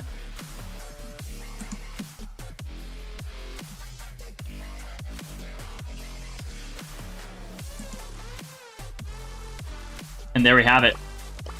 Nah. If I could click the right buttons, that'd be awesome. But it only takes 2 tries for me. Ooh, interesting, interesting, interesting. We do get to see the Sam come out, so that is pretty interesting. Oleanis on that Sam right there. Pain on the Bell, a classic pick right here. Bedich's on the Eve, gonna take advantage of those water tiles to step over them. Meanwhile, OG on the Bonnie is a really solid pick on this map as well. Jumps in, gets some damage right here. Going for it, gets a kill, and now they're going to have free real estate over the safe. Maybe going to look for some HP before going in on it. Gets the damage right now. That's 870 per projectile going in on that blue safe right now. And it is a lead right now to the red team. Blue safe defending on 78 and red safe on 81. Though, Oleanis might have something to say about that lead. It's hella close right now. 74 all, and now 63. Red team falling behind. Have 2 other picks on the map I haven't talked about yet. We do see Juan Carlos on the Cole. He's going for the wall break right there. Does take down 3 of those tiles on that 2x2. Second best kind of slowed out by the Bell right here. Second best on the Piper is such a strong opponent as well. So a little bit of comfort picks from the red team, but all these brawlers make a heck of a lot of sense in Heist. And so far, both teams are really swinging their weight. Look at this scoreline, 55% on the blue safe and 56% on that red safe. So it is a tight game here right now. Juan Carlos picking up the kill on Oleanis right there. Some big damage going to start coming in right here. 42% defending on that blue safe, 56 still on that red safe, and a hatchling spawner coming in right here. Quadruplets. It is a nice mythic gear play right there. Oleanis going to look for some heals, but Juan Carlos really just clipping across the map, and the kill is good. Second best, not so happy about it. They're low. They have the rage gear activated. The bell mark is going to make some extra damage come in. They do go down right there. Oleanis pushing up the left side of the map. Does not quite have their gloves where they want them to go, though. Oleanis does get to pick them up again. Gonna be chilling out behind this 2x1 here. Ooh. I see what they're trying to do there. Trying to maybe play some mind games with second best, but second best at the end of the day just picks it up, knows where it's gonna go, and an accidental placement on the gloves. Maybe a little bit buggy right there. I do see Sam's gloves being a little bit buggy sometimes, though the lead is still in favor of the blue team. Oleanis does grab the kill on the Colt, so that's gonna be huge right there. OG as well going in. A last Hail Mary attempt, plus 1,000 off of that blue safe. Second best jumps in, tries to get damage, but it's not quite enough. 26% defending on the red safe, 41 on that blue safe, and this blue roster gonna be taking it in game number 1 of set number 2. So, from our perspective, losers are our blue roster, and they are down a set, but they just took this game. So, they're basically looking to tie things up 1-1 right here, right now.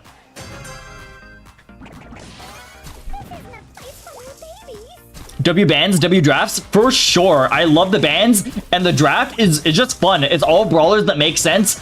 A little bit fun-ended, but honestly, I love it. I honestly love what I'm seeing right here. You're still alive? That's crazy. Yeah, 625. I am still alive, and we have one more best of 5 after this best of 5 from another tournament, so we have a lot of action ahead of us still. Anyhow, so far so good. A 2% differential right here. Blue team is slightly behind, depending on 94% HP, plus OG dodging in right there. Gets a jump, but kind of gets sucked back by Oleanis' glove pull. So good defense right there, and a great kill by Oleanis. Really showing up right here, maybe looking to take this lead back. Oleanis on the aggressive right here, looking for damage. Gets knocked back by second best. Auto aimer gadget, you don't see that every day, but into the Knuckle Man, it works pretty well.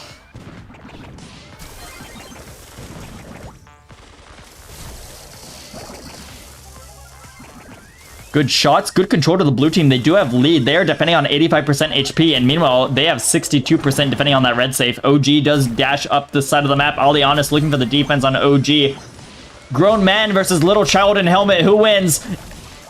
Oh dear, it's a double kill. Maybe not the kills on the players that we saw, but they do both go down on that left side of the map. Now both heading up the middle right here, coming out of spawn. 3v3, a little bit more map control to the blue team, plus a little bit more safe percentage on the side of the blue team. So they are in the lead right now. Aliana's doing some work. Holy.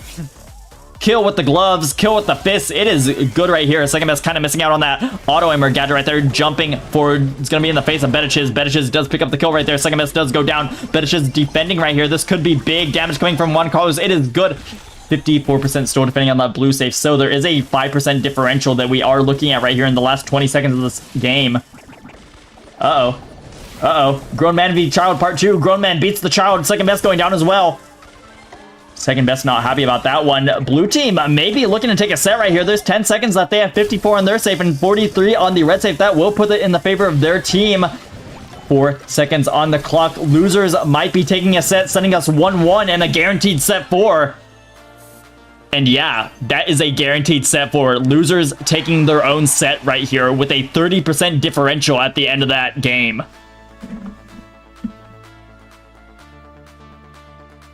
Well played. Honestly, well played. Both these teams playing extremely nutty, but some of the plays coming out of these characters, like Betiches is playing out of his mind. Alianis as well on the Sam, just going absolutely bonkers. Game 1 saw a little bit of like a misinteraction with where those gloves were getting placed around water tiles, but game 2 they're like, nah, this is my fucking time to shine, and they picked it up, learned from the first game, and just took it right here right now to bring losers up 1-all with Vatra.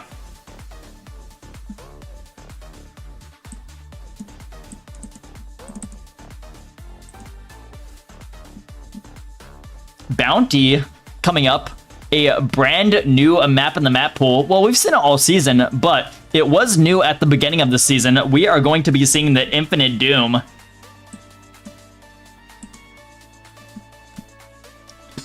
Bans are also in. Betiches, Ipain, Alianis, banning out the Amber, banning out the Tara, banning out the Squeak. Amber, one of those brawlers that when you put her in the bush, with the speed gear especially, she is such a menace. Meanwhile, she also has the ability to burn the bush. So she can either be a menace in the bush or she can burn it and take away your bush. So Amber, definitely a solid ban right here. Tara also on the Infinite Doom. She is fast in the grass. She has the vision gadget. She has the pets if need be. Tara, a very common ban right here. Squeak as well. Double banned on both sides of this map. Like, you see Squeak, you see him on a bushy map. You see him everywhere, really. But on this map, I respect both teams double banning him. The vision is huge. The Squeak himself just does a lot of damage. With the new star power buff going up to 20% for each enemy in that AO, he does like 1.9k per shot. And with that rage gear, he's doing like 2.3k. It is so much damage coming out of Squeak. Easy kills for him. So double ban right there is pretty solid. Meanwhile, we do see a Crow ban and a Jean ban as well. Both these brawlers sort of scouts. Crow and Jean both have this wide spread that they can use to see the other side of the bush, see where you're hiding in this big old Infinite Doom shaped bush. And if you have that gear loaded up on Jean, the vision gear, if you hit any of those chip damages, you're just going to be seeing wherever your enemies are for the next 2 seconds. And that is some huge intel that you do not want to be giving away to the other team if they get that Jean. Same deal for Crow, but Crow a little bit more annoying in my opinion. If you get Crow, you tag them. You get that poison damage going, you cancel their healing, you show where they are on the map, and Crow is just not fun to play against. Even though his star power that makes you do less damage got nerfed from 25% reduction to 20% reduction, he's still a pain in the ass to deal with. So I respect the Crow ban. Personally, if I head into this map on like Power League, I will usually 90% of the time ban the Crow because I just don't like playing him, especially on a map like Infinite Doom.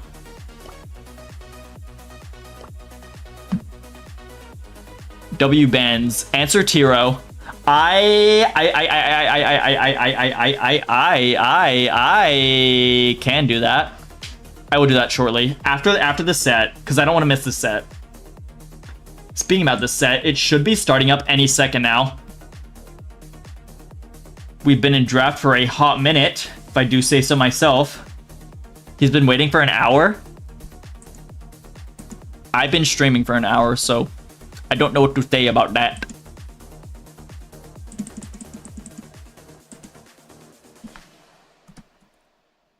I mean, I'm available for probably from like noon, maybe 1 until 9.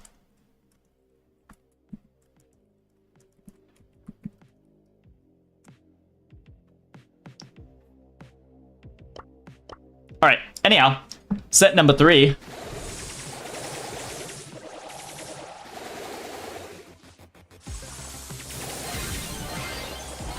Interesting. We do see early control kind of to this blue team, but it's been evened out right there with OG getting a fat rocket kill onto the blue roster right here. We do see Pain running the max. Ooh, that is so interesting. Alianis on the Leon, Bedich is on the M's, and it's working out so far for them. These are some untraditional picks right now, and it's working out so well for them. 4 stars on Alianis. That's going to be a 7-3 lead for the blue team.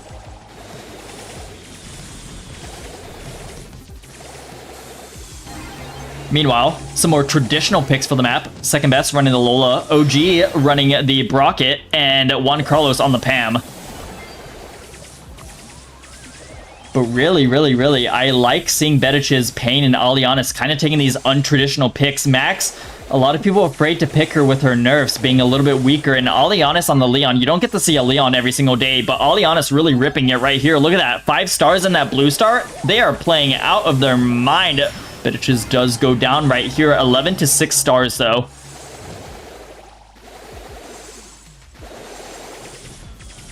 Looking at 30 seconds on the clock right here, 20 seconds now.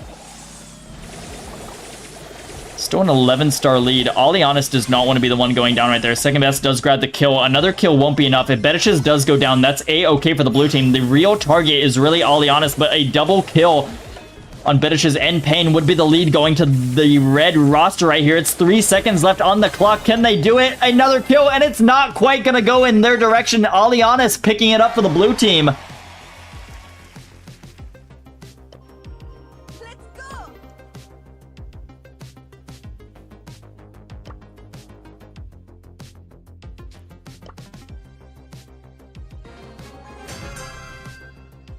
Don't make me get Nita.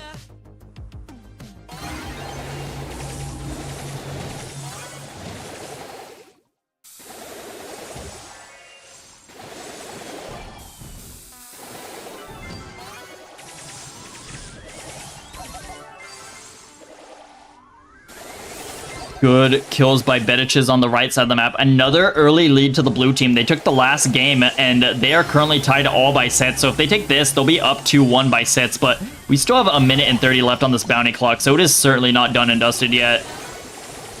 Bedich's doing really good right here. Maybe in a little bit of a sticky situation as he has to face the pinch of second best and Juan Carlos. Barely on 228 HP. Finally goes down right there. Second best picking up the kill right there. Protesto comes out. Still, blue team in the lead by about 4 stars right here as we look at a 13 to 9 star type of count right here. Second best almost going to go down right there, right then. Pain picking up a kill on him is looking pretty good right there. Alianis going on the aggressive. Second best goes down. Only was on 60 HP. Just needed 1 ammo from Pain right there, and that's looking pretty solid. 18 to 12 by the star count right here. Blue team in a great position. Alianis sneaking up the map, gets a kill on OG and cleans it up.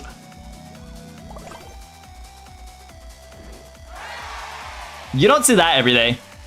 You do not get to see a Leon play and play it so well and win every single day, especially in competitive. But Alianis on the Leon? Hell yeah, that was solid as hell. Bro cycled his supers at the best times. I shit you not. And he just held the pressure. When he had to fall back, he fell back. When he had the super, he was going on the aggressive. They did not see it coming. And that's going to be having losers take a set up on Bachelor right now, 2-1 in this best of 5 series.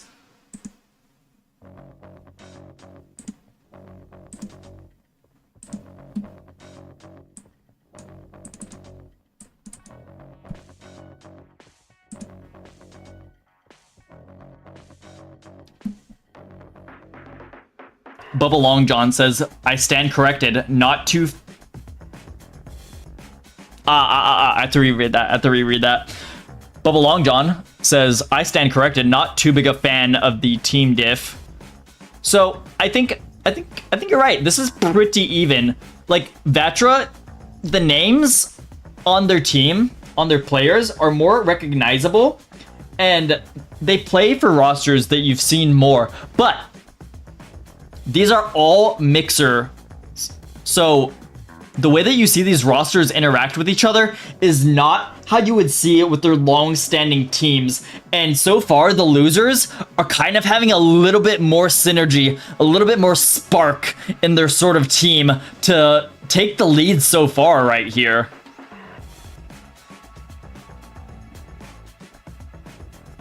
Took me a hot second to get my words out right there, but I think you eventually got what I was trying to say. Maybe peep our drafts.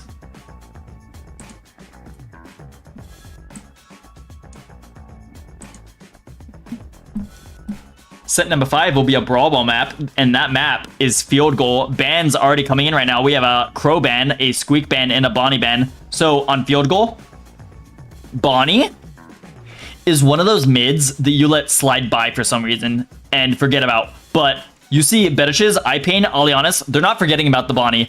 The thing about Bonnie is she can play that mid, and then when needed, on a flash second, she can fly up the map and become aggro, especially if the ball is left unattended. Bonnie flies up, connects onto that ball, slots in the net if really need be. So Bonnie, a solid ban right here. Squeak, once again, being one of those top 3 meta brawlers. You're going to see the Squeak ban. And then Crow, on this map in particular, Crow can kind of do that dual sort of like half mid, half lane type of deal, and he can be a real pain to deal with, especially with the slows in a game like Brawl Ball, where maneuverability is the name of the game, getting that ball up the map, being positioned around the ball, avoiding the enemy team from collapsing into that ball. Crow with his slows is such a player in Brawl Ball, so taking him out of the situation right here, certainly a good look for Betish's, iPain, and Alianis. Meanwhile, on the other side, we do see second best Juan Carlos and OG banning out the Ashe, banning out the Ems, and banning out the Carl.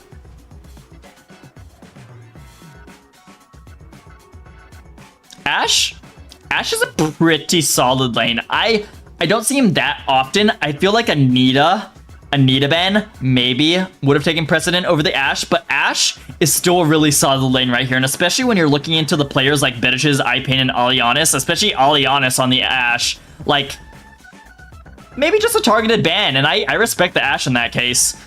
Meanwhile, Ems, also a solid lane, and Carl, one of those brawlers that we talked about earlier. If you don't have anything to respond to that Carl flying hook in on you, you don't have a stun, you don't have a knockback, you don't have a sleep like a Sandy, even though Sandy, after the sleep, it's only a ticking time bomb before Sandy loses that interaction anyways. But if you don't have anything to deal with the Carl, he gets in on you, he flying hooks in on you, he activates that super protective pirouette, GG's, it's a free kill. So I respect the Carl ban here as well.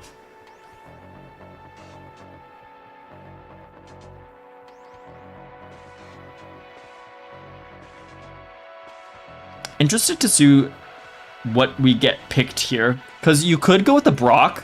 I know some people like playing Brock mid here. Not everyone does. A lot of people do like playing Tara, but I feel like Tara on this map specifically can sort of get like bit back on, especially if you go Tara early and then they go something like a Barley or a Dynamite, and then the Tara is just kind of a sitting duck on lane and the thrower wins that one. So maybe not a Tara, but we can also possibly see throwers coming into play, like a Dynamite, like a Barley, like a Willow even. I know I've seen second best play the Willow in the BSC on this map, so I could definitely see a Willow come out.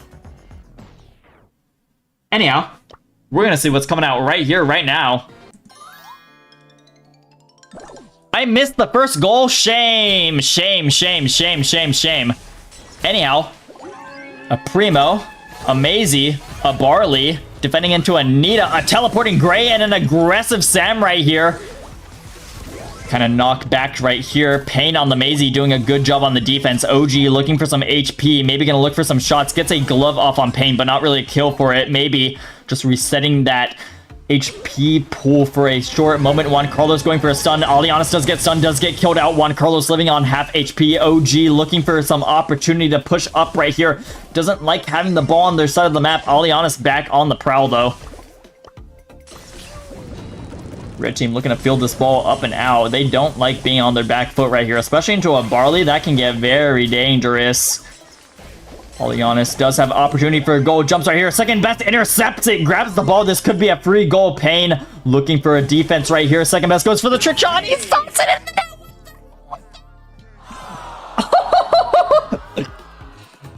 It's going to be Vatra featuring OG second and the boys going up a game in this set while they're down by sets.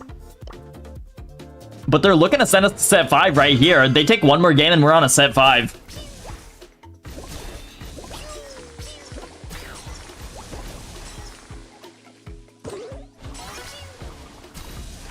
Hook is good. Second best breaking some of that wall right there. OG also getting on the aggressive right here. Goes for a trick shot and slots it in. What the hell is going on? Double trick shots back to back and both are good. Really showing up to play right here. Well played to OG and second. Both kind of stunting on this Brawl Ball game. Finishes almost goes down, but with help of the sticky syrup, does live through that interaction right there. That is going to be a gadget down. Second best does teleport in, grabs the kill. Payne behind the wall, does get the super, grabs the kill as well for it. Now sort of left to fend off against Nita and her bear. Well, it is a whale, but OG goes for another trick shot. Maybe got a little bit too silly with it, misses. Is Payne Ignis Payne? To be honest, not sure. I think they're different people, but I've always known Payne as just Payne.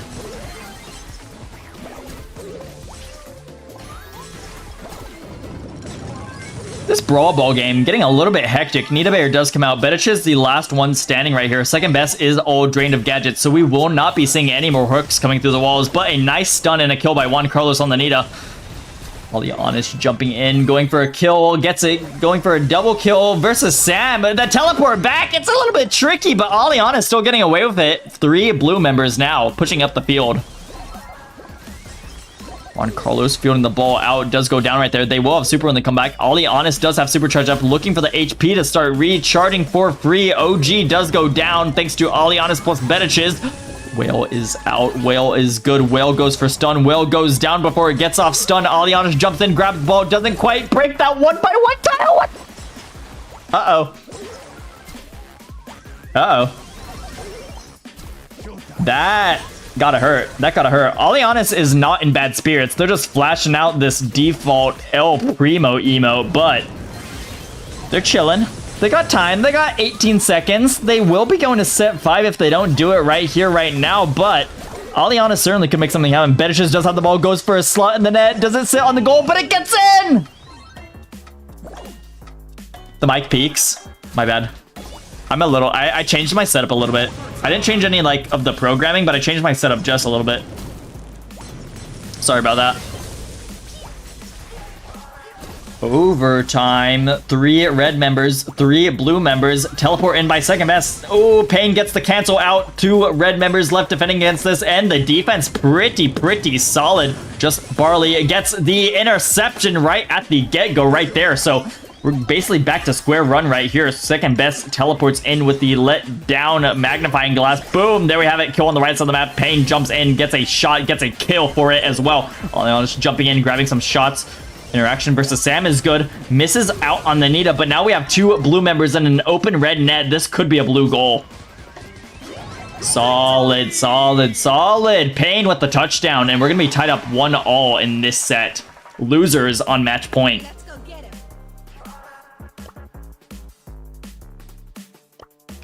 him. Nah, they're funny? They're funny?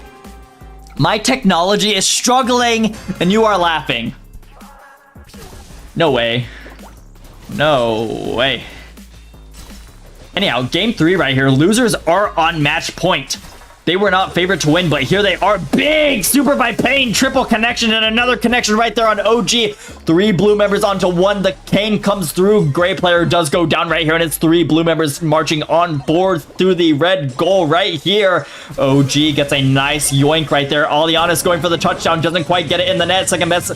The last defender right here passes it off to Juan Carlos on 540 HP. Gonna go for the corner of the ball right there. Goes down onto 147 HP with a tick of health left on him. He's looking to do anything he can to defend it right here, but he's in such a predicament with this Barley firing out behind this 2x2 indestructible wall. Second best gets knocked back by the Mendy player, grabs the ball, slots it over, gives it to Payne, and that's a nice pass, and they're gonna BM just a little bit before slotting it in the net.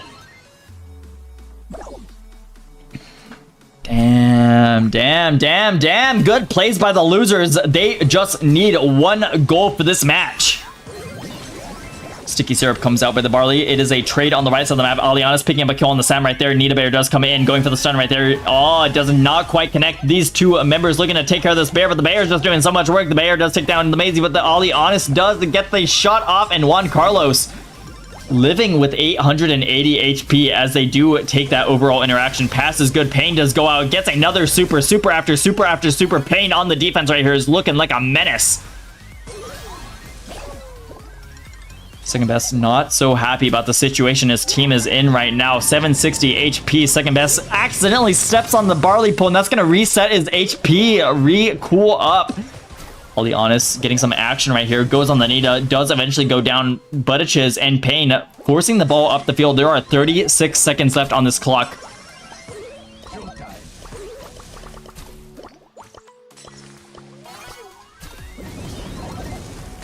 So what we're looking at right here is 25 seconds on the clock. If blue team just defends, they will take the match. They will take the grand prize here tonight. And that'll be all done and dusted. But red team now have a say in it. Second Best could go for a goal right here, right now. But he has to get it in the next second. And he gets it perfectly slotted in the net. Overtime in 7 seconds.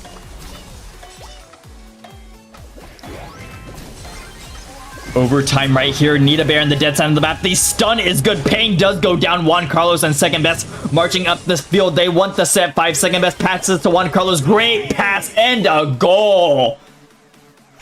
Solid work from Batra. Second Best, Juan Carlos, OG bringing us into a set 5.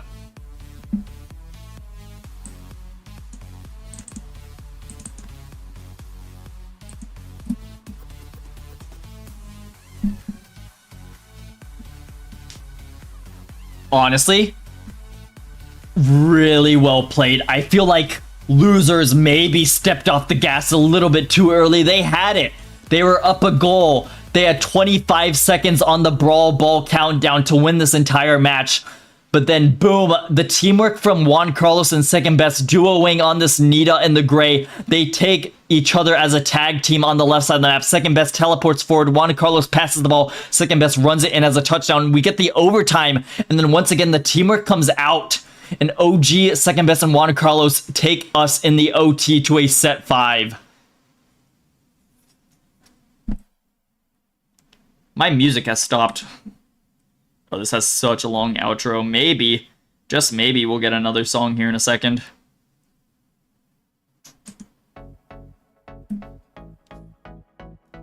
Kyrick? Hi, Kyrick. What's up? How are you doing? Were you playing today? I don't think I saw you. But anyhow, I hope you're doing good. School is starting back for many people, whether or not you're in high school or college. A lot of people back to school these days. So I hope that's going good for you. Bubba Long John, this is actually such an entertaining match. I'm entertained right now. This is actually a banger match. Like, holy. Like, a lot of 2-1 in the sets, and then now we're going to set 5? Like, what? Butterdino 21, looking for third. Sir.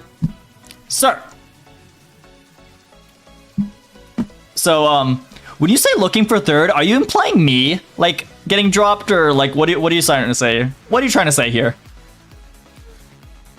Bro just likes saying it.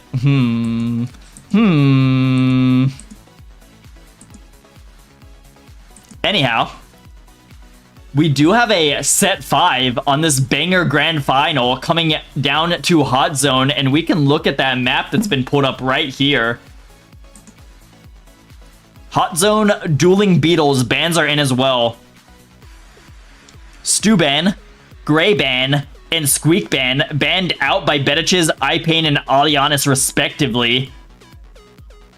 On Dueling Beetles, I haven't seen this map in a minute. I know it's been in the pool, but I just haven't seen it. Stu and Gray both able to wall break, both able to really cause some chaos if they get up and in someone's face. And then Squeak is such a dominant brawler on Hot Zone. Dueling Beetles, no exception, and especially on Dueling Beetles, if Squeak gets that gadget out, it just covers the mid. You can't walk through the mid. If he puts it on the lane, you can't get through the lane. If he puts it on the other lane, you can't get through the other lane. So Squeak is definitely a must ban in my opinion here. So I really respect that.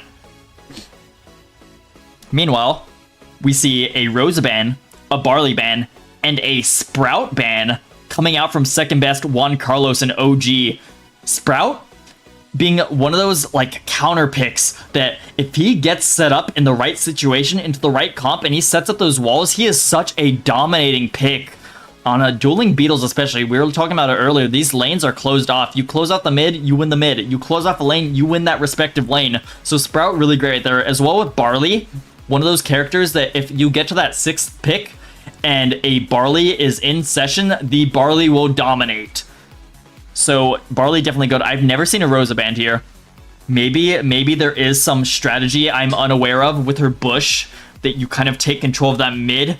But otherwise, I'm not so sure about the Rosa ban, but all 5 of these bans outside of the Rosa, I really, really respect them. Maybe I just haven't been watching enough scrims, haven't been watching enough recent competitive to really appreciate the Rosa. I think I maybe heard someone talking about a Rosa on a hot zone map earlier in the Snapdragon Pro Series Europe edition going on LAN right now across the pond. So maybe there's some Rosa tech going on a hot zone map that could just be dueling beetles that I'm not aware of.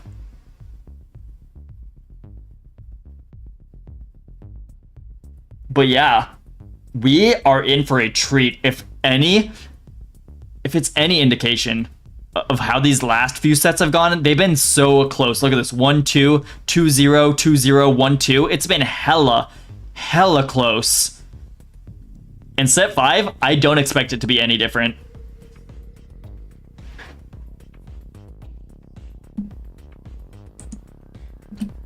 But the thing about dueling beetles is the way the morphology of this map is kind of set up.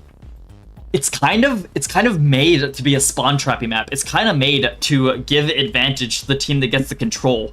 But in competitive, when you have such banger players like we do up in front of us right now, it can be a helly sweaty match. All right, we see a Jesse.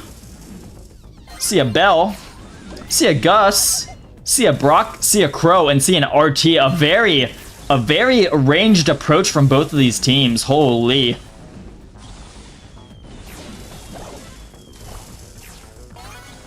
I like the Jessie on the hot zone. She can set up behind the indestructible walls, but so far the map's really been busted open by this red team right here.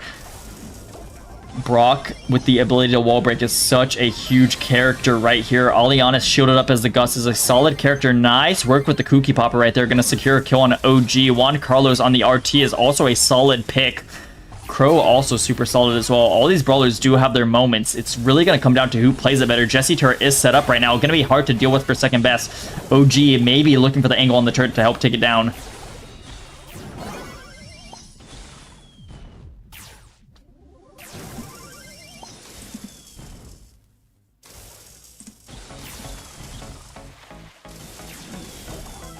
Really close game right here. Crow jumping over, doesn't quite get a kill for it, and now we're seeing blue team with the lead right here. 56% and climbing versus a 38% under the belt of the red team.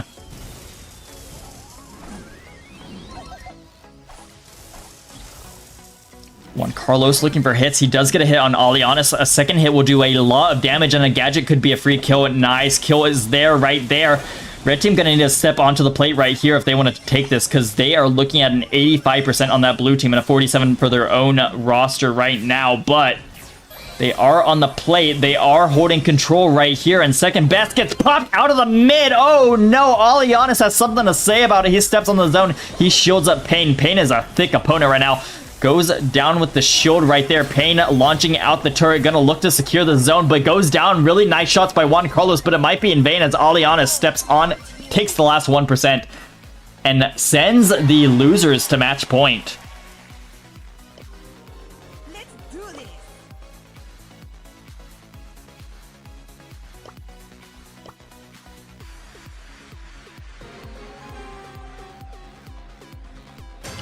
All right. A Jesse, a Bell, and a Gus walk into a bar. Do they take the match? Shooting out shots right here. Pain looking for some good shots. Does hit on second. The bounce shot does not connect. OG kind of breaking out this grass right here. Not looking to break the enemy walls, as that does give the blue team more maneuverability. OG also hitting some great splash right here onto the mid. Crow slow is out. Pain is just going to hunker down behind this indestructible wall until they can do anything about it. Killed some HP. Now back on the aggressive right here. OG does have super. Goes for it right there. Pain taking some big shots. Does go down. 3 red members on the center of the map. Alianis pulling forwards. Does get tapped out by the RT. Taking some big damage as well right here. Kind of getting pinched out right here. Not the best position to be in. Pain now on the middle of the map. Looking to do something about it, but red team is kind of holding their shit together right now.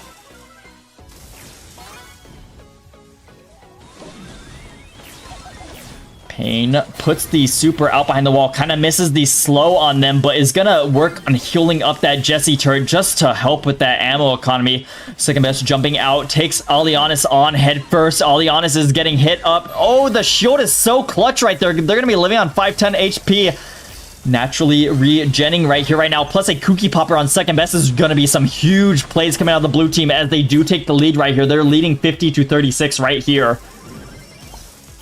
Juan Carlos goes down. Bediches and Alianis playing really well off of each other in the middle right here. OG looking for taps. Does get a kill onto the Gus player, but goes down himself in the middle right here as Pain and Bediches really wrap themselves around this zone, and this could be their match.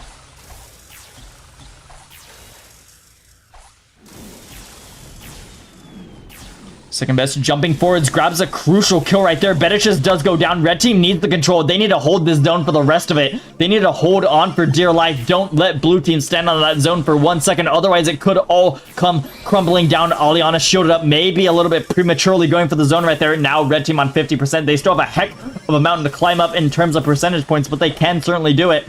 But just stepping on the zone. Second best jumping on. It's getting a little bit hectic. Alianis goes for it. Doesn't quite do it. The red team still on the prowl, looking for the connections, looking for the percentage points, looking for the win right here. They'll do anything for it. Pain looking for some shots. Puts the Jesse turret out. It's not quite a connection for the slows. And red team is still holding control right here. Nice bell shots by Bediches. This could be blue taking it. This is blue taking it right here. And that's going to be the game, the set, the match, and the tournament. Going to the losers. Not looking like they're losing today. Losers featuring Pain, Bediches, and Alianis are the winners today. W.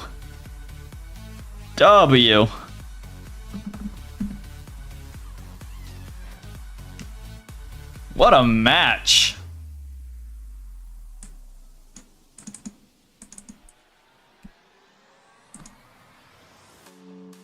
GG's all around. I think both teams played really damn well. Pain with the KD, it doesn't look like they did the most, but the Jesse turret into the Crow. Crow needs help from Brock or RT to deal with that Jesse turret. So Jesse turret is basically a free sense of control on the map once you get it put down, and it just turned out really good, especially with Alianis clutching up with these Gus shields. He was down at like 400 HP. He pops the shield. He keeps dishing out shots, gets a Kooky Popper off while he's at it, gets a kill, and he was holding on for dear life, but it worked in the end. It worked in the end. And, like, that's all you really need. The KD is not really looking too great for losers, but they take this match regardless. Good shit.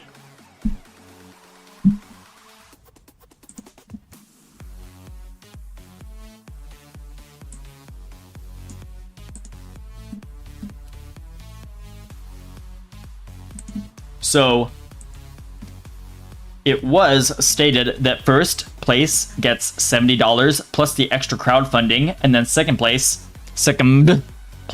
excuse my spelling, gets $30. So with addition of the crowdfunding, we're basically looking at $85 to our first place winners right here, and $30 to our second place. So well played tonight. Might go and adjust that right here on stream, because I do believe we might have a B2BL match coming up.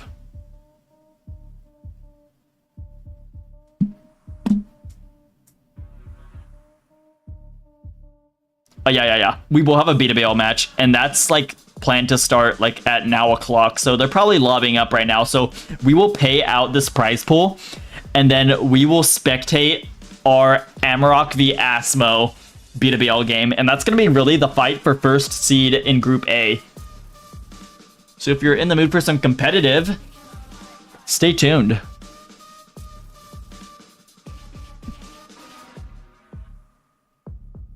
All right. Price pool, something down here, right? Add. First amount, 100. Bracket place, first add. And then add another one. Second, $30 amount.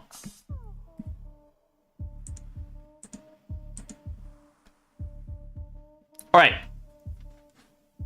First place, 85. My math was right. In second place, there we go. I gotta finish this bracket though.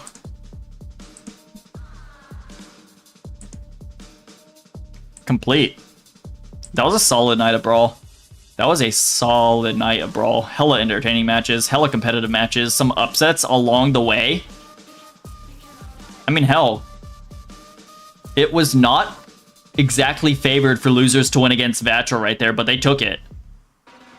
And then we saw Octos take down straight liners earlier. That was kind of an upset. Great night of Brawl. Lex 1 million subs challenge. We can do that in between the break. Let me pay this out. Where'd, oh, I gotta go here. Alright. Fill with bracket standings. Fill her up. Filled her up. Losers in 1. Vatra in 2nd. Admin actions. Pay this bitch. Lovely. 1 penny to charity. Very cute. So like, was I gonna do anything before finishing this? No, I think we're good. I think we're good.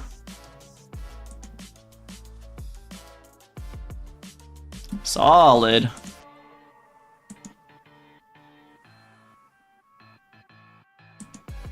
Oh, I'm gonna drag Jemmy in here. Jemmy is back. Co-caster Jemmy is back? No way. Jamard 77.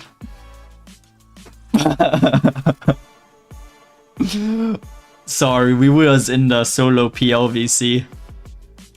Mingo joining as well. That's crazy. Hi, Mingo. We're streaming a tournament. Nah, you're fine. I mean, we'll see. Oh yeah. I need to turn on co-cast. I think we're fine. I think we're fine over here. I might as well start looking at our B2BL match coming up. Let's go.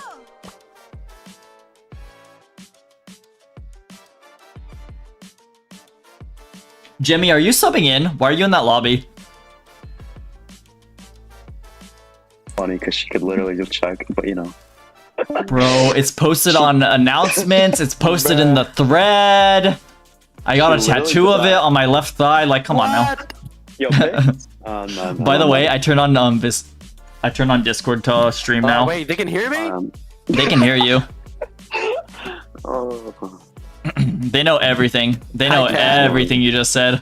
I should have said it earlier before you leaked your whole address. No, and my social security, and my credit card information, and the bank details, and my routing number. Oopsie daisies, on God. And my mother's maiden name. And the name of your first pet. Your childhood best friend. And my city. No. Your city. This is so sad. Let me post like 2 tweets within like 3 minutes of each other, and let me just. What should I caption this? ASSMO versus AMAROK. The battle. NPC tweeting time. NPC tweeting time, hooray! Yeah. Alright, so for B2BL, I gotta go back to that map pool. Crystal. Which? Arcade. And then we have Bella's Rock. I'm not gonna put the apostrophe, fuck that. Safe zone. Will come out on top. Building and Beatles. go.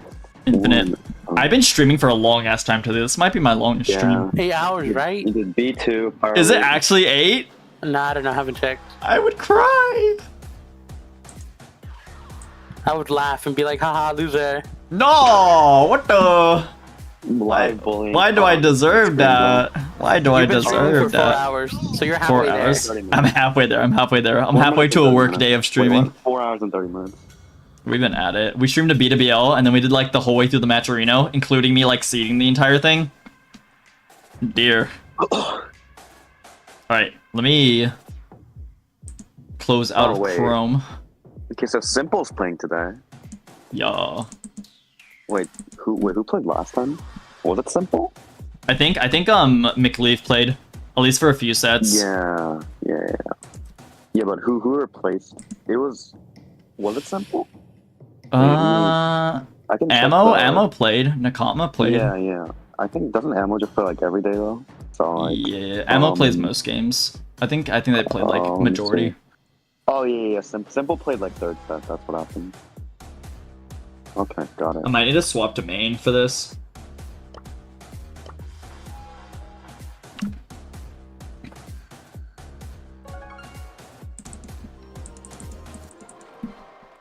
Ready to face the flames.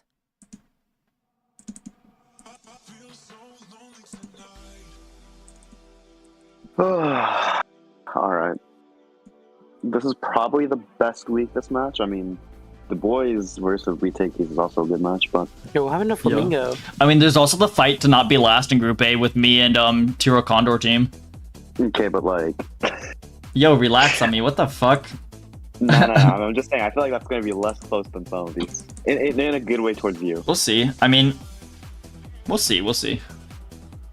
ASSMO v AMAROK? Hell yeah. Yep, that's what it is. Yay, I got all the texts updated. Hooray. Hooray. Are they... Yeah, they're lobbying up. W. Nakama's gotta join.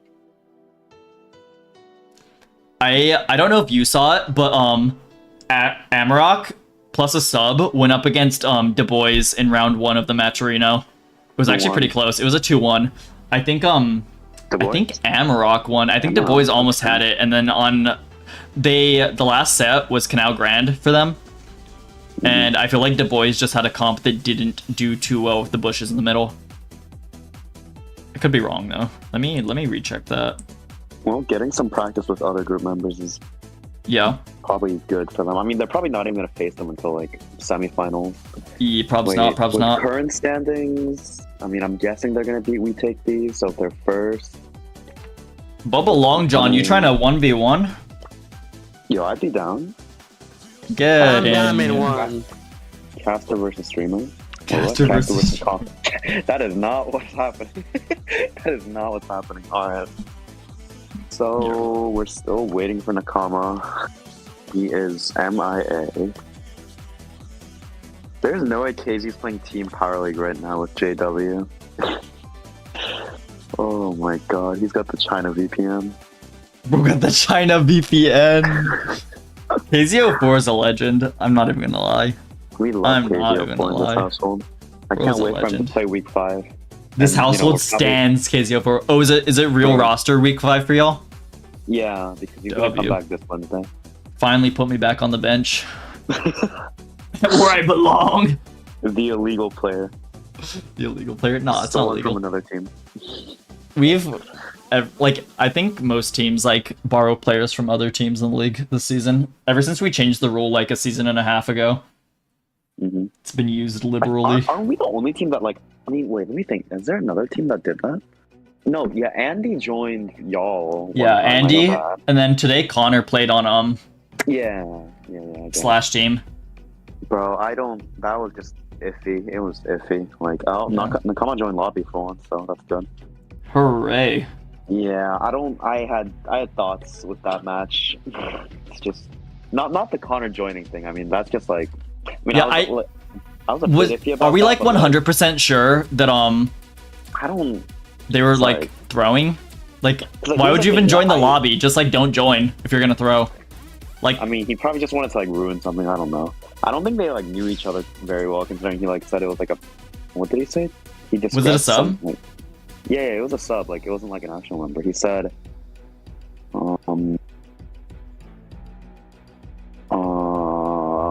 was it league chat? Let me see.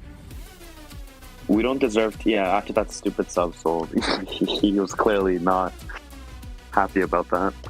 Are they 6 out of 6 right now? I mean, the comma wasn't there. I don't... Wait, no. Is this one of those lobby glitches where I just can't see it? Because it says 5 out of 6, but it says full. It's probably a lobby glitch. Are they drafting yet? I wouldn't know. They're just in lobby.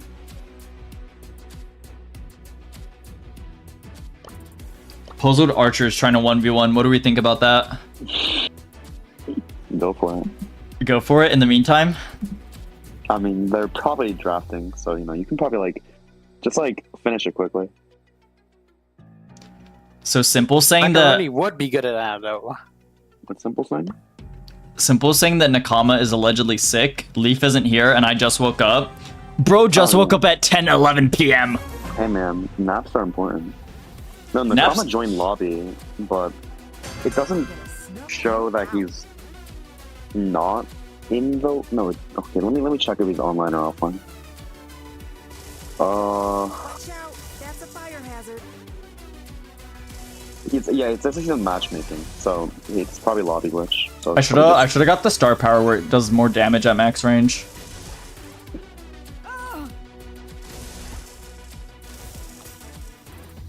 Surely not a Maisie Bell 1v1. Surely we are doing Maisie Bell 1v1.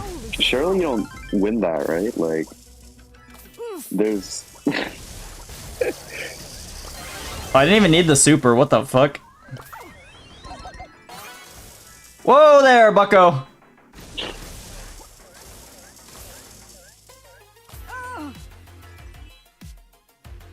I'm up by kills right now. Yeah, 3-0. And I'll tell you when they start playing, because they're definitely matchmaking right now.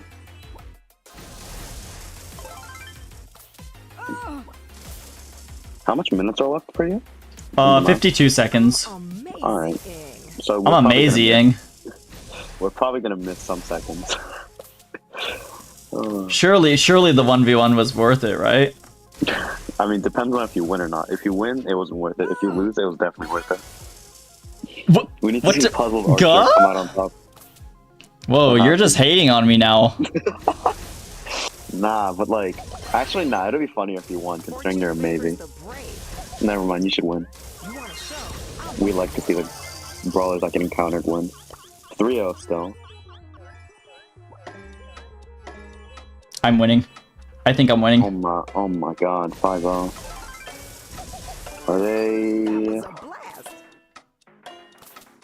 Nakama... Wait, this is in team. I didn't even get the last kill! Okay, we can spec match now. It's not happening right now, but I'd rather...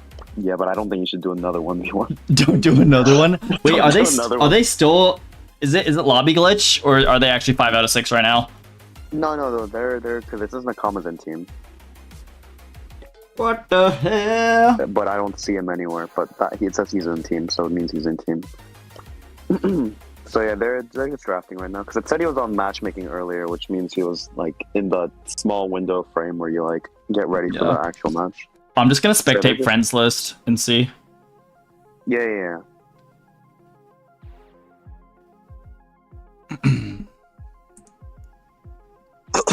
Bubba Long John, aka Puzzled Archer, said beginner's luck, Loki. Whoa. High key, bro. High key. Whoa. I've been playing since Global. What are you trying to say? What the fuck? I don't even got Star Shelly, bro. I am no global player. You don't have Star Shelly? Yeah, no, I started like 2019, like November. Damn, that's crazy. Imagine not having Star Shelly, but it's okay. You're gonna get it in 2 days anyways because of this fucking poll. We love Supercell. Like, nah, there's like... I don't understand. It's okay. They're gonna release Renegade Raider. Renegade Raider? What the... Like, you have a bunch of children and you let them into the boardroom and you fill this boardroom with like 70% children and you ask them, should we replace lunch with ice cream and candy? What are the children gonna vote? We love tweets. Yeah, I directly ripped that off the tweet I made earlier. So original, so original. Oh, they're battling. They are battling. Let's fucking go. Set number 1. Nakama on the spike. We have a Gray for ammo and Simple on the Gus. Meanwhile, Russo God on the Nita, Maika on the Genie, and Senshi are running the Carl. What do you think about these comps? Well, before that, Russo already stepping up and getting a kill on ammo, and Senshi picking up a kill on the Kama, so the lanes are both secured, and Simple goes down just like that. Well, for these comps, I think the red team AMAROK's comps are pretty balanced with Jean and a nice aggressive Carl and also a defensive Nita. But with Gus and Gray, there could be some really nice hooks and pulls going on that could lead to some nice gem stealing. Yeah, I do agree. There is definitely the utility on side of the red roster to really just get in there or get them to you with the Jean magic hand that can really make it. Ooh, he misses it right there, but it's okay. They still have lead by 6-3, but Jean is going to have to fall back a little bit, and Simple on the middle right here is going to be picking up their 4th gem right there, right then. Ammo Heart Brian on the lane now, and control is kind of in the hands of the blue team right here. I think the blue team will appreciate the wall breaks a lot, considering what Gray could do, and a nice hook breaks that wall for ammo. And now Maika out in the open. Russo pushing up, does not manage to get a kill. Senshi will go down here by Nakama, and the gems are now in the favor of ASSMO, but now tied up 7-7. Maika does have a pull, so now anything could happen. Yeah, I agree. Senshi going in on the aggressive right there. The Gus pop does get him out of it instantly. Simple on the defense right here does live out with 1,237 HP. Gonna look to take a little bit of that Gray super utility for the HP, but with the Nita on the prow, it's just not quite gonna happen right then, right there. And with that bear in the way, that's gonna be a lot of ammo economy going at the detriment of the blue team. Plus 1,000 right there with the Gray super. Maika with the pull, and that is solid. Kill is in, but the gems have been dropped. Yeah, that was an unfortunate pull from Maika, which led to the count getting reset and positioning being lost. Simple getting beamed down by both Maika and Senshi. Senshi does have 10 gems, but he does not want to have all those gems, considering that he is the most aggressive player on AMAROK right now. Gems going 12-10. Nice pick from Ammo. Does get a drop. Missed pull from Maika, which means that a lot of pressure will be alleviated for ASSMO. Yeah, it is so tight right now. There's a split carry for the red team. They do initiate countdown right here. They get another gem right there. So they have 13-11. They have to block blue team from picking up 2 gems, but it does look like it's pretty much in favor for the red team to take the countdown. They do need to pick either on the Jean player or on the Carl player. The teleport's going back and forth. Ammo kind of getting trolled out by their own teleport. Senshi could go down, and it's reset by Simple picking up the 13th. The good thing for ASSMO right now is that Simple has all the gems, which means that he can live. However, for AMAROK, Maika and Senshi both have gems, which means that if either one dies, the count gets reset. Now 15 gems for Simple means that no gems will spawn further. 10 seconds left. Senshi and Maika have to be able to do something here. 6 seconds, 5 seconds, a nice plus to be hit, but it's looking unlikely that anything will happen. And a 29 gem game as the first game will make this a very, very interesting game. That was only game 1 of set 1! Oh my god, we're in for a treat. Guys, 15-14 on game 1 of Gem Grab. Come on. Come on. This is definitely going to set 5. There's no way this doesn't go to set 5. Holy shit, guys. Yeah, I definitely agree. Considering these two teams are undefeated right now in standings, 3-0-3-0. And they're both contending for the first place seed, and they have both qualified for the next stage. Yeah, it's nice really the kill fight. Ammo. My bad. No. You're fine. You're fine. Mm-hmm. And blue team has all the control in the world right now. Yeah, as Jemmy was saying earlier, this is the fight for first in Group A. This is the fight to see who is really dominating this group. And the winner who comes out on top will have a nice ego going into the playoffs here. Nakama, Simple, and Ammo holding on to the first seed right now just by preseason metrics. But Tenchi, Russo, and the boys could go for it right here. Senshi going out for it. Simple does get pulled. The Gene is good. The Gene is connecting. Nakama has something to say about it. Russo God picks up the next 3. There's only 1 gem left for the red team to pick up before they initiate countdown here. A huge gene pull from Maika and a missed spike super from Nakama will cost them 9 gems. And a nice pull from Maika. However, Simple will survive, but Ammo unfortunately does not. But a curveball takes care of Maika. Now Senshi is in the same spot as last game with him having the most gems. Yeah, this is getting a little bit hectic. We do see all the gems +1 on top of Senshi and that +1 on Maika. So they're back at that 9 count, but blue team is up at 6 with the 7th spawning any second now. It's Every single player on ASSMO have at least 1 gem, and AMAROK has 9 gems, which means that if 1 dies, they can start a countdown. But now it's going to be 9-9. And Nakama does go down. Russo is free to pick up these 2 gems, which will initiate the countdown. Yeah, it's getting extremely tight. Blue team do need a kill right here. The pull is good by the Gene player, and that is a nice pull into a gem into their possession. 12-7 right now by the gem count. Simple going on the aggressive right here. They are on a bear on their tail. It does go down, and that's going to be red team taking game number 2. We're going to be tied up 1-all in set number 1. These games, they are definitely competitive, which we love to see. Love to see it. Love to see it. Heading Caleb. into game 3. Oh, heading into game 3. Let's see who will take set 1.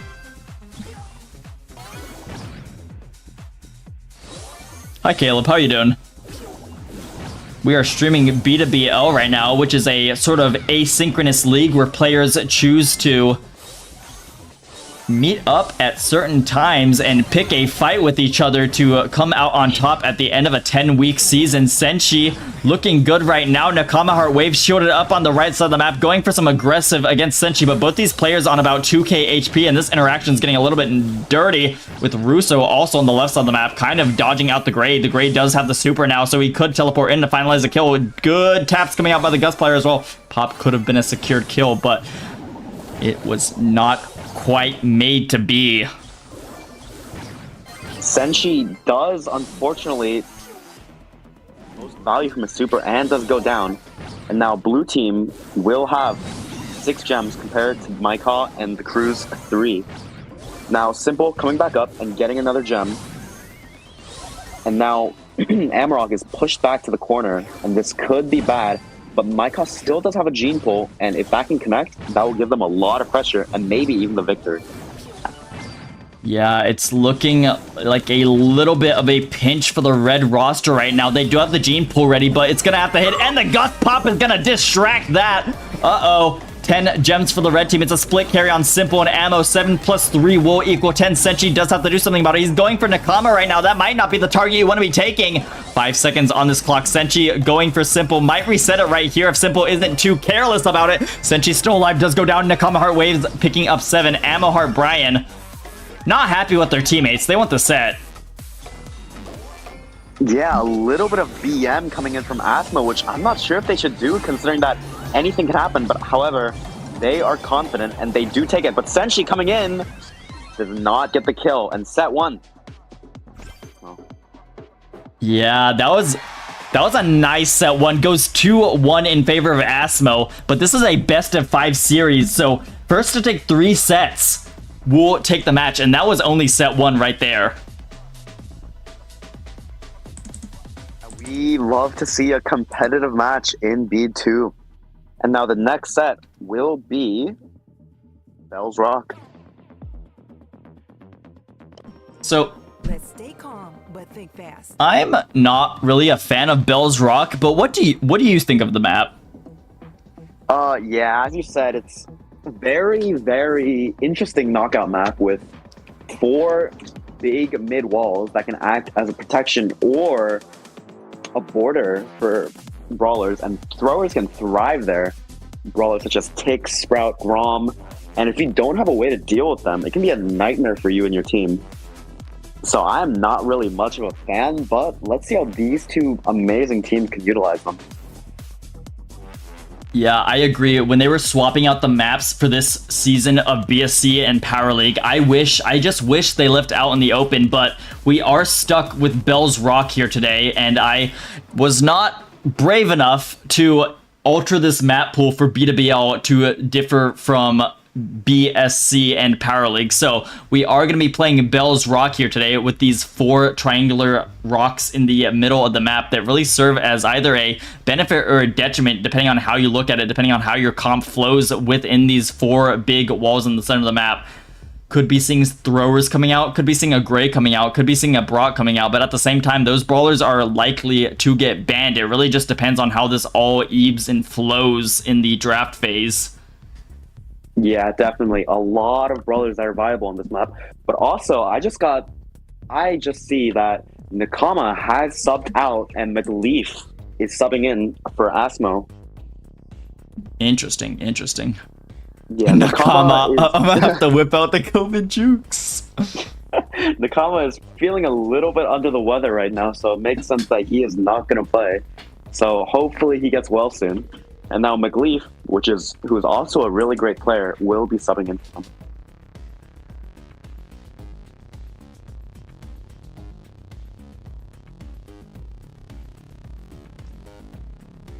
Yeezy Glitch said, all right, bro, that was fun. The Matcherino. How many 20s are you doing today?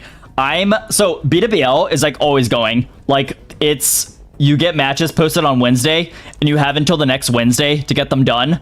So B2BL is always going. I just happen to stream matches here and there whenever people are good about planning their matches and stick to the times that they planned upon. So we did stream a B2BL match earlier today, and then we streamed the Matcherino, which was like a full-fledged one-day tournament. And then we're doing another B2BL group stage match here right now.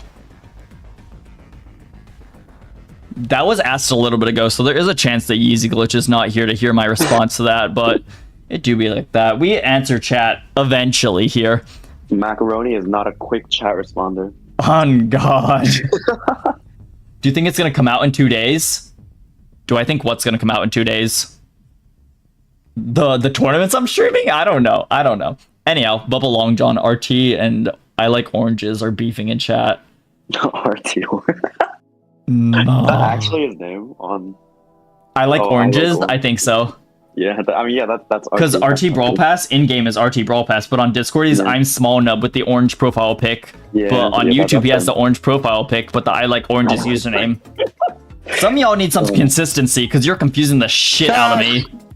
That goes for you, K-Man Brawl Stars and Bubba Long John. Yeah, Bubba Long John.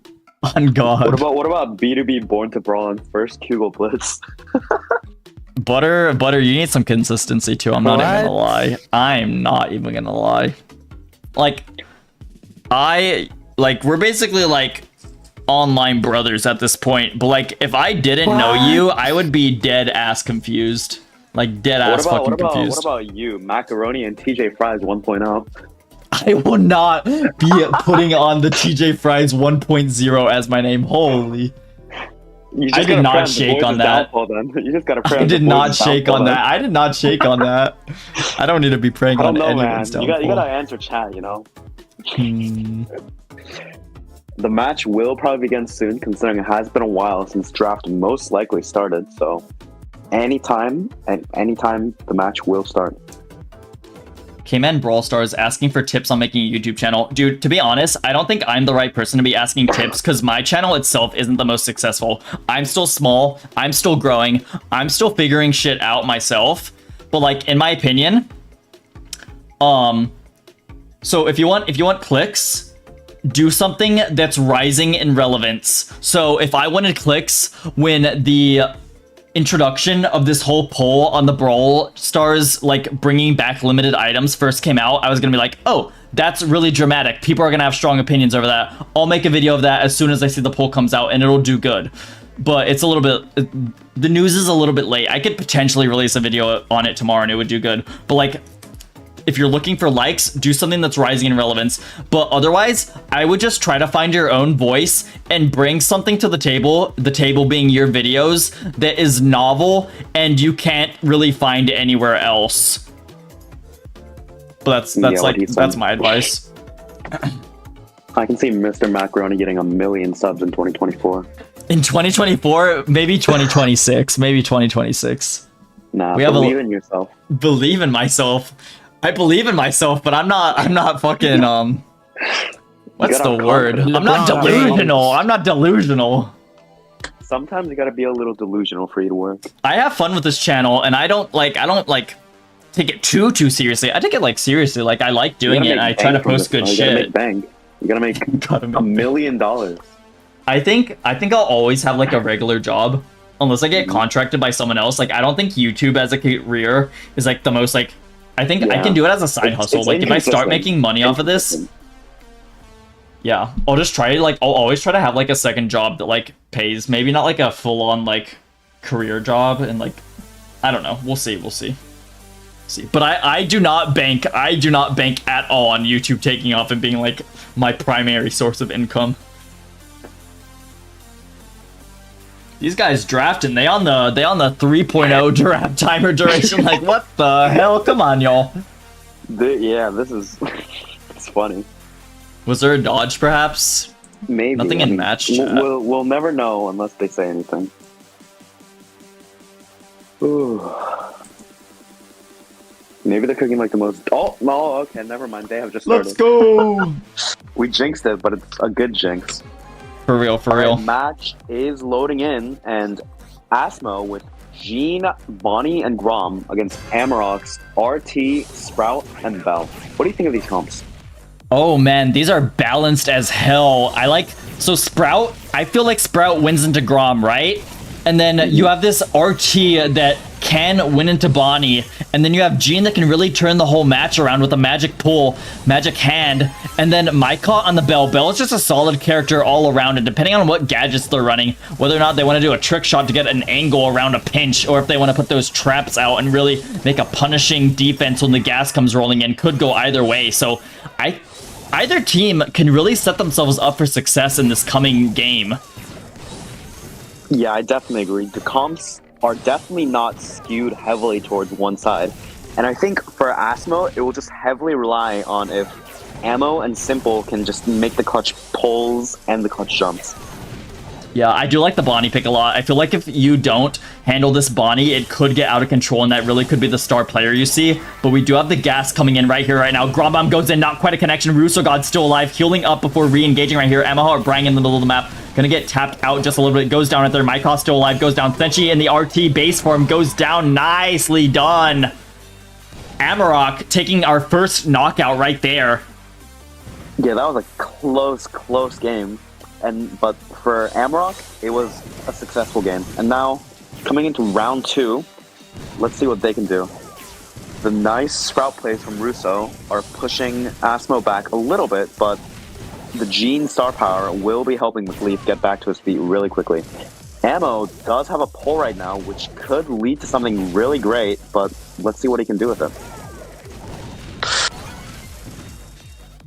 Damn! Oh my hits. Looking good for ASSMO in this little knockout mini round. Senshi does have super, so if the gas closes in and they go into that base form, they could potentially get some big damage out and a kill and a round win. But when you're facing a 2v3 situation, it's really just not in your favor. And there you have it. The 2v3 becomes a 1v3, and Senshi left to really handle themselves in the gas right here to not feed any more supers. Yeah, great decision from Senshi, especially since the Bonnie super from Simple can get a kill really fast, and especially with these brawlers. And now Ammo still has his pull, her herbal, and now this could end up really well for ASSMO, just depending on what happens. Ooh, that would have been crazy if Ammo went for the pull and the Sprout super like just completely canceled it, but Ammo did make the right decision in not going for it right then, right there. Bonnie jumping in, going for a kill right there. To my Maika does go down. Simple still on the prowl right here, looking to dodge out these Sprout shots, pushing up on them, dodging out fairly well on 30, 60 HP. Pull is good as well. Ammo Heart, Brian Bing chilling, happy about it. A little bit of pinning and a little bit of winning. ASSMO up a game right now. Yeah, ASSMO played incredible that game, and let's see if they can continue with it.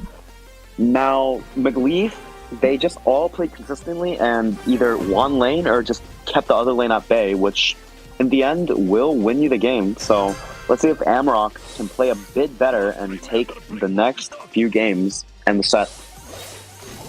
Yeah, for sure. I still feel like either team can take this, but really, ASSMO showing what they can do, especially with their comp in hand right now, and it's looking pretty solid for them.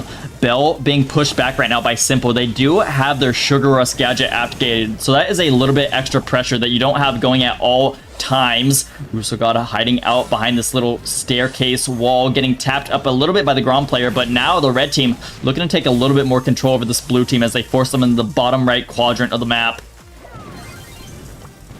McLeaf, every time I see him, he's connecting shots and all around, and Simple once again jumps on Maika and gets the kill. But Senshi pushing up, and McLeaf could go down. However, so going down, this will surely be a victory for ASSMO. Yeah, Senshi maybe just gonna look for some super, or maybe just not look to give the enemy team super, and there we have it right there. Another gas kill. Simple AFK for some reason. Oh, that could be bad. However, Simple does seem to be back. And now Ammo does have a super ready. A nice Sprout wall means that Senshi could push up on this left lane. And Russo coming back in, but they have to be aware of the Gene super. And one hit could end it all. Yeah, it's just tough. You have the Gene with the magic pull. You have the Simple on the Bonnie, which can jump in and grab a free kill basically on Russo or Maika without any contestation. And it's just a tough composition to go into once they get their supers racked up. Oh, my Bell bouncing around the map finally connects onto Ammo. Gonna be limited on to half HP, 1.4k as the gas closes in on them as well. Russo knocked out by a Grom Bomb. Gonna jail Ammo right here. Uh-oh. It's getting really tight right here. Simple on low HP, McLeaf on low HP. Ammo Heart Brian jailed out, finally gets released. Takes 1080 damage from the gas before going down. Maika on the aggressive right here. Simple goes in, grabs a kill. Senshi and Russo got 2v2ing right now. Everyone is so low. McLeaf could clutch up right here right now, but he goes down to Senshi in the RT form. Oh my goodness, that was such a close game, and one hit from McLeaf could have ended the game, but he was incredibly low, and thankfully for AMAROK, this will not be the end of the set. Now, back into the regular gameplay. Both teams contesting at mid, Ammo trying to get a super, and if she does, it could be really good, as we've been saying.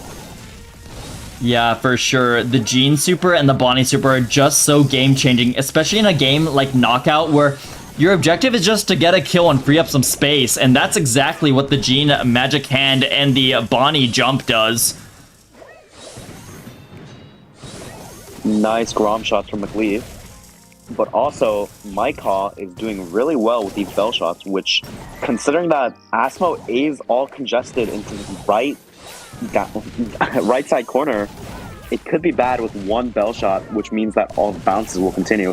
And Ammo goes down to Senshi. Simple jumps, gets walled off. Yeah, however, Simple could do something amazing, but unfortunately does go down. Oh my god, Russo was the last one standing. If they got trapped behind that wall and Simple somehow managed to like skedaddle through and dodge more shots, they could have taken it, but honestly, I think AMAROK set themselves up enough to take the game there. Yeah, Russo and his Sprout walls are playing incredible for AMAROK right now, and it has saved them a lot of endgame plays when it could have gone very badly for them. Yeah, for sure. Sprout doing exactly what they gotta do. I do love RT in general, especially on a map like this. The super actually does come into play at the end, because as the gas comes in, the structure of the map kind of converges around these 4 staircases, and RT can grab an angle, hide his bottom half, and go on the aggressive in this middle plus sign. But right now, blue team taking control of the mid right here. Boom, Bonnie jump in, grabs a free kill on the right side. Simple living out on 6 HP. Russo God could take advantage of it. Does grab the kill right here. McLeaf on the aggressive. Russo God does go down. It's just Senshi living in the middle right here. Ammo Heart Brian might look to do something about it. Senshi does have a mark on ammo already, so they could grab the kill right there, but it's extremely hard to win a 1v2 in general, and there we have it. Ammo and McLeaf picking up. A nice trade from Simple gave them a lot of pressure, which allowed them to take that knockout round. Now they are 1 round up from being 2-0. He is incredible for ASSMO and will give them a lot of confidence going into potentially the next round. But Ammo misses a pull, gets pushed all the way back with Russo nearly ending her.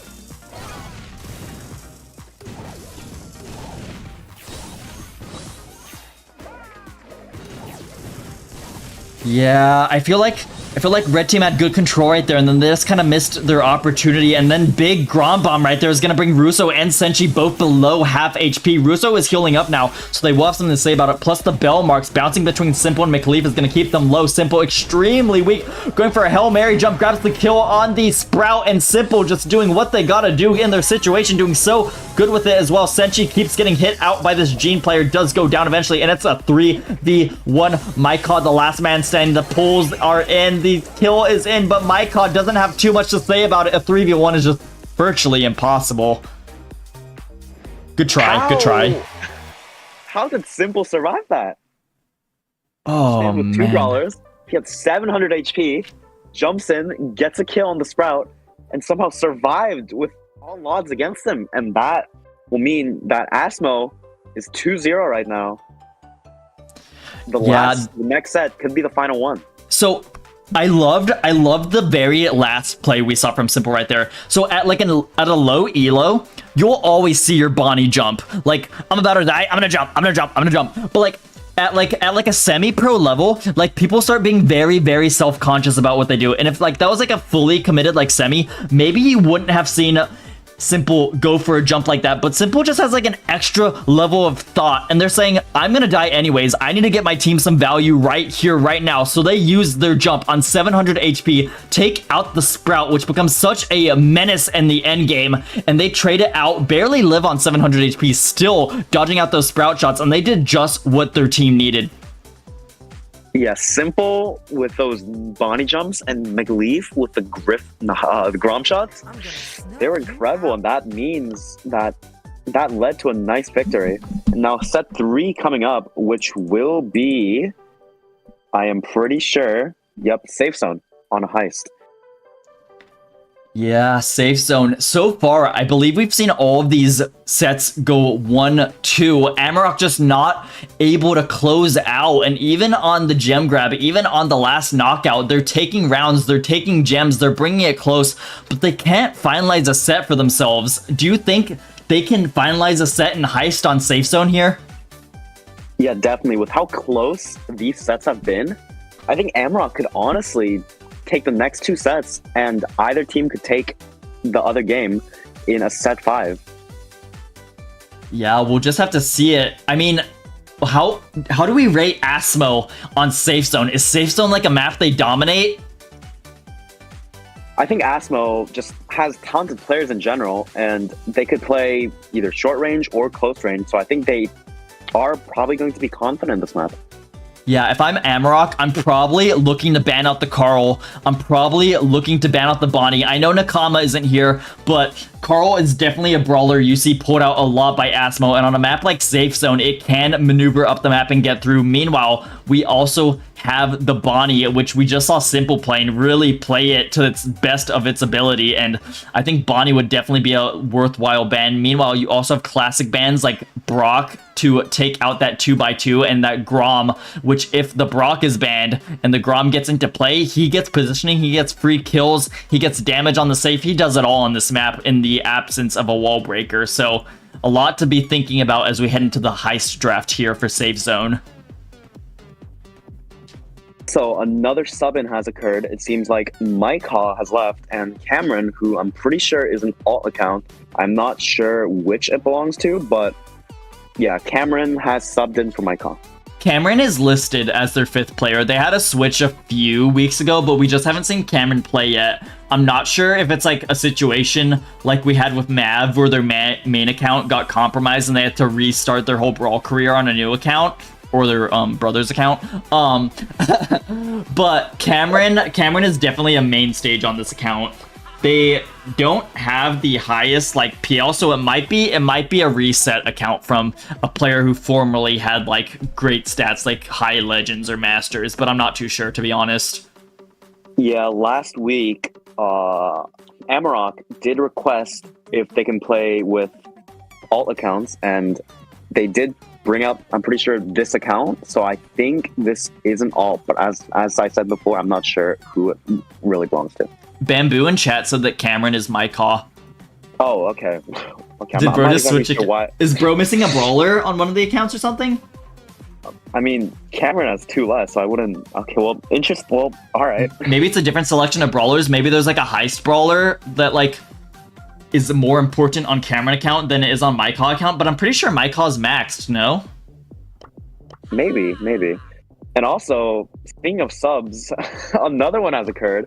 Nakama is back, and Simple has taken the bench seat for set 3.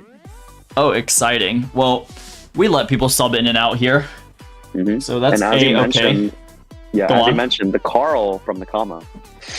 Oh, they put in Nakama just for the Carl. If they don't ban it, AMAROK, you gotta like from one team who has been destroyed by ASSMO to another who is down 2-0. You gotta ban the Carl on the set. Oh, some nice words of suggestion from fellow ASSMO victim 3-0 swept. But hell, maybe AMAROK is like, I'll let them take the Carl. I'll just take the Colette plus a Daryl. But you never know. You'll never know. AMAROK probably has a few more brain cells than I had in the tank when I was drafting against ASSMO. Oh. Bamboo said COVID Jukes is back. Bubba Long John, my game keeps crashing in PL and I keep losing elo, bruh. Dude, this season, they gotta fix the rotation thing. Because, like, I will start like a matchmaking queue and I'll get into draft and I'll be like walking around, like grabbing a glass of water, grabbing a snack, and I'll put my phone down and it'll rotate my screen, and all of a sudden, because it rotates my screen, it dodges and it fucking bans me. They gotta fix that. Nah, me personally, I think that's an excuse. I don't think you should be dodging in Power League games, you know? I'm just saying, you know, it's not good for any party involved. I'm trying to get a snack. You know me. Like, 2 weeks ago, I was, like, bitching about a turkey sandwich for, like, an entire stream because it was just staring at me and I couldn't eat it because apparently my voice was needed to cast or something. I mean, I said mukbang stream, but, you know, you did not listen, so that's all I'm going to say. There's no way. Oh, dear.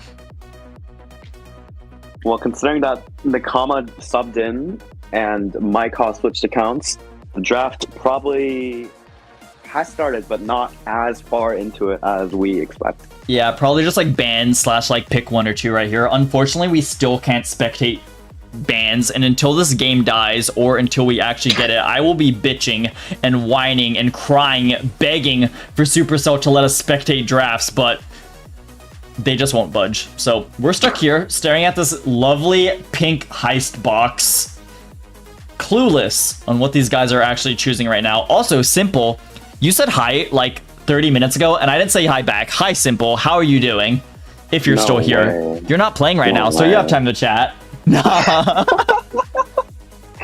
No way. Macaroni does not read chat. Dude, I don't like, because especially when we have a co-cast thing going on, like I can't like, because like you'll be like, we're trying to cast, and then all of a sudden, like if we're like duo casting and like I make the next like string of dialogue just talking to chat, like what? It's like awkward for you to like pick up back on. I mean, like I don't know like your point of view, but if I was the duo, I wouldn't. I don't know.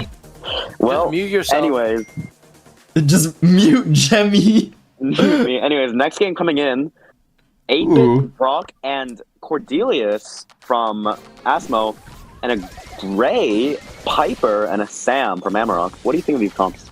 Oh god, I am worried. I am worried for AMAROK. They have the Sam and the Piper that if they get situated, they can just deal and deal and deal. But you see a Brock and you see an 8-Bit, and that is so much damage. Look, they don't even have the boosted booster set up, and ammo just dealt like 50% on the safe. It's at 48%, and there's not a scratch on the blue safe. ASSMO is in the lead, and by a lot right now. Yeah, you should never, ever leave 8-Bit or Brock on safe. And they left both of them. And now McLeaf is getting those kills, however, does fall down to Senshi. I think McLeaf on this Cordelius will most likely play a defensive role, especially into this Sam, which, if you get Cordelius super, you really can't do much with the Sam, who relies heavily on his healing star power to heal him up. Yeah, I love AMAROK. I think they're a bunch of great players. They took down Du Bois earlier in a Matcherino. They've qualified top 8 in NA West, but this draft right here on set 3, I just don't really see the win condition, especially into a Cordelius that's going to rip whoever manages to get down the field. And then you have Nakama and Ammo on this duo of Brock and 8-Bit, and it's just going to deal so much damage that I don't think the red team has the ability to compete. Like, physically, I don't know if they have enough to deal with this type of comp. Yeah, I especially am not really much of a fan of Gray and Heist. And Piper on Safe Zone, while she was meta a couple of years back, now with the amount of HP 8-Bit has, even though that he is incredibly slow, he can just push up, and Nakama just behind him could do a lot of damage.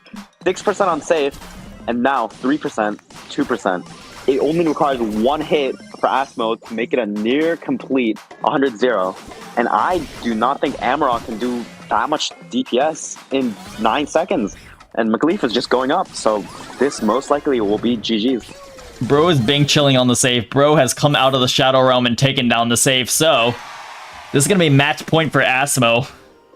Ready to face the flames. I did not expect when going into today that a team would just 3-0 the other team here. I mean, it was so close on the other games to end on... Like, I feel like they boxed themselves in with this draft, and it just hurts to see. Yeah, this is tragic. But let's see if they can make the most out of this situation and potentially pick up the set and start a reverse sweep going. So far, so good taps. And Russo, with a homemade recipe, does get a nice kill. More shots on Ammo, 3-tapping him. And now Cameron does go down.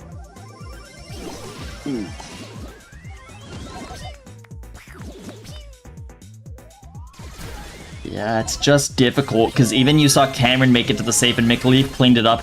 And then McLeaf had super, takes it out on Russo, and they have control again, and boom, damage rolling in. Ammo Heart Brian with the Rage Gear active, goes for a gadget and some 3 shots on the safe, and that's going to be 54% defending on that red safe. Not a scratch on the blue safe, I will note as well. Yeah, the high safe went down from 90% to 50% as soon as Ammo popped in there with the extra credits and the damage gear. I just don't know if AMAROK could even win this set. It's a hard game, heavily outdrafted, and it seems like Russo has given up.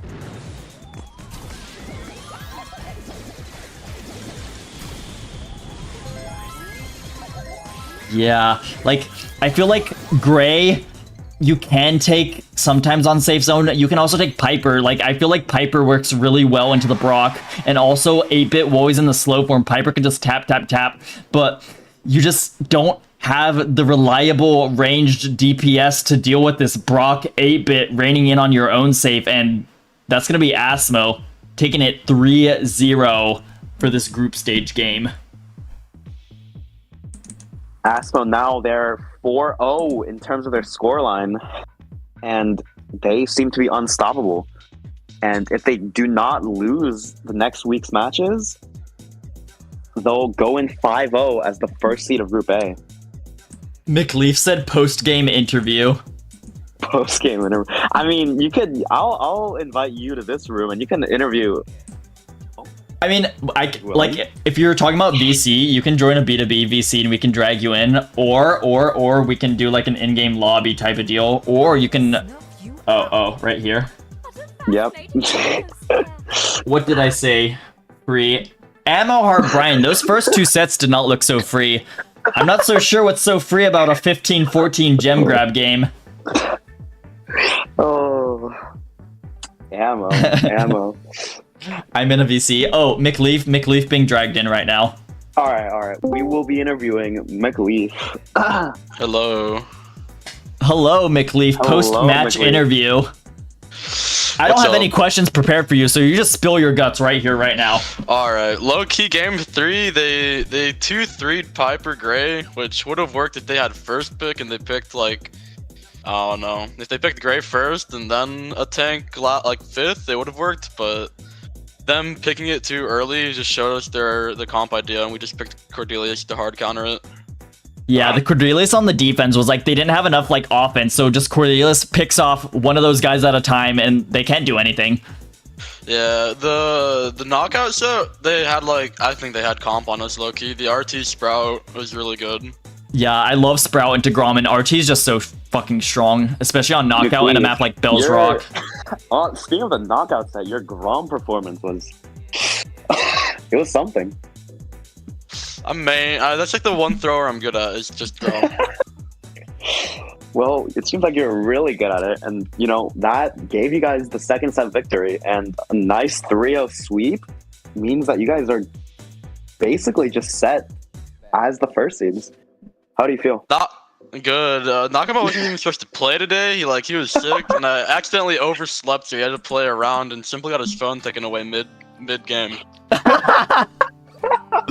Solid. Absolutely solid. Oh my god. Kind of scuffed, but we won. You know, it is what it is. It is what it is. Exactly. You have one last match against Braun SX next week, which is currently number 3 on the leaderboard. Do you feel it's gonna be another 3-0, or how do you feel about that? I don't know. If they draft a little bit better than this team, I think they can get a round or 2 on us. Gotcha. Yeah, the Bronze Sexuals are a great team, and they will be looking to pick up another victory. Yeah, they reverse swept Connor team, so Connor, Math, Pineapples, King Killer. They reversed those guys last season. Okay. Because it was looking like a 3-0 for like Connor, Mav, and them, and then all of a sudden it was a reverse sweep. So there's that. They're a solid team, but also at the same time, Andy is very sporadic with his playing. Like, he was really active in like comp during like blind pick days, but like, what is that, like 2-3 years ago now at this point? My. And bro just shows up sometimes. So sometimes he like, the wires are connected and he's like going at it, but other times Andy looks like he's still in 2019. So yeah. Andy's Nino. Blind draft. I love Andy, but like, I speak in the truth.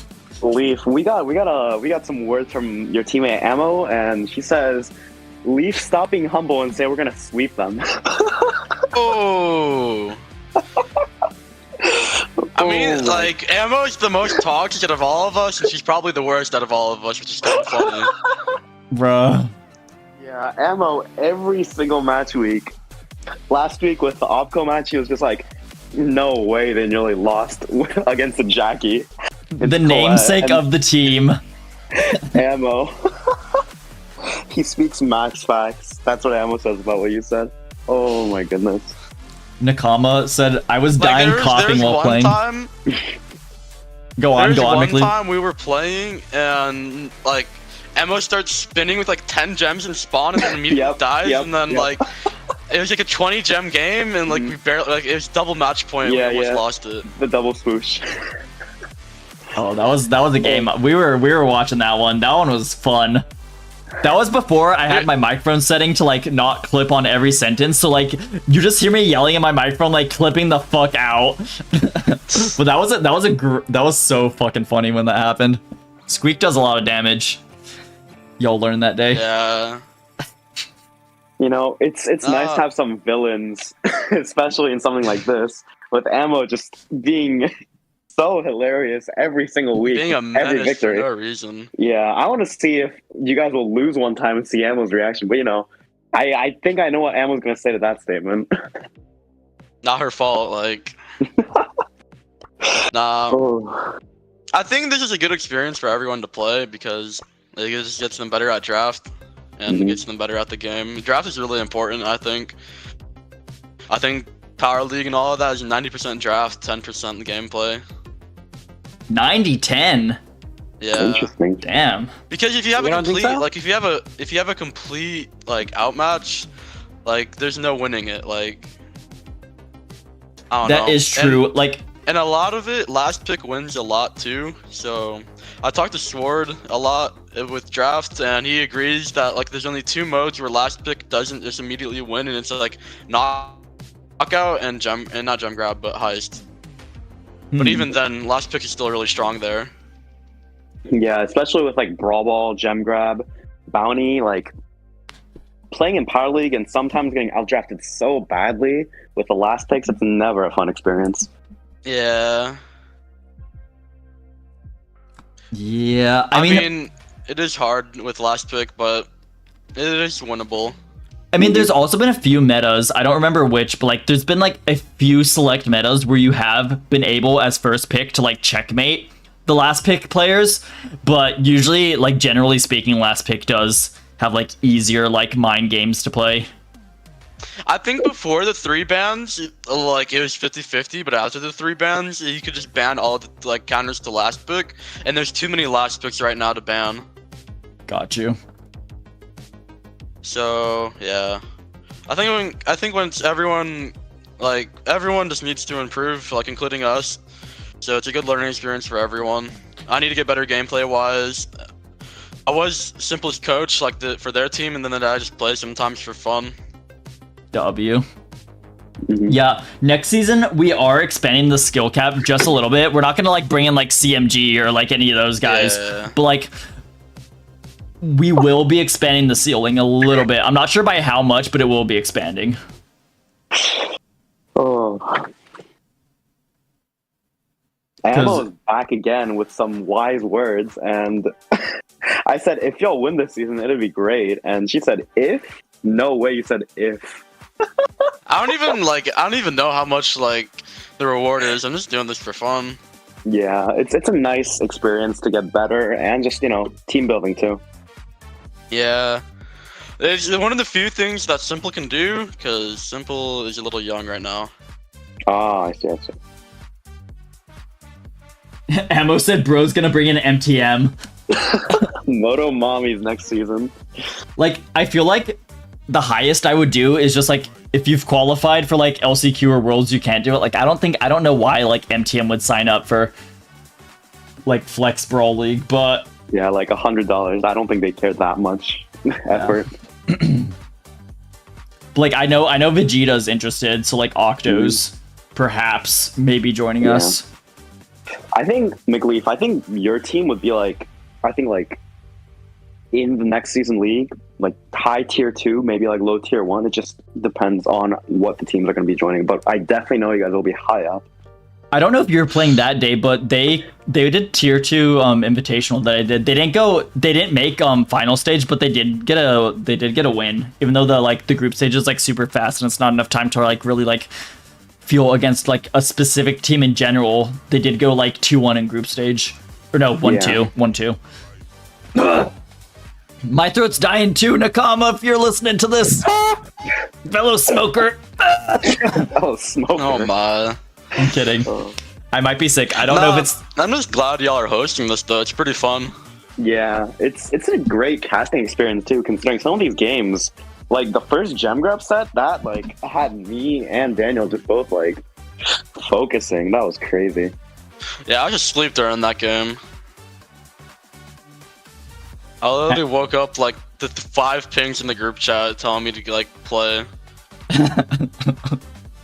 That sounds like us with whenever I'm subbing in and like Ikaru's also playing, like Jemmy will be pinging like Ikaru like 20 times and like calling the group like VC, calling Ikaru personally, like sending them like snail mail, like doing anything to wake this man up. That man will say, okay, I'll be playing at 7:30, and then it gets to 7:29 and he will be offline on Discord. Like, it is not my fault. Oh, also, we got a word from Ammo about the tier 2 invitational. She said, Guerrero pinged it. Freaking Guerrero pinged it. We were supposed to go 2-1. Gam only won through ping. Ammo. Nah, I know Guerrero has low ping because like some pros like they'll try to like ban his shit and like they'll still just pick a ping based brawler and still beat them sometimes. So it's definitely a thing with certain players. I'm not saying it's like the only reason they're good, but it's just hard to play against it sometimes. Yeah, you get the stew players that sit on the server and spam the Wi-Fi emote. Yeah, like that type of stuff. Hi Zero, welcome to the stream. We don't have any more matches, but we're just talking about the game right now. So can I add you, Matcherino? Yeah. I can if you want to send. I link, have Ammo added if Jamie case leaves you real quick so I can add you. Jamie, we gotta dip you from the lobby. There we go, and then I can add you after Jamie if you want. Alright, yeah, sure. I think I got most of your team added too, so that's gonna be even better. Are you joining or accept me? Yeah. Oh, okay. McLeaf's gotta join, and then But hello, it's me Zero. I don't know if I addressed them by name. Ammo went offline, so if that's why you can't get in, it's probably because they went offline. That would be why. I'll just join through the code. Alright. No. I think they're online now. Maybe they'll let you in. I see you trying to get in. Oh, Ammo invited you. It says inviting McLeaf.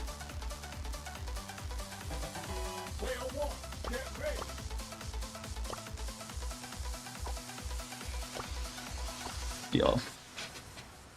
So, you know how you send a friend request to someone, and if they send you a friend request, it automatically accepts it? Yeah. They gotta do that for Power League when you, like, request a brawler from someone.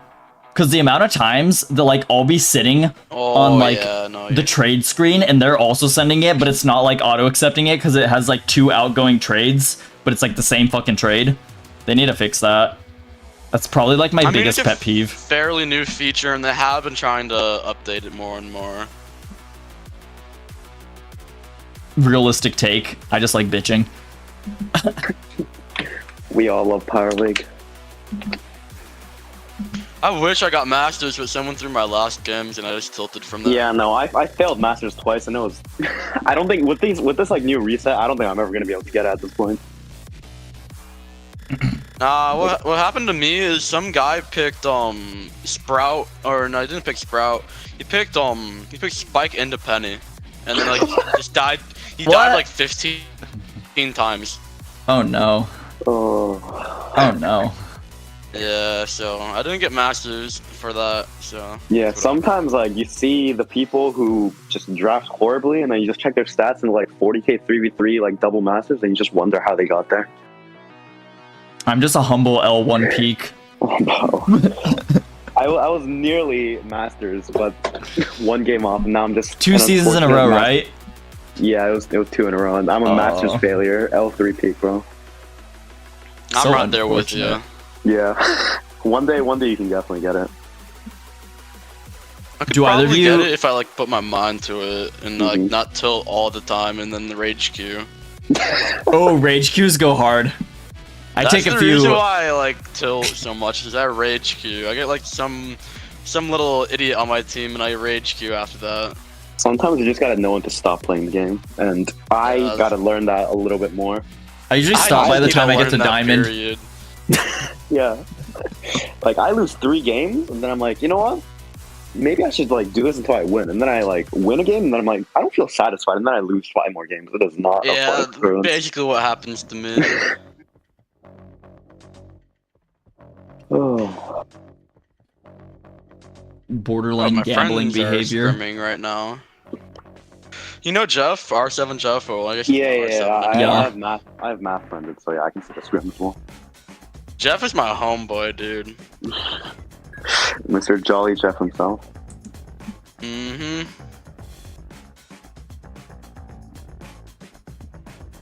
It took Bro until like midsummer to get the name change out of Christmas, but like it's closer to like Christmas again than it is from him like changing his name out of it.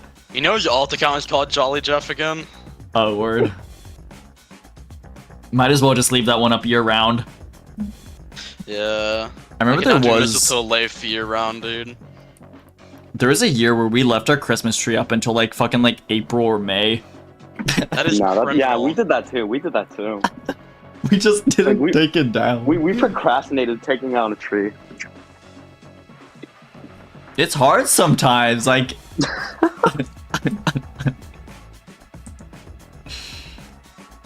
It was like the ornaments and the boxes, and like you get distracted looking at the ornaments, and then like you can't fucking get the lights off of the fucking branches because they're like tangled on each other. You know what me and my mom do?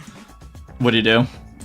Instead of just taking everything off, we just wrap it around like with a little like Christmas tree wrap, and we just put it back in the box like that.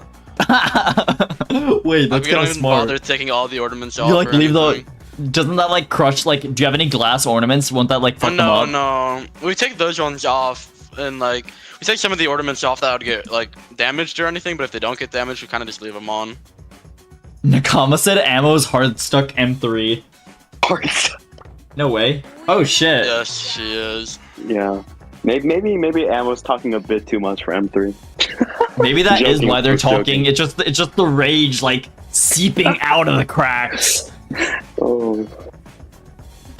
I don't blame them. I believe in ammo. She can definitely get masters this year. Definitely.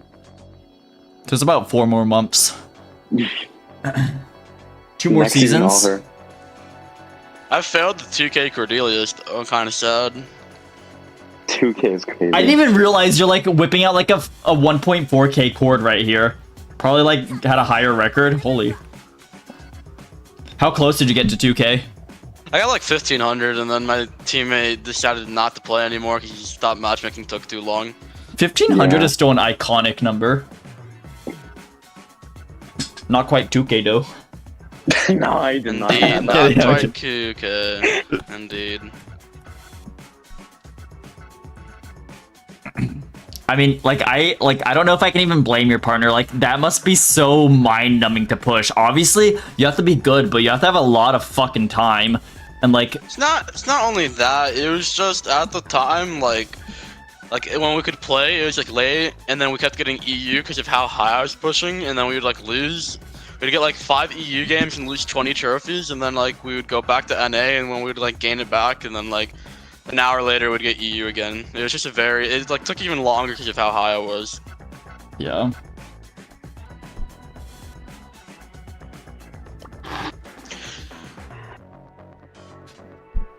If I join your club, will I have to do club league? Dear Lord. I mean, B2B Vitality, it is, We're a little inactive around these parts. let's so just originally... they got 8th place. No, we're not going to talk about our placement. We got double demoted from Masters down to Legendary 2 because we got 8th place. I don't even know if we got like 100 points. Like 100, like, that's like the easiest thing to do. We had a lot of people not playing. I mean, we do have a lot of people going back to school right now.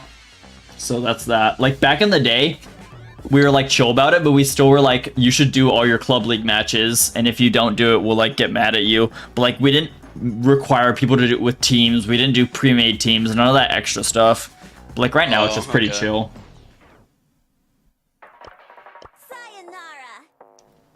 Bro is club naked. I mean, if you're truly looking for a club, sure. If you are already in a club, like I wouldn't like recommend it over whatever you're currently in. I just want to get a little bit more club coins. Bro wants the club coins. You gotta kick. Let's see. You should kick. I think you kick mac and cheese for some reason. Kick me out. No, Java said to kick them because they're not playing because they got back into school and they signed up for like 2 different sports and 2 different clubs and they're gonna have a lot on their plate. They said to remove them, so I will remove them at their request. You should kick Cryman YT. That is not Crying Man, bro. Whoa! What do you have against What do you have against Dollar Tree Crying Man? Everything, he is dude. not real. Nah, I'm just kidding. You should just kick D Sucker Love, bro. Because I know NA. Not NA fanboy. Not NA fanboy. Out of here. Oh. No. I sent a request. W.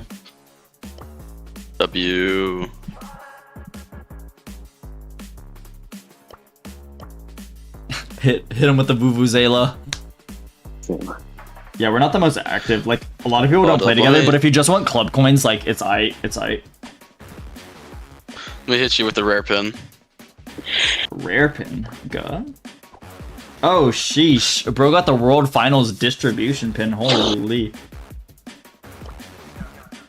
I entered like 3 giveaways for that, and more than 3. Like there was so many giveaways I entered for that. I did not win any of them. Originally, I was gonna ask someone for it, but I never did because I was like, it's just a pin that I'm never gonna use. Like, I'll never have any use for it because like you couldn't put it on your profile at the time. You couldn't put it on like your brawler profiles at the time. So I was like, I'll never have a use for it. So I'm not gonna ask anyone for it. I'll let them give it away. I'll let them give it to their friends. Learned what materialism is. Yeah, I learned what materialism is from the fucking Star Park trophy clapping pin. Indeed, you have. Yeah, it would have gone. I run the Star Poco personally. I know a lot of people like have some gripes with it. Don't think it's a good Poco skin, but it would have gone really good on my Poco profile. Fortunately, it will never happen unless someone just like seemingly has an extra code lying around somewhere that they want to hit me up with. Supercell said that limited skins are coming back, so maybe limited pins. Oh yeah, if they bring back Star Shelly, I better get the fucking pin. Sword? You know Sword, right? Yeah. He got like 30 vouchers for it. Well, I mean, he's got connections. No, you know what he did? At the event, he's like, there was like multiple people giving out vouchers, so like, he'd wait for like the person to switch out, and he'd be like, hey, can I get the vouchers for my team? And they'd give him like, 5 to 10, right? And then he'd wait for the next person to work there, and he's like, hey, I need vouchers for my team. And they just give them to him, and he did that like 4 times and got like 20 to 30 vouchers. That's fucking crazy. Did he just like sell those? And then he started selling them. No. He's the businessman. I don't know if I think that's like morally right, but like I respect the hustle. I respect the hustle too. Like you gotta make what you gotta do. You know, money is money. yeah, yes. Like I mean, there's like worse things to be doing. It's not like there's there's certainly like actual it's like cocaine. There's so many vouchers. Like there's like you're really not like hurting anyone. Yeah. Like everyone at the event got their vouchers. Certainly actual harmful things to be doing. I just think it's funny. Like you're not affecting anyone really. You're just making money. Oh, yeah. Do you play any other games? Anyone here? Like what other games? do y'all Splatoon play? 3. Splatoon I play 3? Splatoon 3 sometimes. Really? Not all the time. How about Amori? No, I do not play that. I play Destiny Roblox? 2 and Apex right now.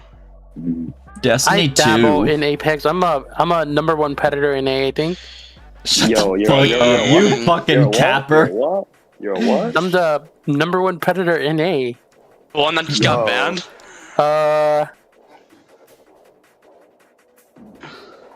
He is the predator. Bro said no comment. Nah, right now I'm like plat 3. I'm like top 8,000 on console. Damn. You play Rainbow Six Siege? Way back in the day of Destiny 1, my cousin used to be like No. top like 25 for North America all fucking times for Destiny. I got top 1,000 like globally in Destiny 2. Got you. I'm gonna go. Thank you for hosting Yeah. this. Yeah, you're no welcome. problem. It's always Good fun day, watching y'all's play. Have a great GG's. night as well. GG's. Have a night. Also, to people watching the stream, how are there like 10 people still watching this? McLeaf Thank is you a for funny showing guy, up and good McLeaf's a funny night. guy. McLeaf is a Good funny night. guy. Good night, stream.